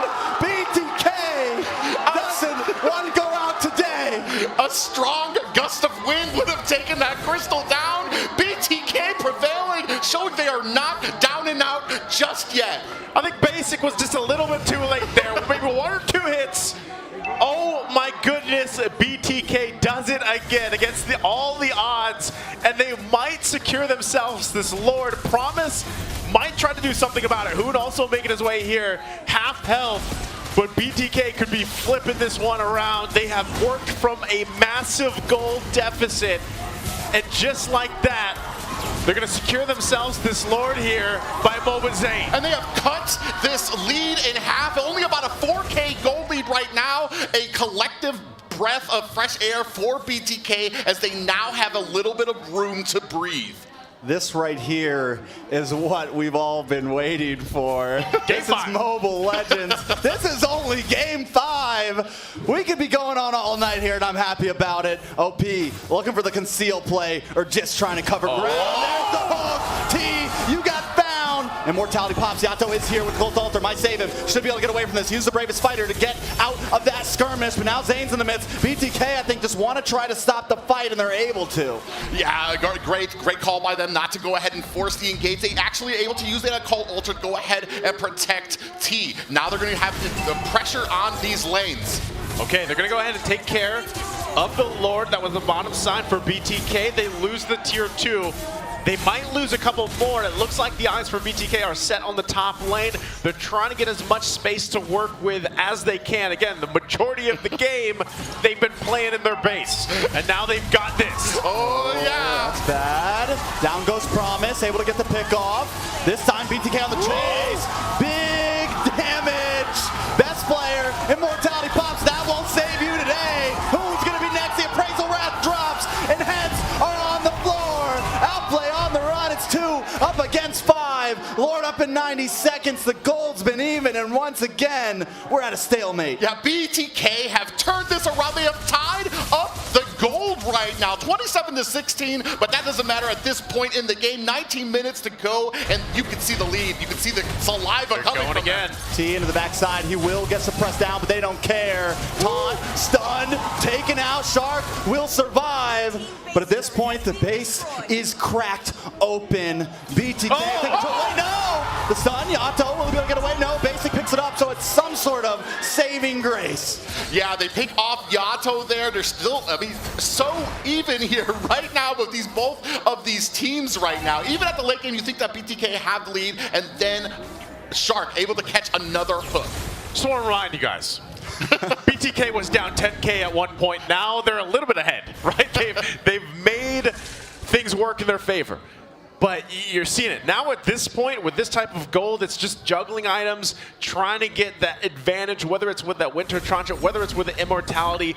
We're just about half a minute away, or 20 seconds away from that Lord spawning here. Both teams want to duke this out. Now the only downside for BTK is their base is exposed, right? That's the advantage that they have. You can also see Promise picking up an Immortality here. That's going to really play a part. Now, Shark, if he gets a pick off here and they can get a follow-up, that might turn the tide for this fight. Lord now spawning on the top side of the map, everybody getting in position, and this is where placement is very crucial and how both roams decide to play around with the conceal. Yeah, and that, just as you mentioned there, especially having Shark on this Franco, you can't relax. Even being in that bush, T is exposed. You're just waiting for a hook. Concealed play. Joybaj looking for something. The flicker comes in, finds him. Down goes Hoon, best player on the run. Shark and Basic a little late to the party here. With Hoon gone, that's their sustainability right there. Now, yeah, they're going to go ahead, start on this Luminous Lord OP. You can see Shark and Basic looking for a little bit of a play here on the other side of the map. Oh no, they don't have the minions. They don't have that available. They're going to cut it up a little bit here. Lord, though, still being juggled around. They might be trying something. Promise, getting chipped down low. ISO finally online. This should be a Lord for BTK. They take it, and it's coming soon. Yeah, I mean, and that comes to a play. They took a risk. They had Basic. They had the split push there, looking maybe for a backdoor. Unfortunately, what that meant is they didn't have the force there at the Lord. The problem, I mentioned the problem, right? The base was exposed. It's something they have to worry about. But with this, BTK able to claim this Lord, it's going to get even tougher, right? 22 minutes in the game. This is a beefed up Lord. It's going to march top side. That turret's already down. BTK will most likely be able to grab the other turrets of the base and work around that. Biggest thing for BTK here, avoid the set, avoid the hooks from Shark. That's something that they can do here. So private. Carry versus the Claude. I know the carry has shred, but I think the mobility of the Claude right now is giving them a little bit of an advantage in this late game. Big stun. Joybaj very low. Cold Ultra comes in the nick of time, though. But they are under 2 towers. Falling Star Moon comes down. BTK still going. Best player. Immortality pops. Hoon able to find Yato. Joybaj getting pulled back in. Taking out best player. Taking out Momo's Ava. The Lord is here. It's a base race right now. BTK trying to end this. This is bad. Lord's still up. All they got to do is lock on. Can they do what Outplay couldn't? Ladies and gentlemen, that's match point for BTK. Oh my goodness. Look how excited they are. Yeah, match point. Momo Zane is feeling it. BTK, the fans are feeling it. What a turnaround. You can hear the crowd. Wow. Are you happy you're here? Are you happy you're here?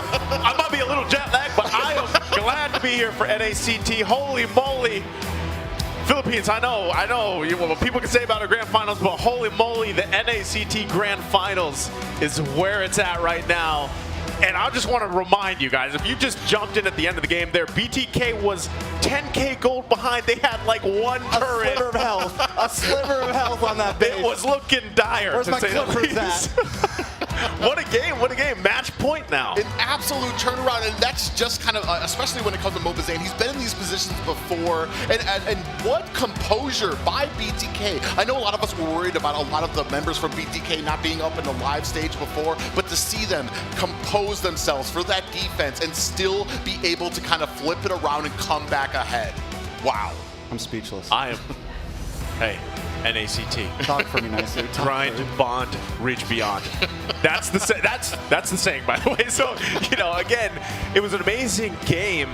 I don't even know how, you break down everything that happened there, because majority of that mid game especially, OP was knocking on the doors of BTK, right? And they held on. Just an amazing way of managing the waves, managing that defense, having that high ground defense available to them, and really work around that, like punishing mistakes, making moves like that. This is tough. This is now a tough situation here for Outplay. If they can bring us to a Game 7, that would just be perfect. But they have a lot to figure out from this. I mean, from this game, because again, when you look at it, they were winning this by a landslide.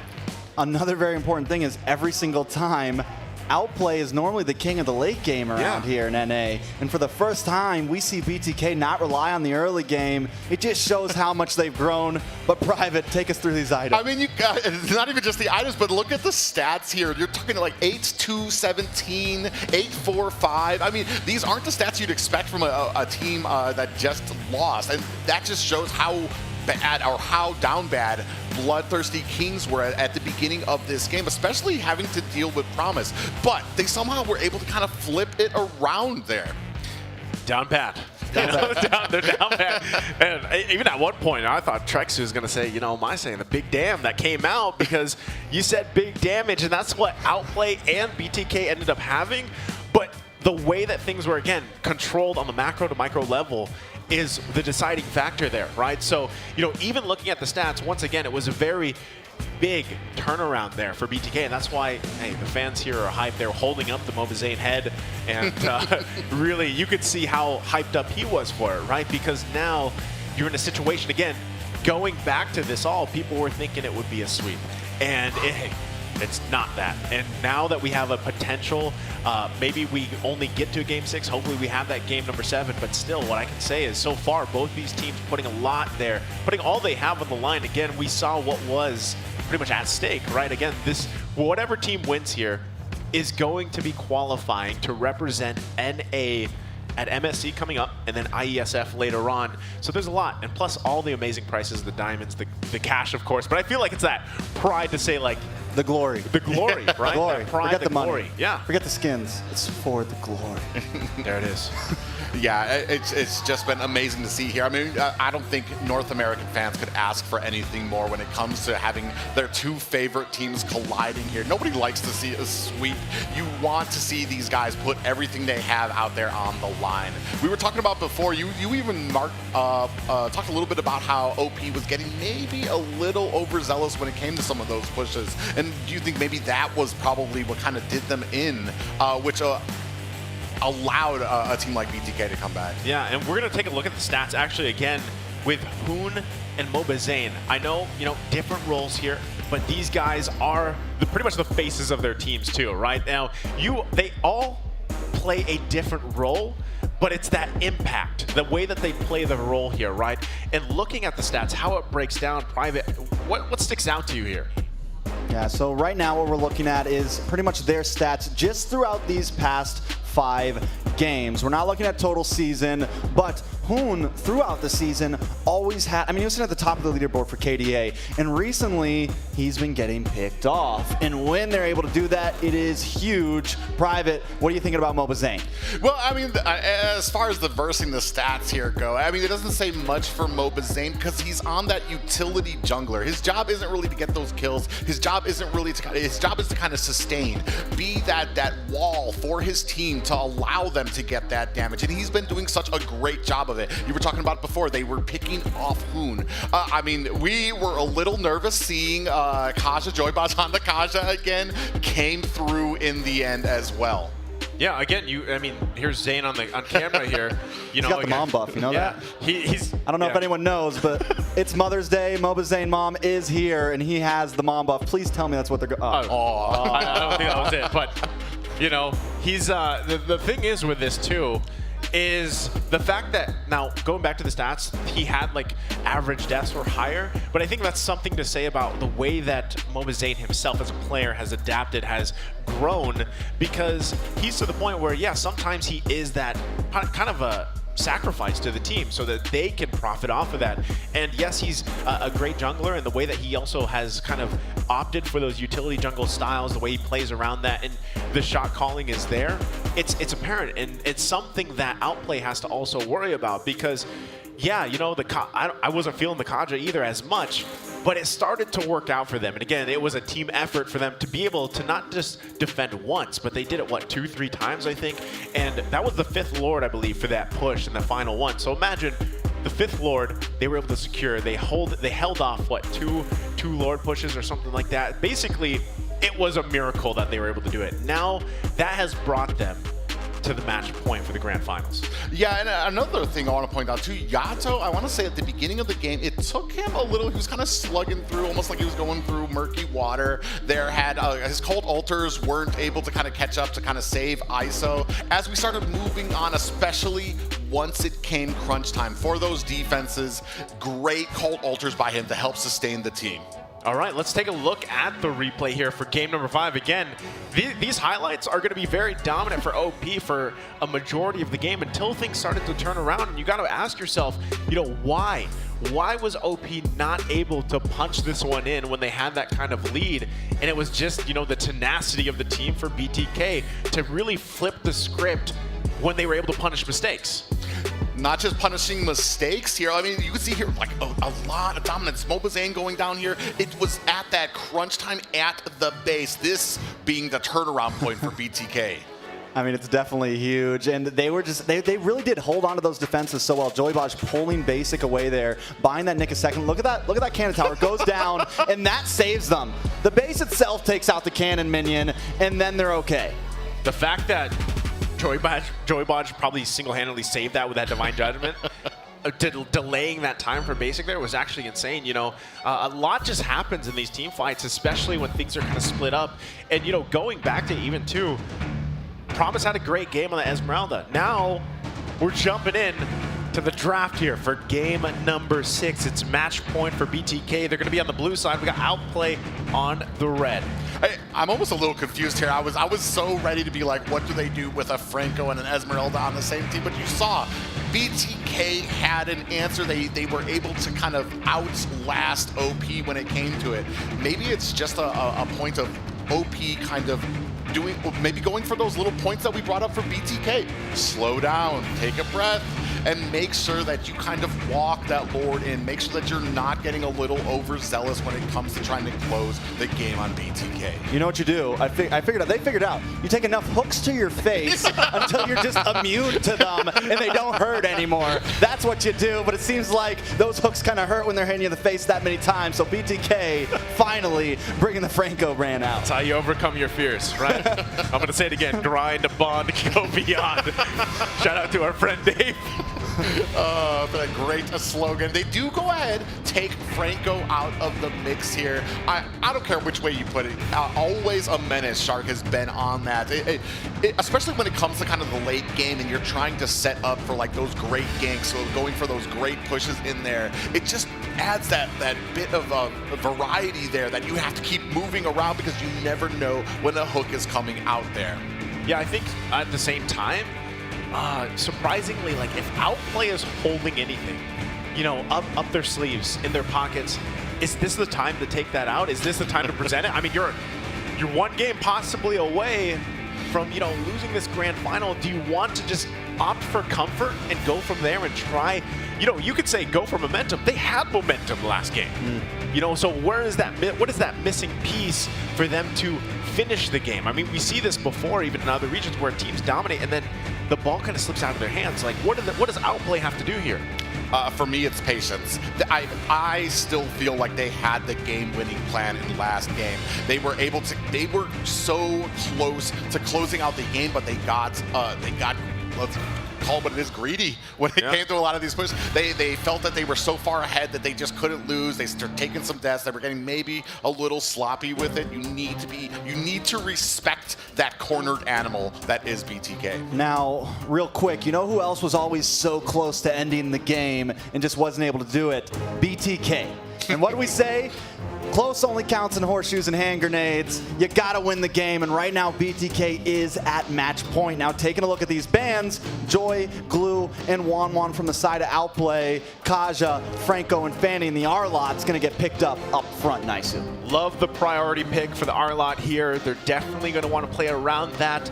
Put it in the XP lane. It's about as safe as it can get. But if I recall, traveling back in time with you guys here, regular season, when T had it in his hands, there were some games where he didn't have these amazing games on the R-Lot. So this is something for him to do, is be conscious of his placement, be conscious of how much force initiations he's trying to do with the final slash, you know, work from there. So we'll see how they kind of build out this priority pick R-Lot.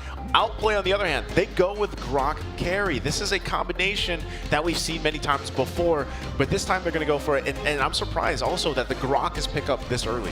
Not just this early, but I mean, I've seen this before, especially if they're going to go ahead and give up Farza to OP. I've seen this before where these great early engagements with Shark with that ultimate, followed by Hoon with the feathered airstrike. They make these great engagements onto these side lanes in the early game. I think Outplay wanted them to pick up the Valentina there. BTK says, no, we're taking the Faramis, which means we're giving Hoon the Valentina again if he wants it, right? But they just beat that, right? And I think Outplay wanted to go the opposite way. So right now, because the Valentina looked good, you got the Grok, like you're putting this bait in the air, like, here, look, you got a wild charge right here, man. Take it. BTK did not bite the bait there. At least that's just my thoughts on it. They also put ISO in a nice position here, picking up the gold lane. He's not going to get banned out like we've seen previously. Oh, and we actually don't see the Valentina response from Outplay. They actually just decide, you know what, let's go with the Eve. Because again, this is something that you really want to fall back on. Objective-based fighting, right? Now you have the wild charge available to you. You have the also, like we like to call it, the death box. You have that RWM, and you can play around that. Again, you really want to set it up for either your advantage for those team fights around the objectives, but also if you need to help peel for this carry, you have to be able to do that, right? So Outplay already, both sides honestly having a solid first phase. Bans, though, now that we get to the second phase of the ban, Outplay will start focusing down those roam options here. They do decide to take out the Lolita. We'll see if they actually continue to use one more ban towards that. Yeah, really interesting because on the first game, ISO had just a little bit of trouble with the Beatrix finding those great snipes there. We do see that BTK going ahead, focusing on that diving potential, who can get to the back line and possibly be able to shut them down. They're going to go ahead, take out Lapu as well. Yeah, I mean, I like the ban so far. I think R-Lot, T, he feels good right now, and as long as they can limit Promise down, because Promise has showed, like we saw on that Esmeralda last game, yeah, great he was good, even on something that was like we all questioned, so that could still be a fault, that could still be a pickup. I don't know how well it's going to do against the R-Lot, but I think his hero pool is definitely deeper than all of us anticipate. A lot of us questioned how well he was going to do here, and tonight he is definitely doing an amazing job. Yeah, he's been promising, and we even said that before, you know, when we watched him play on a different team for NACT, but that's not really the cause here. You know, it's just kind of a team thing that they have to figure out to be able to end those games when they have that type of lead. You can see, just like we thought, the last ban was going to be focused on that roam roll once again with the Kufa being taken out. The response still towards that XP lane, right? That is narrowing down that hero pool option for Promise. We'll see how he decides to respond. I'm not sure if he wants to actually go for Esmeralda again, although he had a great game the previous one. It really panned out really well for him. So we'll see if he wants to actually go against how he wants to approach this Arla in the XP lane. There's the Fredrin pickup, so we're going to have that in the utility jungle slot for Outplay. Or flex. Or flex. If it goes in. Yeah, so and that leaves open, I mean, on the side of BTK, you still have the Lance open, which you've started to see Zane lean towards more and more, and does kind of give great coverage when it comes to some of those objectives as well. So, I mean, right now, I mean, it's anybody, and there goes the Lance a lot. There it is. You know, I was talking to some people down there earlier, and someone said they asked Mobazane if he was going to go Lance for the win. I'm wondering if those words will come true here. And no, boy, the Baj, the joy, the Baj, bringing out the Joe. Now he needs to channel that inner Yaoi. It's funny, yeah, I was going to say, it's funny because, you know, I viewed JoyBaj's stream a couple times leading up to this, and he was practicing with the Cho here, and he's like, I've seen it, Jay. He's channeling that inner Yaoi of him. We'll see if it pans out. This is great on both sides, and it's the Esmeralda.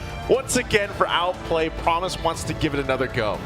Yeah, and what I see here right now is, especially with this big tanky lineup, it does mean that you're going to have to be waiting a little bit for ISO to kind of come online to a point where he's actually going to be able to take down the targets. Right now, especially when it comes to early to mid game, the only target he really has is basically maybe Hoon. As you start moving into the late game, you're definitely looking for that Demon Hunter sword to be able to chunk down Shark, to chunk down Promise or Best Player. So it's going to be great to see how that both of these teams can play this. Now let's see if they can do it here. BTK, I like the draft. Yato, though, is going to have to be moving around a lot. Let's see if he can pull it off, because everybody around the world, this is match point for BTK. North American Challengers Tournament, ain't never seen something like this. Can OP defy them here, or will BTK take the trophy? Again, as things set up here, both junglers getting us situated. OP wants to allow the best rotation possible for Best Player. They gotta let that happen. JoyBaj gonna actually be quite aggressive, kind of expecting this from this Cho pick and how he's able to utilize that. And at the same time, once again, T will want to find those final slash setups. Again, they have a cold altar workaround. There's so much here actually for BTK to utilize, whether it's the Way of the Dragon or the other ultimates available. Outplay literally has to live up to the name. They've got to outplay those situations. Yeah, and that's what I feel like too. They definitely have a lot of boxes they need to check to be successful here. They need to be on a point, especially with Baj on the Cho, who's going to be able to kind of wiggle his way in and out of some of these situations. Take a look at Shark. He lets the first wave go. He stops the second wave. He goes halfway up the mid lane, stops that wave even more, then goes back to base. No vision on him until now. And I'm wondering if this is one of those tricks that we're keeping up the sleeve here. He's being awfully sneaky, and I'm wondering if is there a plan here? There's always going to be a plan, right? That's what they have to. They have nothing else that they can really go with. They can't go in this blindsided. And there's the plan. The taunt does come on to Yato. Nice damage. Promise able to get the falling star moon on to Yato again. Mobazane trying to keep him away. But Best Player Hoon are here, and Yato goes down. 13 seconds till this turtle comes up. Let's keep our eyes on T. Okay. Decides not to make the play, though. Doesn't have level 4 yet. Yeah, big early kill for Outplay there, and especially going to be able to set up this first turtle for them. This is the thing, too. Look, Promise already trying to be a menace. He might be in trouble. That's the finish. Phantom execution. Best Player going to move on to Mobazane. Yato coming in the nick of time, though. Able to pop that Cult Altar. Down comes the real-world manipulation. Best Player in a bad spot. JoyBaj able to get the knock-up. They want to try to get the finish. Best Player in trouble. Wild charge knocks 2 of them up. And they will be able to get away from that one, but the turtle still on the field. Yeah, it's still in the field too there, and it's so evenly matched right now. Oh, speaking of which, T should be able to get away from this. Yato here going to be able to push him away. Promise, you're not getting that one today. Yeah, he doesn't have the sprint available either, but, you know, this is the thing. He had that early kill. He's able to get that little bit of advantage, but he went down himself, so now just pretty much stopping the turtle take for now, and both teams might go ahead and reposition, but so far, the 1-for-1 is quite even across the board. Now that JoyBaj has that Way of the Dragon available, he might look to initiate this, and then there to be the follow-up. There has to be a response. Hoon, Way waiting for the ultimate available here. Both teams kind of taking it easy, taking it slow. Turtle's going to reset for now. That is the 2-minute turtle, let me remind you that. Yeah. And it just got reset. It's 3 minutes now. Neither team pushing their limits. Outplay, they want to be aggressive, but they also want to take this slow. They can't take any chances. Mobazane versus best player. Joybaj showing up, but Shark is here as well. Going to the backside T in a little bit of trouble. Promise. It'll bring him down to about half health. Phantom Execution comes in, but it's more of an escape maneuver. OP going to make their way back to the turtle. Yeah, such respect for both of these teams right here. Definitely don't want to be the first one to make a mistake, even when it comes to trying to take this objective. Yeah, watch for Shark. He has that wild charge, and there it goes. Zane still takes it, though. Cold Altar comes out. Real manipulation drops, and now BTK's in a death trap. More like the death box, but here comes T. Able to find the kill. Down goes Promise, and BTK make up the ground that they just lost. Hoon now a little bit of trouble for Thorn Roses comes out, and BTK disengages. That felt like, I don't know, I was watching a turtle take in the Philippines or something, because it took a long time to get there, man. And it was just well executed by both sides. Eventually one team coming out on top, BTK able to secure it, and then the team fight following up. So at this point, again, it's not anything major. That was technically the first turtle, right, that they had to deal with. Now, so much is on the line. These two guys right here, Shark and Joybaj, they know how much is on their shoulders, especially early game, and it's going to be up to them. Shark still kind of getting vision. He's got to protect basic as well, as the focus is starting to shift from there. When the objective is not up, they might look for the gold lane. Yeah, for me right now, I do have to kind of praise, especially the patience of Hoon right now. It's not really going greatly in the favor of Outplay, but he is not activating that real-world manipulation until you see that Cult Altar on. He wants to maximize the damage and make sure that it does enough, especially after the Cult Altar has been used, so he can actually take down the players of BTK. Ooh, Promise down about half health. Will get knocked over by that final slash, but will be able to get away. A big point I want to bring up. Shark and Joybaj. This is the first time we've ever seen Shark kind of matched in NA, man. Right now, they're both keeping eyes on each other, but no one is pushing into the other. Joybaj has finally earned some respect here. Yeah, he's, if you look at the series once again, it was kind of a roller coaster, but he's done an amazing job at just kind of getting it going here. Oh, ISO able to flicker away. Big knock up. ISO taken out.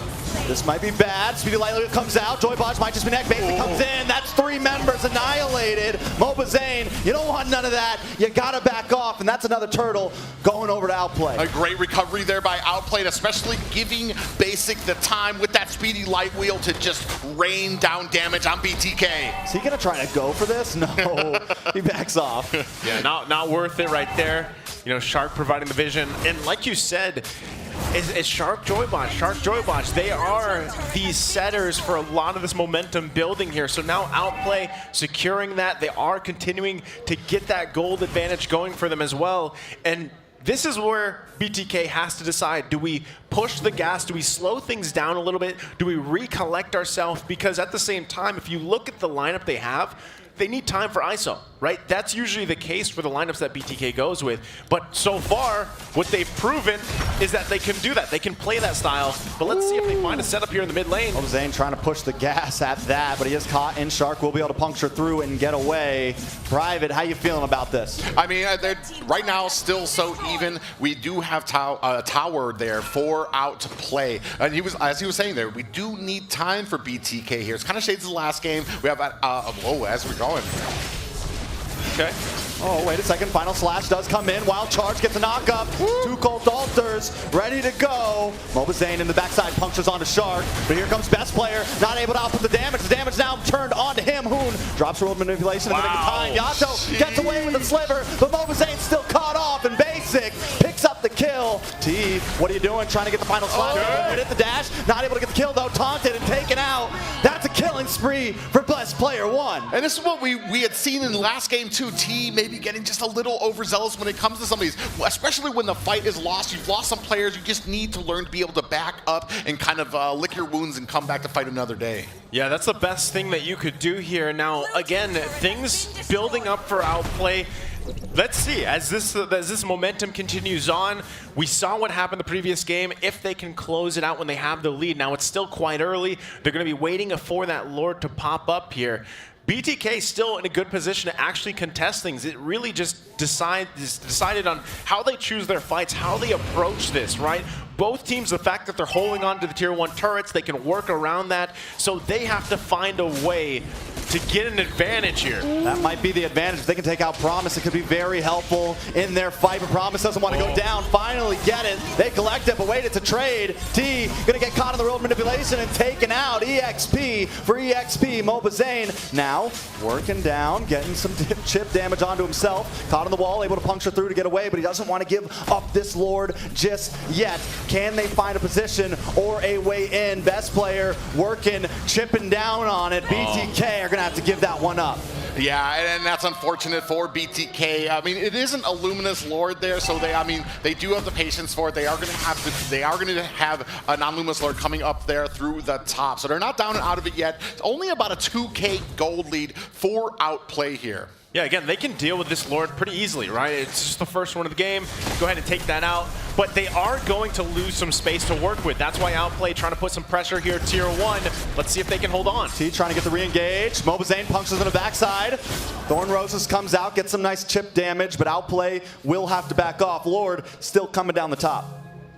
Yeah, we were talking about that late game that we're looking for BTK. They do seem to have like rough times in the early game to kind of get their feet underneath them to a point where they're not making some of these mistakes, not getting caught out there and have the synergy that they need. Right now, I feel like they're being forced into some of these cold altars while Hoon is waiting. Oh, wild charge. Joybaj does get away though. Mobazane just trying to clear out those waves. Lord down. They take some hits though. It's a lot of towers gone and the map is looking very red right now. Yeah, it's tough to deal with. Promise is doing an amazing job at just kind of planting himself in a lane, putting pressure there, forcing T to respond. So when a lot of the times when you have an Arla and you're not able to utilize the final slash for those team fights, it takes out the huge value of that hero. So now, mid lane onslaught here.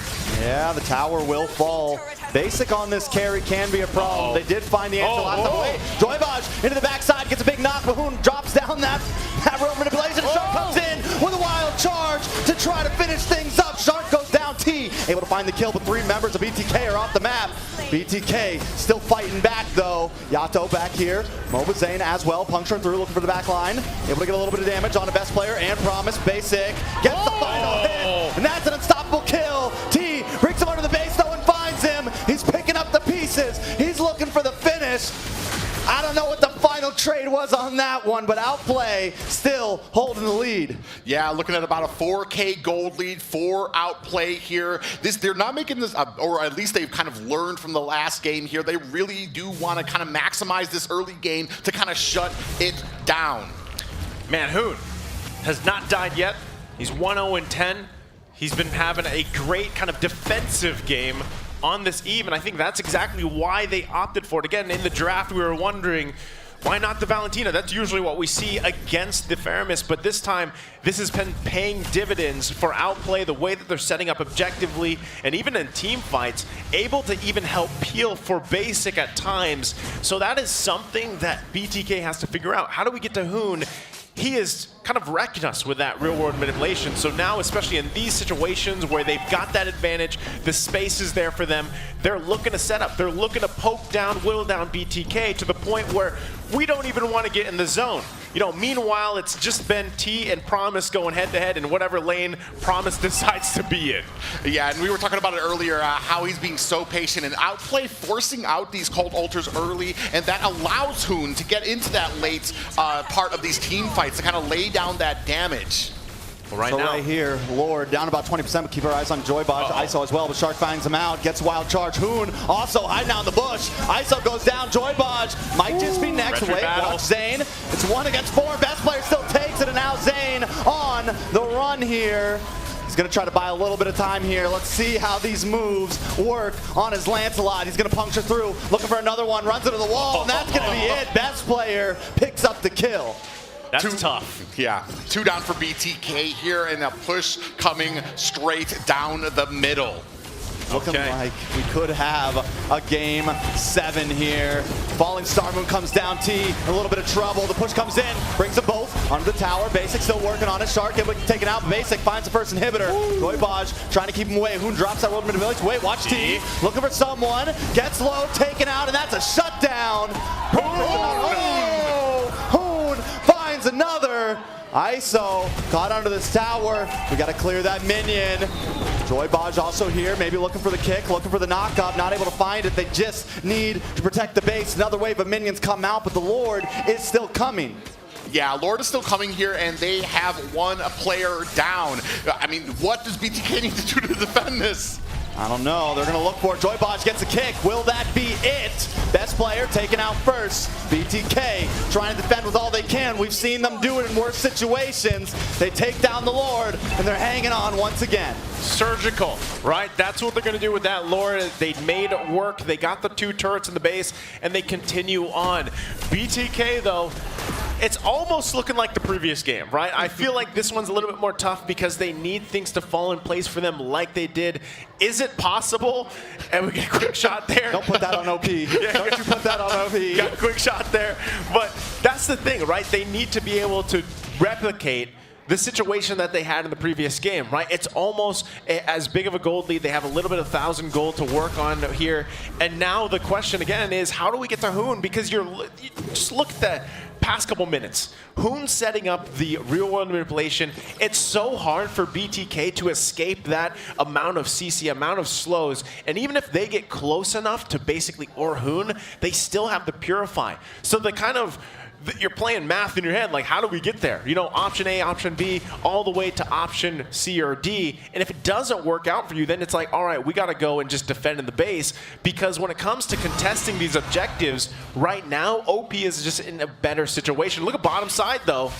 Oh, nice kick, nice way of the dragon. Promise, may get caught off here. The sprint, able to find him. That's a good pick for the side of BTK. Yeah, and this was the shades of the last game. We were just talking about it. When it comes to the late game, Basic actually going ahead and trying to chase down Mobazane.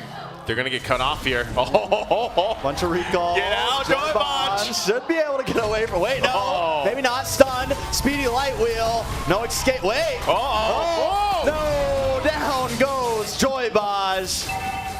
Lord will be coming up right now. It's just a little bit of a safer game here by OP, not allowing BTK to kind of get their breath. They get just the smallest advantage, and still OP there to kind of choke it out of them. Okay, right now, this Lord could be a game-winning one. OP gonna go ahead and start it up. They obviously have the advantage. Joybaj still a ways away, 10 seconds to get up here, but Mobazane has to put his presence here. So this really depends on if he's able to keep himself here or be pressed out. T and the rest of the team are going to have to help him with this. Lord already being worked on, half health. Big wild charge, keeping Yato at bay. T and Mobazane working around the back of this wall, looking for an angle. But BTK going to get pushed away right now. Okay, T still might be that front line. Joybaj could look for it too. They have to get in the zone here. Oh, and there it is. The zone has been found. Colt Alter comes out. They're trying to get some chip damage. T brought too low. Hoon saves it for the perfect time. Brings out the real manipulation. But wait, Mobazane finds Basic. Mobazane's immortality pops. Still up. Thorns out. Trying to get the puncture. Yato pulls best player away in the nick of time. And now Shark taking a lot of damage. ISO online once again. But Mobazane goes down to Hoon. Now the Lord could be in the hands of best player. It's back and forth. Punch for punch. Slug for slug. And minions are on the base.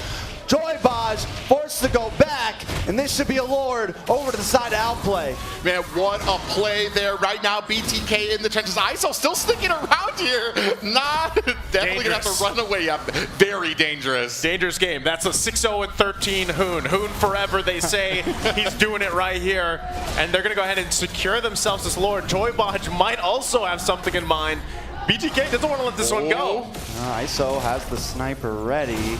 Is he going to be able to make the play of his entire life right here? T's there as well. Promise knows. On him. He knows. He smells it. He wants more of a way. Promise might go down. Best player able to secure the Lord. Joybaj falls as well. Best player moving on to ISO now. Basic finds that kill. Yato forced to use the Colt Alter just for BTK to get away safely. And right now, BTK is going to have a Luminous Lord coming down for them with one player down. Man, are we looking at a Game 7 here, guys? I hope so. I hope so. I'm hoping for it. And at this point, right, again, Outplay having the advantage, having the lead. They've got everything that they need to push this one in. This is going to be another case of BTK needing a miracle to defend this one. ISO is starting to get there. Yes, you mentioned it, Trex, but it's not enough just yet because there's so many things to deal with from Outplay that's being thrown at them. Not just the immortalities, but the fact that they can't get to Hoon, and he is slowing and whittling down. Here comes the defense. Can they do it? Can they do what they did last game? Once again, Outplay doesn't want to let it happen. Best player working his way around. They're bringing in the pincer. Everyone come from different angles. Shark does have the conceal ready to go. Wait a second, nice push. T trying to make a play happen. Out comes the bombs. Lord will get melted down. Joybot's able to kick, but now he's going to have to pay for it. Hoon able to pick it up. ISO might just be next. Down he goes. T trying to carry everyone on his shoulders. Looking for the finish. Robazane able to find best player though. T still in the midst of things. Not over. Not quite yet. Minions haven't finished it. Crystal finally goes down. And this is what everybody wanted. We're going to game number 7. Game 7, NACT here for this series. It is do or die time for both of these teams. Whoa. Welcome to NACT. We're going to a game 7 of the grand finals. Finally in a best of 7 series. We got 7 games here. And we're down to pretty much a best of 1. And man, oh man, can I say it has been amazing to watch this series alone and even see the crowd here and just alive rooting for their team. There's so much to digest. If you look at the previous 6 games here, how each team, each game has adjusted from game 1 up to now game 6. It's a 3 for 3. And I couldn't be happier, and I know you guys as well here. All my dreams have come true. I can retire. You can retire. Now. I can retire happily now. No, but nobody thought this was how it's going to go. Let's just paint the story real fast. I don't think anybody thought we were going to game 7. I heard some 4-0 outplays. I heard some 4-1 BTKs. I heard some 4-2s, this, that, and that to the third. But right now, we're looking at game 7. Well, let's take a look at game number 6's stats here. Private, why don't you walk us through this? I mean, you have to mention Hoon, 7-0 and 15. An amazing Hoon forever. Game. Hoon forever. Just carrying these engagements. So patient, keeping himself out of harm's way, waiting for those cult altars to come out, and then becoming that monster toward the late game as well.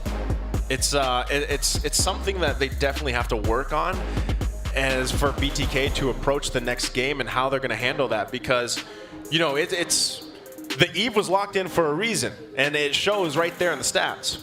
I mean, I think it just became a little bit too late towards the end of there. It's like, yeah, we can go for Hoon, but if Basic is let to just run wild, he's shredding everyone down, so they had to make a choice. And I think early on, if they could have slowed Hoon down, early on, if they could have slowed Basic down, maybe they had a chance there. But once it got to the point it was, I got a feeling it was just all over.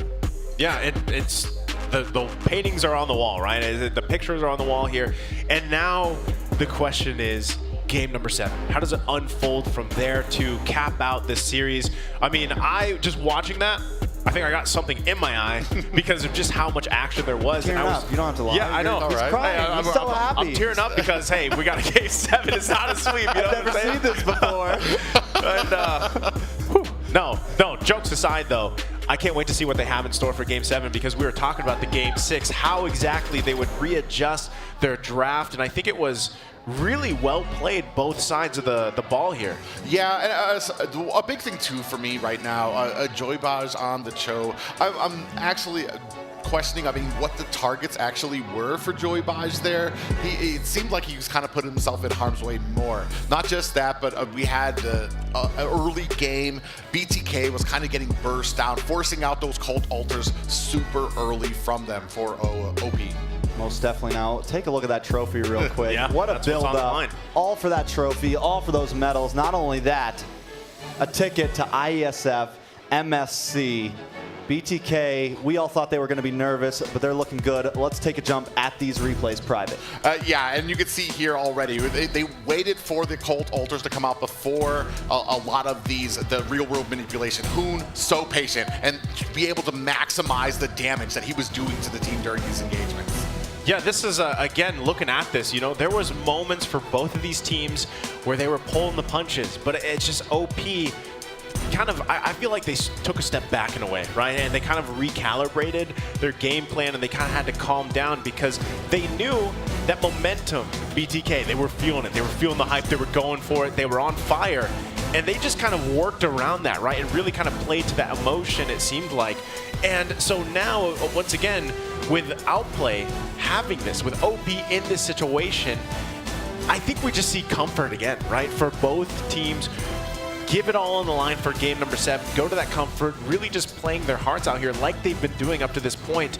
And, you know, as we see this, I think one of the biggest things for BTK is, yes, you just settle back in. You have to, this was probably that kind of, check in a way, right? Settle back into yourselves, get focused up, calm the emotions down a little bit because now Outplay is on that, you know, that momentum with that win. A lot of that, looking at the replay there, they came out swinging and they didn't hold their punches, right? So I don't know what exactly BTK, how they want to approach that. They had a great draft, really. I would say maybe don't take the fairness. Like, opt for something else. Maybe opt for something that can provide more of that burst magic damage early on. I know Fairness is great. He's usually picked for the Cold Altar utilization there, but maybe this time approach that game 7, comfort picks, go with what you can, and for both teams just to duke it out. Yeah, and for me, I feel like this is do or die time for BTK. Sure, in the second to last game, we were watching BTK able to kind of round it up at the end and rally the troops, but you can't always depend on those mistakes from OP. This is what we were talking about earlier, is how tight they get, like a snake kind of constricting around you and then continuing and continuing. And we saw that in the last game, fortunately for BTK. And I feel like this is going to have to turn into that early game. There's no time to kind of get adjusted now for them. They need to kind of come from the beginning and come strong. All right, so you mentioned Yato, right?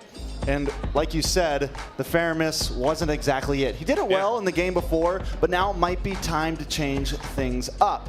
Speaking of Yato, another player who has, is matching Hoon right now, who is considered one of the best mid laners in all of NA right now, one of the best mid laners around the world. Now, let's take a quick look at the bio. Favorite character, Yves. I don't think we've seen him played it once this game. Also used to have a really good Xavier back when that was meta. Another hobby outside of gaming, playing basketball. Will he be able to put some dunks on Outplay tonight?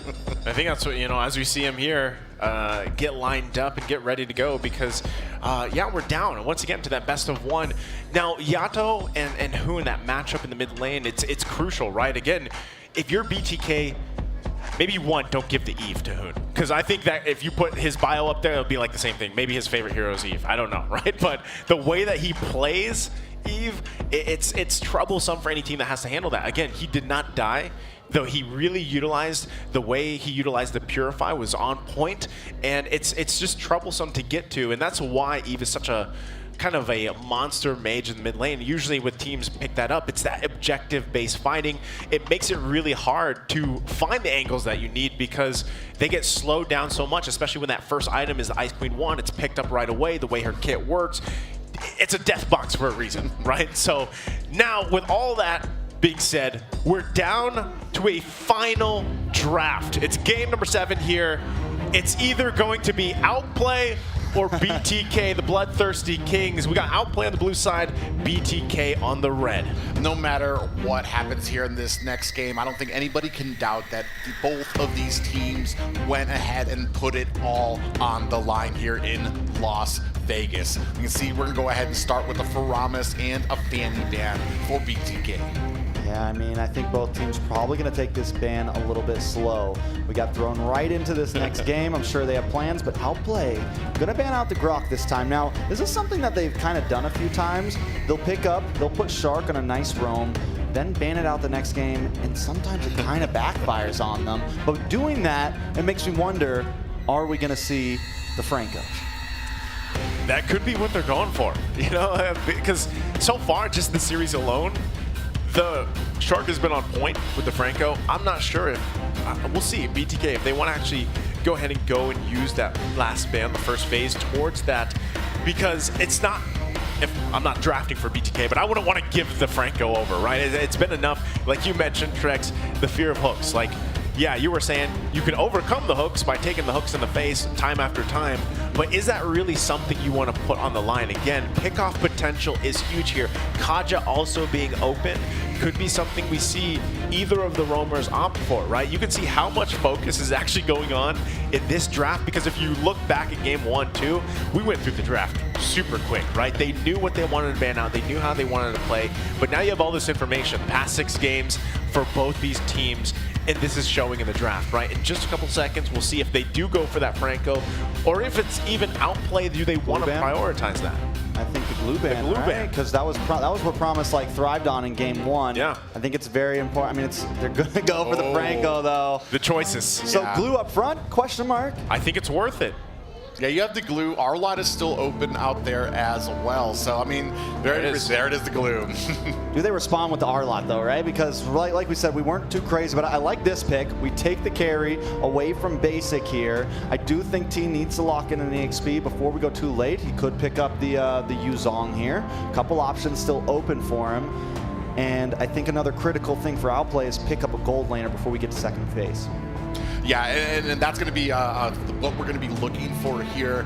We do see the Valentina getting picked up for Yato on BTK. We saw this in the first game a little bit, where it was very selective of what the Valentina could use from that IMU, especially when you pick it when you've been picking it early against Outplay.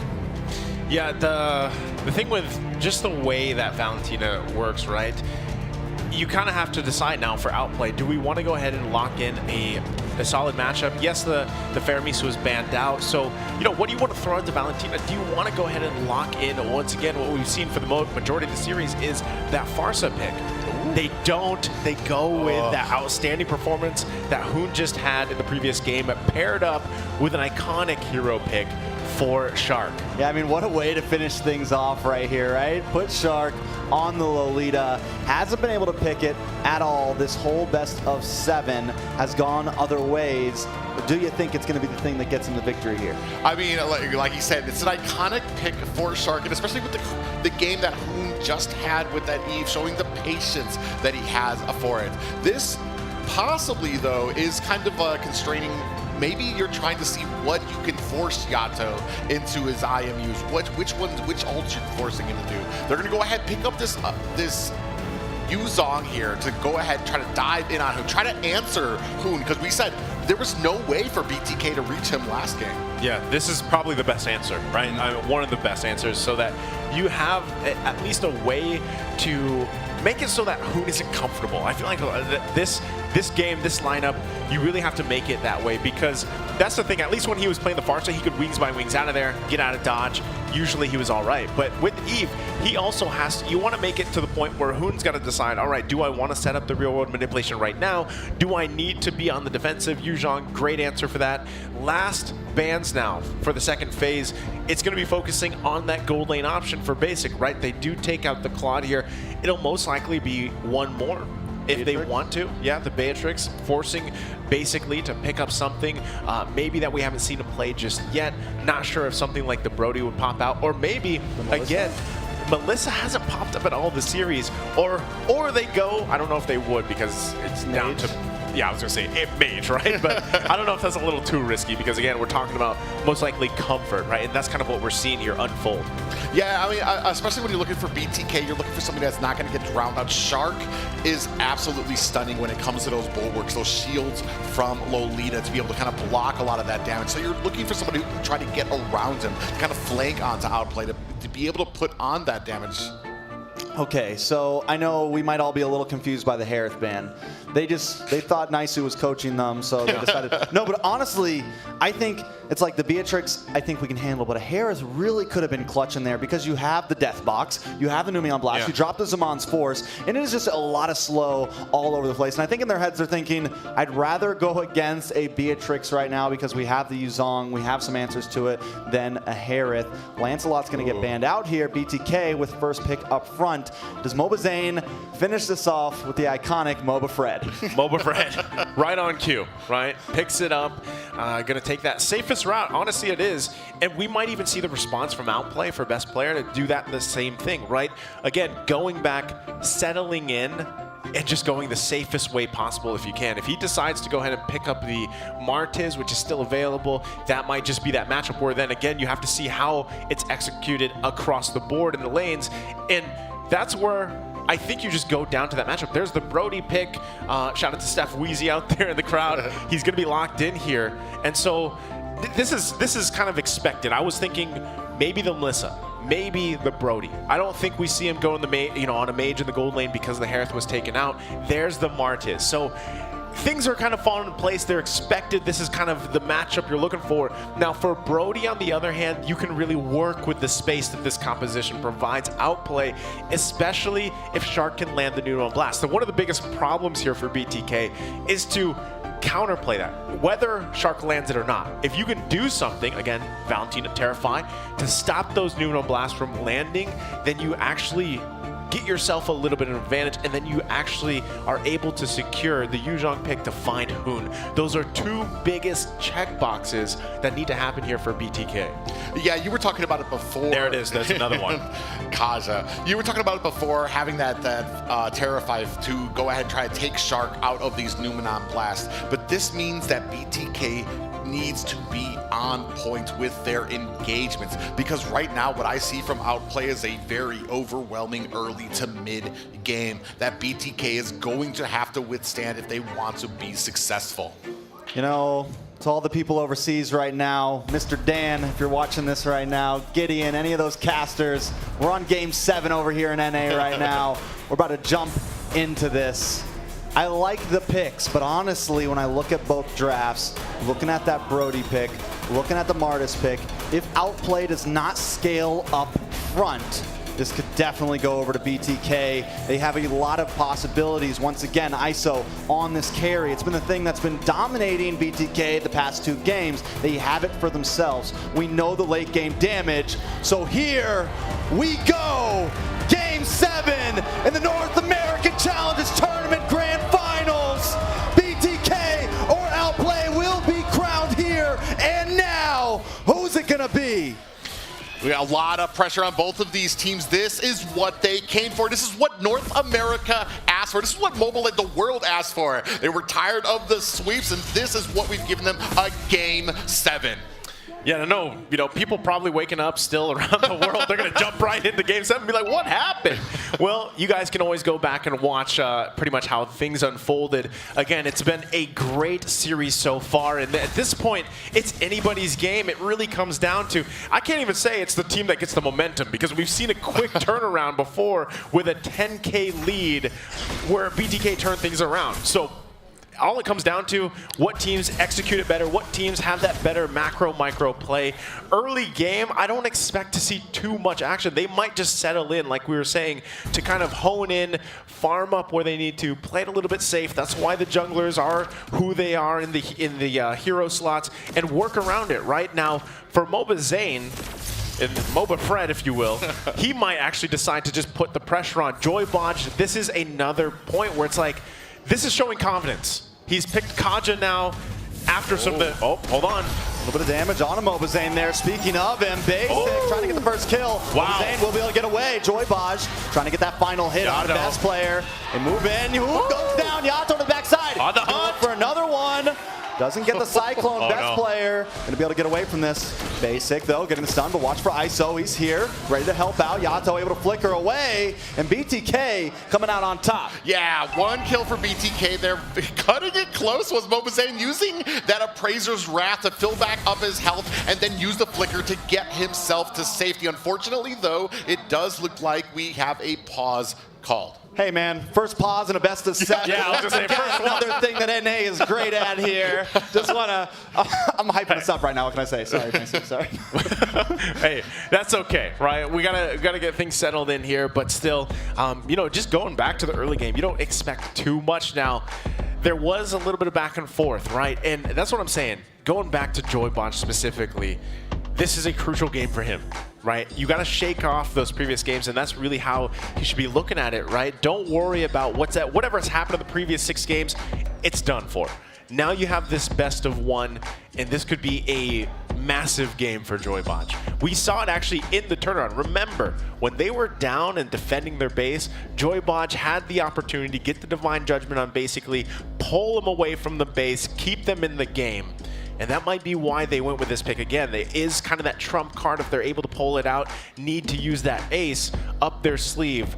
But right now, still, it's too early in the early game, right? We don't really know how things are going to pace out here, but both teams still have a lot, again, on the line in this basically this best of one. Yeah, and for me, I feel like the early to mid game, I mean, OP, we've been seeing how dominant they can be. Maybe BTK kind of depending on that a little too much. I do feel like as this game kind of continues on, moving from the mid to the late game, it starts to favor BTK because that's where they start to shine. That's where they are most comfortable. Not just that, but I feel like the draft does favor them into that late game as well. Yeah, I think they definitely had the late game. And there was a close moment there. Like, if Basic would have got that first kill on a Mobazane, then I could say it could possibly be over. That's exactly what you want for Brody. Exactly what you want for Martis. Luckily, Best Player slips away with that Cyclone, because if he would have got taken out too, another one of their early game scaling heroes, it could have been very doom and gloom on the side of Outplay.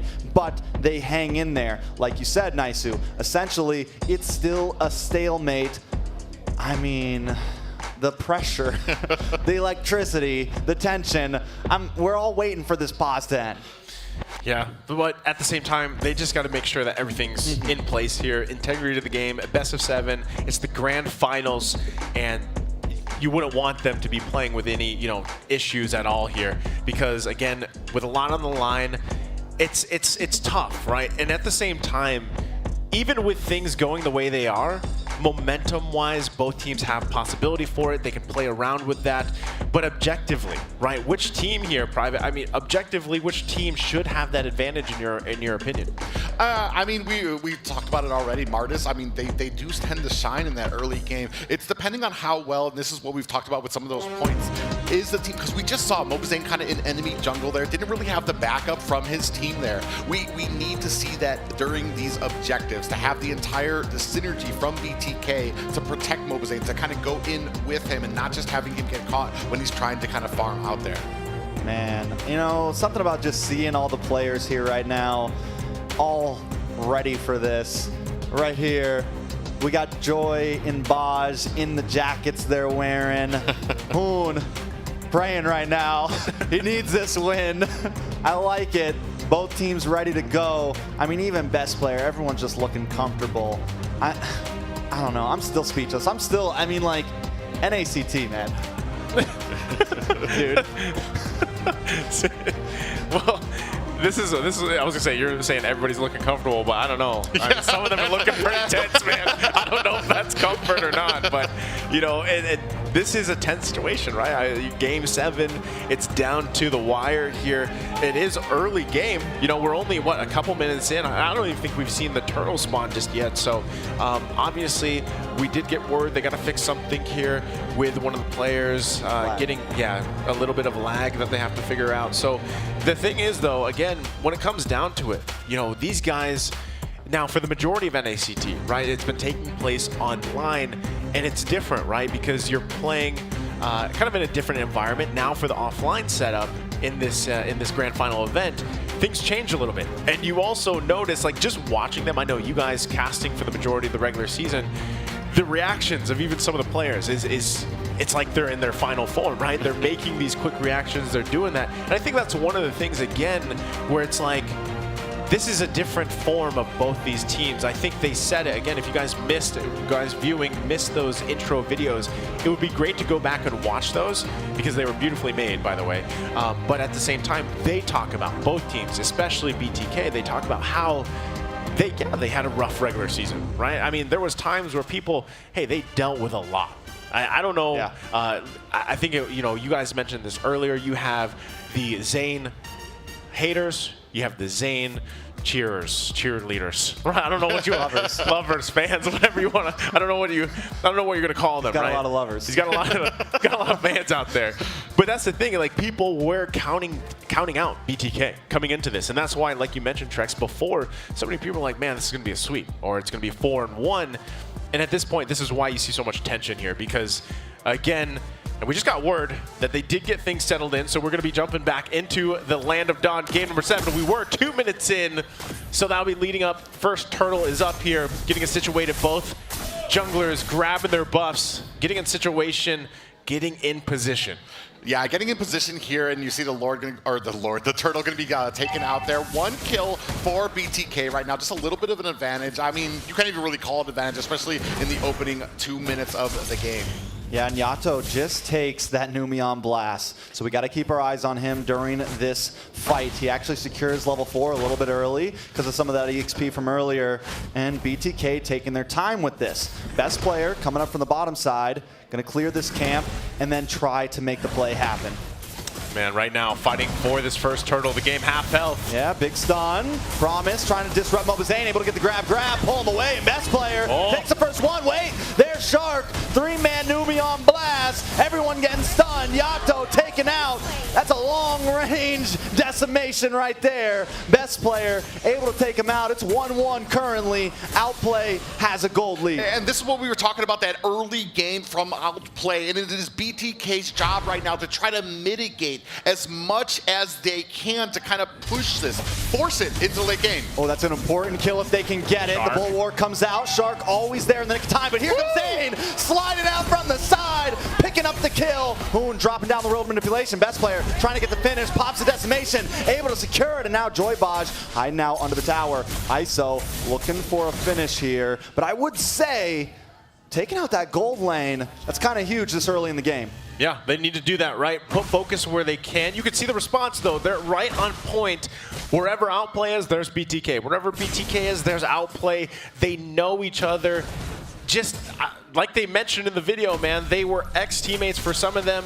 And how this all plays out here, it's showing in this series. And now as things kind of unfold, right? We've already got past that kind of early stage. The second turtle's still under a minute away. There's that item pickup. Hoon is now locked in with Ice Queen 1. This is where things got kind of dicey, right? The previous game. And it's something that BTK has to be conscious of. They can't get caught under that CC, especially because Hoon's running in pure rage, right? He's going to be looking to poke down, keep getting that mana back, keep poking people, slowing them down, and the follow-up is there. Shark earlier had a great Numion Blast. It was three, maybe 4 people. Can BTK disrupt that? That's what Yato should be doing. He should be on the hunt for that as they set up for those objectives. Yeah. Second, big pick on a Shark there, brings it down to about half health. Numion Blast, Yato the blink. Down goes Shark, finally finding that kill. Hoon though, brings out the world manipulation. Yato will be able to get away from this, but Basic wants to try to fight it out. Yato with the re-engage. Looking for the Terrify. It lands. Basic brought down very low. ISO flickers in, looking for the finish. Not able to get it. Back down at the turtle pit. A little bit more action. Mobazane going to get pushed away once again. Down to about half health, but here comes T. Maybe looking for the Petrify. Hasn't used it just yet. Best player able to find Mobazane. T pops the Petrify. Looking for best player here. Joybaj also here as well. Numion Blast doesn't connect. They sense it coming. They pop the flicker, but still the position of this turtle goes to Outplay. Yeah, it's going to be a clean pickup for Outplay. Yato not going to be able to do too much to kind of reply to it. You see their best player going ahead and picking it up. And we were talking before about a T, and that's going to have to be the answer for Hoon as we start moving into a lot of these objectives, a lot of these team fights. Yeah, again, you know, that's the assignment here. T has to be able to find Hoon as things go into the game. Yes, he has that 1 death. He doesn't have any kills, but it's more on that utility of the Eve, the fact that you set up that RWM, you work with that Ice Queen 1, you get the slows out, and it just sets things up because whether it's Shark, whether it's Hoon finding that, you need to have an answer, right? And yes, Samartis, he's tough to handle with because the way that kit works, he's 3-0 by the way, so he's decimating all over BTK right now. Let's see how this plays out. There's a lot of action here being set up. Yeah, they really want ISO here. Quick note to show, 3-3 in the games, 3-3 in kills on the board. Somebody's got to break this down and change it up. Yeah, you can see at the bottom, Mobazane trying to ward off a little bit of this pressure that's coming up on top. And we do see the Golden Staff being picked up for ISO. It's going to be big. It's going to be very important at this point. Looks like we're trying to make a play on the mid side. Best player going to get pulled in. Shouldn't be able to get away from this, but he has been slippery in the past. But no, not today. ISO with the shutdown. That's what they needed, right? BTK had to make a pick somewhere. They have the tools to do it, and they made a good play there in the mid lane. They are going to trade a little bit, right? Turret is now down. Outplay gets that first one. BTK has to also be conscious of the space around the map. That mid is almost down. If they can get that down, hopefully work around it. The next turtle comes up here. It's going to be the third one of the game. If BTK can secure themselves the space they need, contest the turtle, grab it, they're in a good position, again, to go back and forth for this game number 7. Yeah, and that's going to be the amazing thing here. We were talking about it. We have 6 seconds left on the turtle, but every single time BTK is able to shut them down, able to slow them down, it's working against OP as this moves more into the later game where they can start doing things here like being able to shut down Hoon. Yato, speaking of Hoon, he's trying to get the shutdown, but he's in a bad spot. Oh, no. Gonna get hit by that road manipulation, and Hoon finds him instead. Another turtle down about half health. Promise gonna keep Mobazane at bay here. Best player able to secure it, take it from him. Wait a second. Promise looking for a play to happen. Joybaj is in the realm of things. They pull him right in the Numion blast. Mobazane's still up though. ISO now involved. Brings out the speedy light wheel, but T goes down anyways. Now Shark gets the stun. Outplay pushing back, looking to take this tower. They're going to break it down, and the next target is the BTK. And this is what we were talking about, that early game pressure from Outplay, and Bloodthirsty Kings are just not able to answer it, and you can't always bank on a mistake from them. And right now, the choke continues for BTK. They're starting to tighten this, is Outplay. Let's look at the bright side. BTK, ISO hasn't died. He's got a couple kills on his belt. They might make a play up here. They keep on feeding ISO. Promise hits a split, should be able to get away here. Terrified, but still, if we notice, if we look at things, they've been sacrificing a lot, but it's all funneling into ISO. Does that have value though, Private? No. Wait a second, no, T. In a bad spot, caught up in a road manipulation. Best player with the decimation, able to get the finish. Mobazane's here, taunts him up, locks him up under the tower, but the tower still goes down. Zane in a little bit of trouble, brought down to about 20%. Shard tries to get the Numion, and it lands onto Zane. Basic picks it up.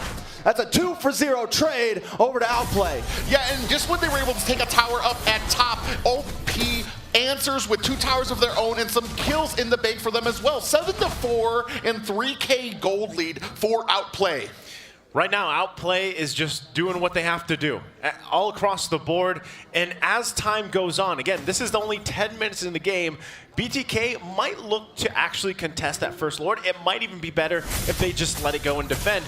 ISO's all, like, going back to the point, ISO's doing okay. He's got the kills. He hasn't gone down. If they can get a pick off, going for Promise. Petrified, stunned up, but he's so bulky. And the split comes in clutch every time. That's my point. They did this just a couple minutes ago. They invested a lot on Promise, and it didn't work.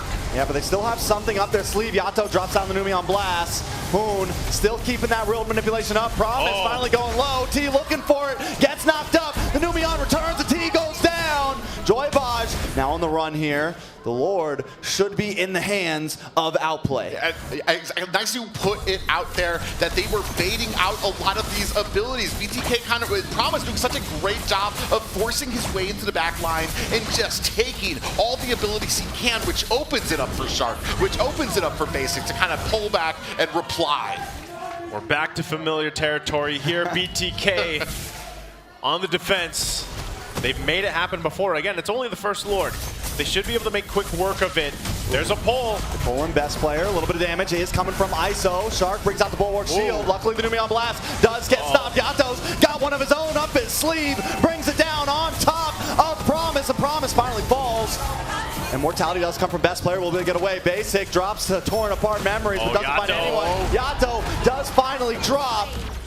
Basic starting to pick up some pieces here. Yeah, starting to try to get the maximum amount of value out of this non-luminous Lord. They do have the mid pushing. Here comes the Black Dragon. Yeah, into the backside, gets the Petrify, looking for Basic. Trying to get the kill on the run. Mobazane drops that Wrath, and 3 members have fallen for Outplay. Another beautiful defense. ISO almost caught up in that world manipulation, but will get away. kind of holding this at a 3K gold in the shades of that last game that we were seeing where BTK on the defense really answering the call when the pressure is on. Right there is exactly what Outplay has to watch out for, right? The game's going to go on here. ISO is probably the biggest hope for BTK. Other than that, T, as he gets a little bit more tanky, it's going to work out for him, right? He has had a couple deaths where he has to do it, right? Someone has to do it. It can't always be Zane, because Zane has to be there, especially as we get towards these crucial Lord takes. MOBA Zane has to be alive to fight for this. They get the tier 1 in the mid lane to work around with some space on the map. BTK, though, they're showing fight. They're not going to let this one go. Outplay still has work cut out for them.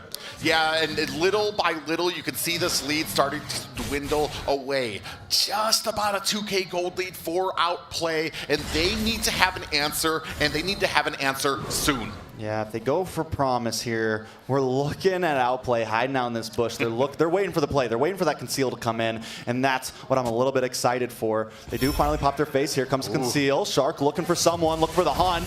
Not able to lock on to T there. Numion Blast comes out for the Black Dragon, able to nullify it. Now BTK looking for the bite back, looking for the strike back, trying to bring the fight back. Conceal play comes out. Yato here, able to pull a Numion Blast for himself, and down to the bot side, they might just take some damage onto this tower. That Conceal, they're just saying hi, right? They're not going to commit to it just yet, because no one wants to go down. Oh, Joy Botch. Oh, okay.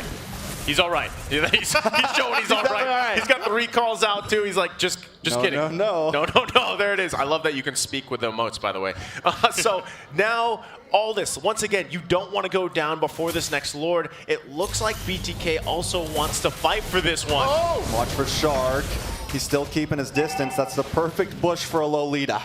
Yeah, perfect push there. And Best Player already bursted down there. You can see the speedy light wheel starting to come online for BTK. We were talking about it as we start moving later and later. This might be the last Lord for the side of Outplay. They need to maximize what they can do with it. And right now, it feels like a 50-50, even though Outplay has a 2K gold lead. Zane does get stunned. Numion Blast about to land. Zane in the midst of it. They try to change pace, but no, they're still on a Zane. He's down about 20. Everyone does get out of the room of manipulation, but Basic still finds Zane. Promise on top of Yato, taking him for a ride. Promise might go down here. It's 1-for-1 currently. Does BTK want to respond here? Best Player should be able to get this Lord.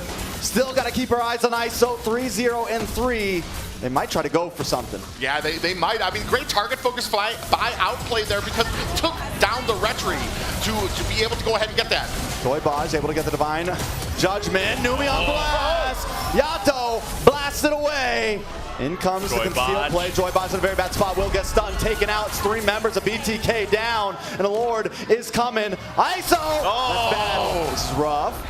He has to use the speedy light wheel just to get away, and that's another utility gone. Yeah, we were talking about this. It's baiting out some of those abilities, but here now it does feel like BTK, the pressure is on, and they are starting. They need to calm down. They need to be able to reset. This is where they're supposed to be shining. This is where they want to be in the game. But now a Luminous Lord barreling down the mid lane.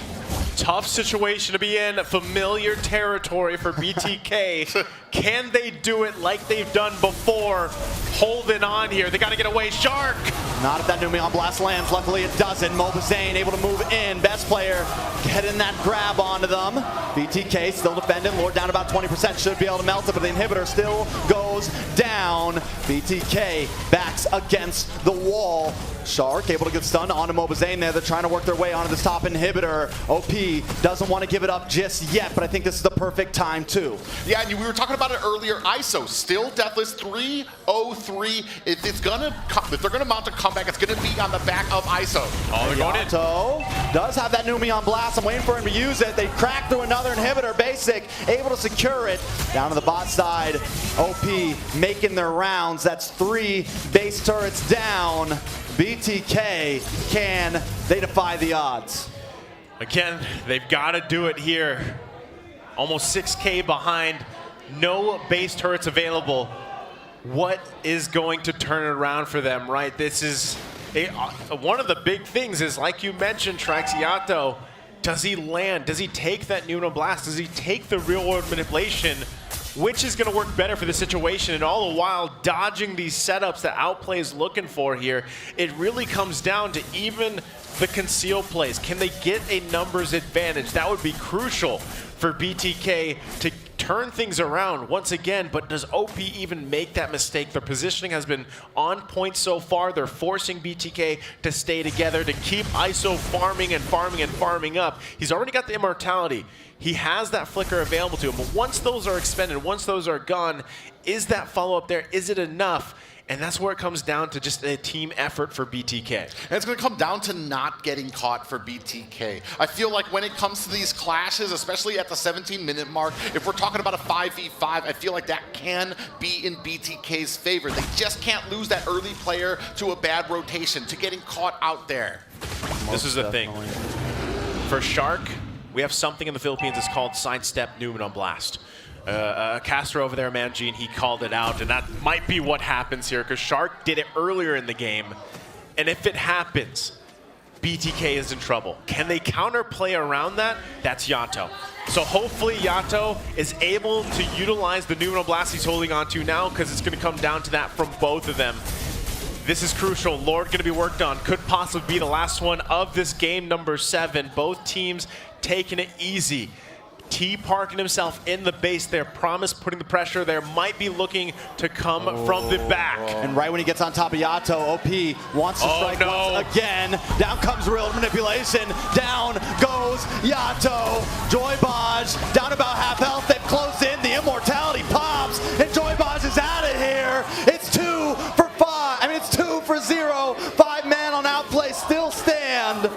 They might not even go for this Lord. They got a large wave of minions coming from the bottom. BTK has a bit of defense, though. As we've been seeing from Outplay, attacking from different angles. Going to keep that pressure up on the base while they have best player down, taking this Lord. And this is going to keep the continual pressure onto BTK. All right, all eyes on ISO. Can he make the play to save the day here? Basic focusing in onto the base. Nice petrify, but the Neon Blast is here. The flicker, the sidestep, the stun. Mobazane, immortality pops. Can he get away? No. Basic able to secure it. Promise does go down though. ISO, immortality pops. BTK defending with all they can.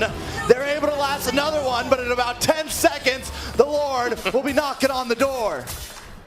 Valiant effort. BTK holds on to the base, but again, that was the 4 versus 5. The whole time, best player, he's like, you know, if you guys got it, you got it. If you don't, we got the Lord now. So there's no time for BTK to breathe. They have to recalibrate, let Mobazane get back alive and defend once again. They have no turrets here holding on in their base. BTK, question was, can they defy the odds? This is going to be it. Yeah, it's do or die time. Luminous Lord looming into mid. 3 games apiece, and this is the one that decides it. All right, it's all on ISO here, right? 3-0-4, we've been talking about him all game. Can he do something that really matters? And I mean really matters. They do melt down the Lord. They do it quickly. OP not going to be able to finish this just yet as long as BTK doesn't make any big mistakes. Yep, Yato's also got the Newman Blast here. Again, he does not have the flicker available. Shark's going to have it in a little bit, so both sides pretty even here. They battle it out. Moon drops down, the real manipulation. Maybe a little bit too early there. All BTK wants to do right now is clear these minions. They don't want the fight just yet. OP's gonna have to bring it to them. Best player dancing in, out, T up to the top side, trying to clear out these waves. Once again, BTK just needs to defend. OP backing off. Here we go. The dance. The dance. A much different engagement there at the base that we saw from OP. Very careful, very surgical back and forth there, making sure that they're not putting themselves in harm's way, because we know how BTK can be with a defense. Well, right now, I think this is just, again, going back to it.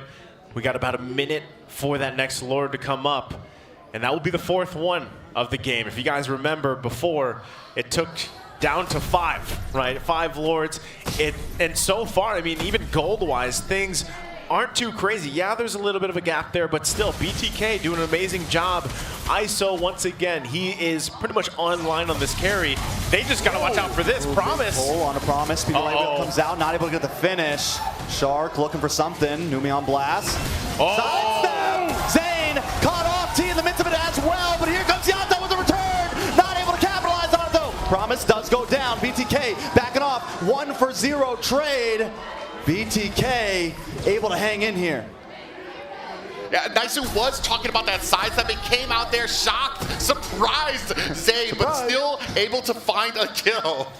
Sidestep, Numion Blast. That's how it goes. He's the right in on him. For any of the viewers that recognize that, that is a call from Van Gene, and now Shark is doing it. But T, He's in a bad spot. Gonna get stunned up in the boss side. Should be able to get. Oh no. Has the immortality though, but still another big utility gone.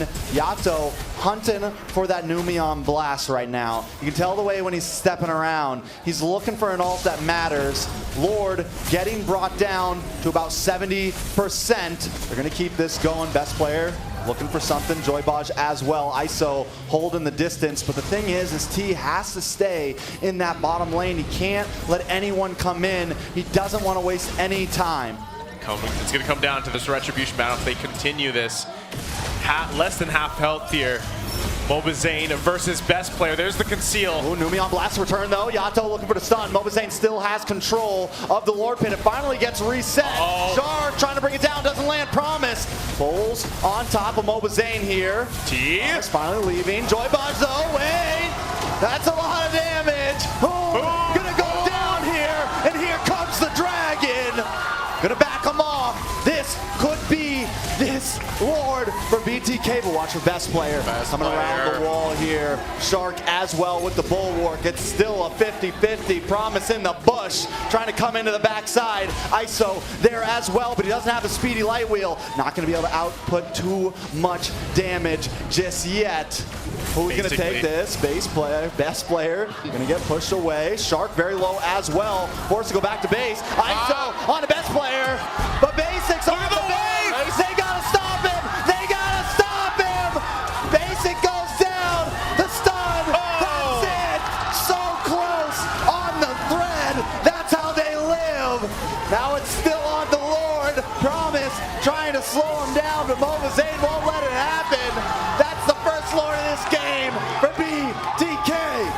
BTK coming back here on the side with minions at their crystal, able to pick up the Lord, and now the favor finally turning to them. This was the question. Can BTK do it again? Defy the odds, and they're well on their way of doing it down the mid. The Numion Flicker. Yato makes the play. They're going to try to close it in. Shark wants a return though. Joybaj, Immortality pops. They don't have the minion just yet. They got two. ISO gonna lock in. Can he do it? 50%. 30. No, wait. Two more hits. Just finish it. ISO can't quite do it. But that is it. They said 99.9%. Well, today BTK is 0.01. The Bloodthirsty Kings defying the odds. Game number 7 in the grand finals of NACT.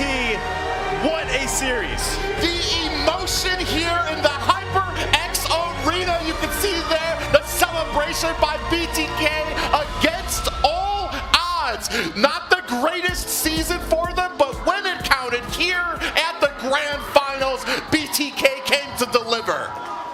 BTK. What a series here at the NACT Grand Finals, HyperX Arena, Las Vegas. Nobody in the world could have asked for more than this, Naisu. Man, I have seen some Mobile Legends Bang Bang in my time. And this is one of the best series that I have seen here going the distance. And we came into this with a lot of tension. That's showing now on the screen. BTK feeling good as they should. Because, man, again, you got to say, same thing. They worked from that deficit. It was massive, and they hold on time and time again. How do they do it? That's the question. Wow, what a series, what a game. Yeah, an amazing game. And we were talking about it, how well they can kind of come from behind and still the heart of a lion from BTK. They're never, always with the focus on it and still able to kind of come back. Even like we said, with that last Lord there, minions knocking on the door, even with the split push incoming as well. I don't even know, man. It's a little different from last time's last NACT A little Grand different from every NACT Grand Finals. A little different than a lot of games we see. But today, BTK are crowned the champions. You know, we've been seeing that name a lot for the past 2 years. It fell off for a little bit. We had the Valley, dude. But now, BTK has returned to claim the throne. A couple new faces, but here they are, America. Your crowned champions. Man, that is, and again, you got to give it up for Outplay. They tried their best. Again, the favorite for a lot of people coming into this grand final, having an amazing season. It was just a game, a series here again. Let's look at the stats real quick. Private, take us through this. I mean, we were talking about it, man. Just a complete domination for OP, especially at the beginning here. But, I mean, 0-5-7 there for Promise, having a little bit of trouble on that glue, trying to get in with these initiations. But the story of it for BTK, we were talking about it. Down and out, but ISO, maintaining that composure and coming in at the end there to kind of unleash on OP. Whew, I mean, looking at the stats here, you know, that's the series though. Like the majority of the series, it was this back and forth between two amazing teams, and but one thing that really sticks out to me is just, again, tenacity of BTK here. Let's actually throw it over to Dave with BTK on stage. Dave, take it away. All right, guys, I think everyone in the arena felt the emotion. I don't know what to say. Now, I want to interview Zane, but I want to get to Bodge. Bodge, I saw you just now. Tell me what you're thinking right now. I'm very happy.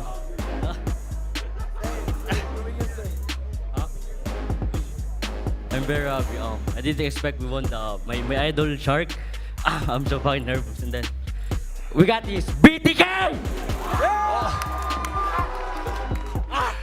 I think you guys proved everyone wrong. Zane, the next one interview, you come in today with a lot of pressure on your shoulder, right? 1 versus 4, you always say it. Tonight, do you still feel it's 1 versus 4? It's a team effort. Of course not. It's never been a 1v4. But the fact that these 4 players who have never stepped foot in a tournament in their lives have come and beat 3 5th place in M4 is an insane achievement. Guys, let's hear it once again. This guy's throat is done for BTK. All right, I think I want to interview one more person, T. Now, you played on the side lane. You went against Promise today. I think you did a lot. Everybody saw it. T did fantastic. So, is there anything you want to say to your fans for BTK? Thank you for supporting us, and more to come in the future. All right, guys. Now we have a special guest tonight. I know the player had a lot to say, but we have a special guest from IESF. This team is going to MSC, but also going to IESF, and the organization that made it happen. Please welcome to the stage the executive director from IESF. Let's hear it. Woo!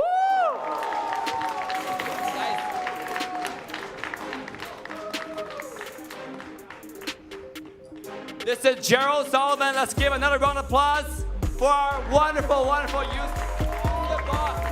Congratulations to you guys. What a terrific, terrific match. You know, you never want to see anyone who loses. No one lost today, but we have great winners here. So congratulations to all of you. As I said, I'm Gerald Solomon. I'm the executive director of the United States Esports Federation and part of what's called NACT. And the winners here today are going to be coming with us to the World Championships in Iași, Romania in August. So congratulations and look forward to that. And I want to give special thanks to a couple of people here. First and foremost, to eStars and the producers of this incredibly wonderful event. David and your team, you did a superb job. Congratulations. And then lastly, to the publishers, the people who make all of this possible, Melanie and the folks at Moonton, thank you for producing and putting together one of the most incredible titles in the world, MLBB. Melanie, thank you so much. And to all of you at Moonton. And we at NACF and USEF look forward over the next year or two.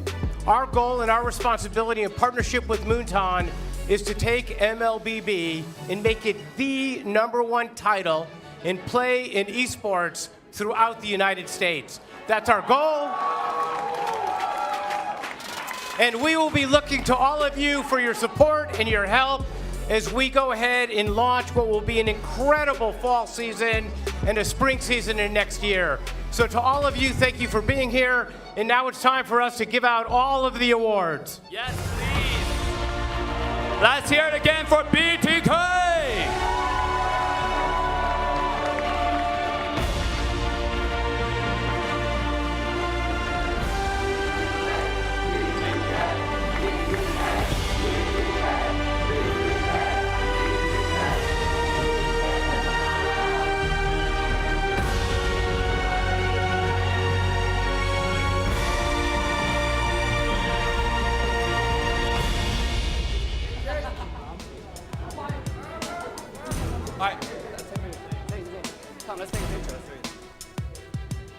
All right, guys, one more time. Let me hear you for the final photo with our wonderful guest, Gerald Solomon. Let's go.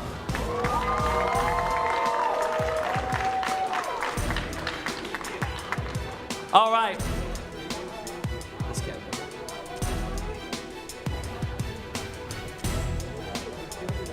All right, great. Again, thank you so much. All right, guys. You know what time it is? Zane, BTK, it's time to hoist the trophy. Whenever you guys ready. It's heavy.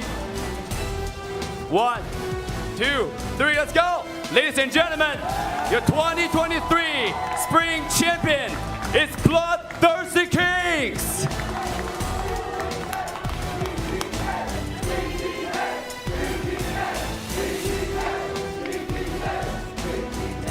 All right, back to the caster's desk. BTK, we're rooting with them.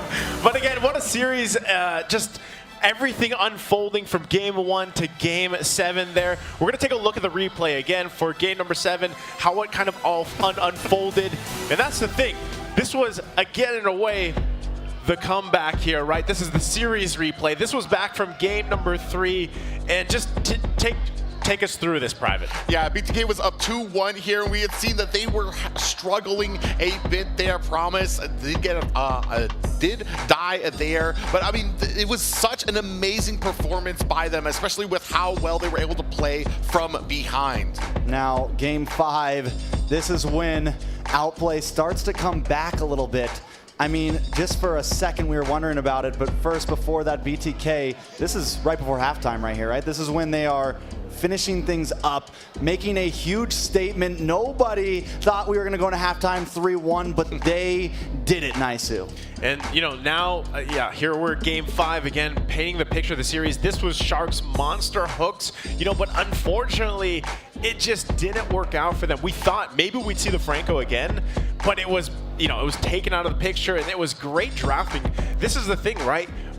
7 games in, yes, this is only game number 5 at this point, but 7 games in, these teams knew how to deal with it. This was the amazing defense time after time, and it just proved, I mean, even Joybotch, looking at Joybotch, this was his like redemption game, right? Yeah, he struggled a little bit on the Conjure in the first game, but overall, he made up for it in this series.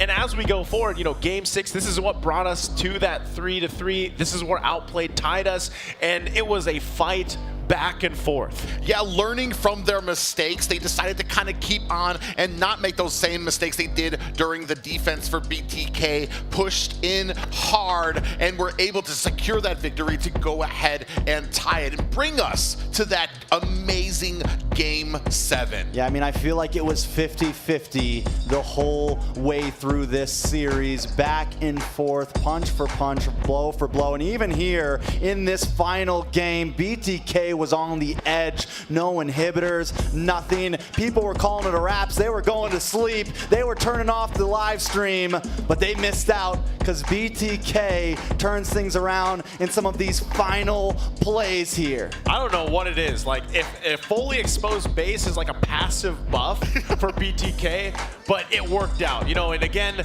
there they are with the esteemed medals that'll take them to IESF, and of course the trophy. They've got MSC to look forward to. Here's the final stats, right? This is an accumulation of pretty much everything here. Private, anything that stands out. I mean, we were talking about this before. It's the exact same thing where the stats favor OP, but it's stats that Lionheart to survive from BTK, not going down without a fight, continuing to burn on that candle, and then igniting toward the end of the games. Well, maybe that damage per gold stat was actually very important, because this is the one that BTK did come out on top. They took more deaths. They really had a hard time through this series, but in the end, they were able to pack the punch with what they had.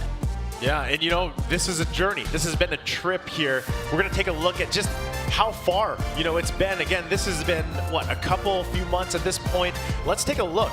This is the double elimination at that point. At that point, we had Outplay, you know, we had Outplay, the Empire, BloodThirsty Kings, Ackerman, and then they moved on. That was the top 4. It was sweeps. That's why coming into this, so many people looked to Outplay, and they were saying, hey, they're going to sweep BTK, right? BTK had a little bit of a rougher road throughout the season up to this point, and then they brought us to this amazing series, the 7-game series, and ended up winning, becoming champions, right? So that is the amazing journey that led us to here. Also, we are going to be announcing the MVP for this series. And there we go. It's going to be congratulations to Yato for winning the series MVP here. Most valuable player. Again, he had his work cut out for him. I know you guys mentioned this a lot too up to this point, seeing his improvement and the way that he brought just that gameplay, that refined gameplay here for the series. You know, Yato's come a long way, I have to say. You know, in the past, he wasn't old enough to even compete for M3 qualifier. You know, he was always kind of left out when all the teams started grouping up. But here today, in the 2023 NACT spring season, this rookie, this kid that used to play on other teams, the ones that everyone was hating on in the beginning of the season, able to secure the MVP. Yeah, amazing too, and especially with that last game, able to kind of using that Numenon blast from Shark, almost better than him, especially to kind of help secure when it came to the final push. Great points, and before we say goodbye, let's welcome Steph Weezy and Eunice back here with us, the amazing casters for NACT Grand Finals. I want to say thank you, of course, to Moontun and everyone from NA. Thank you guys for inviting me from the Philippines over here. It's been a pleasure. It's been amazing. I know you guys had fun. I had fun. Thank you so much to all the viewers around the world watching and everybody in the live audience as well. Thank you guys. We can't wait to see you guys again. Take care. We'll see you in the next season. NACT.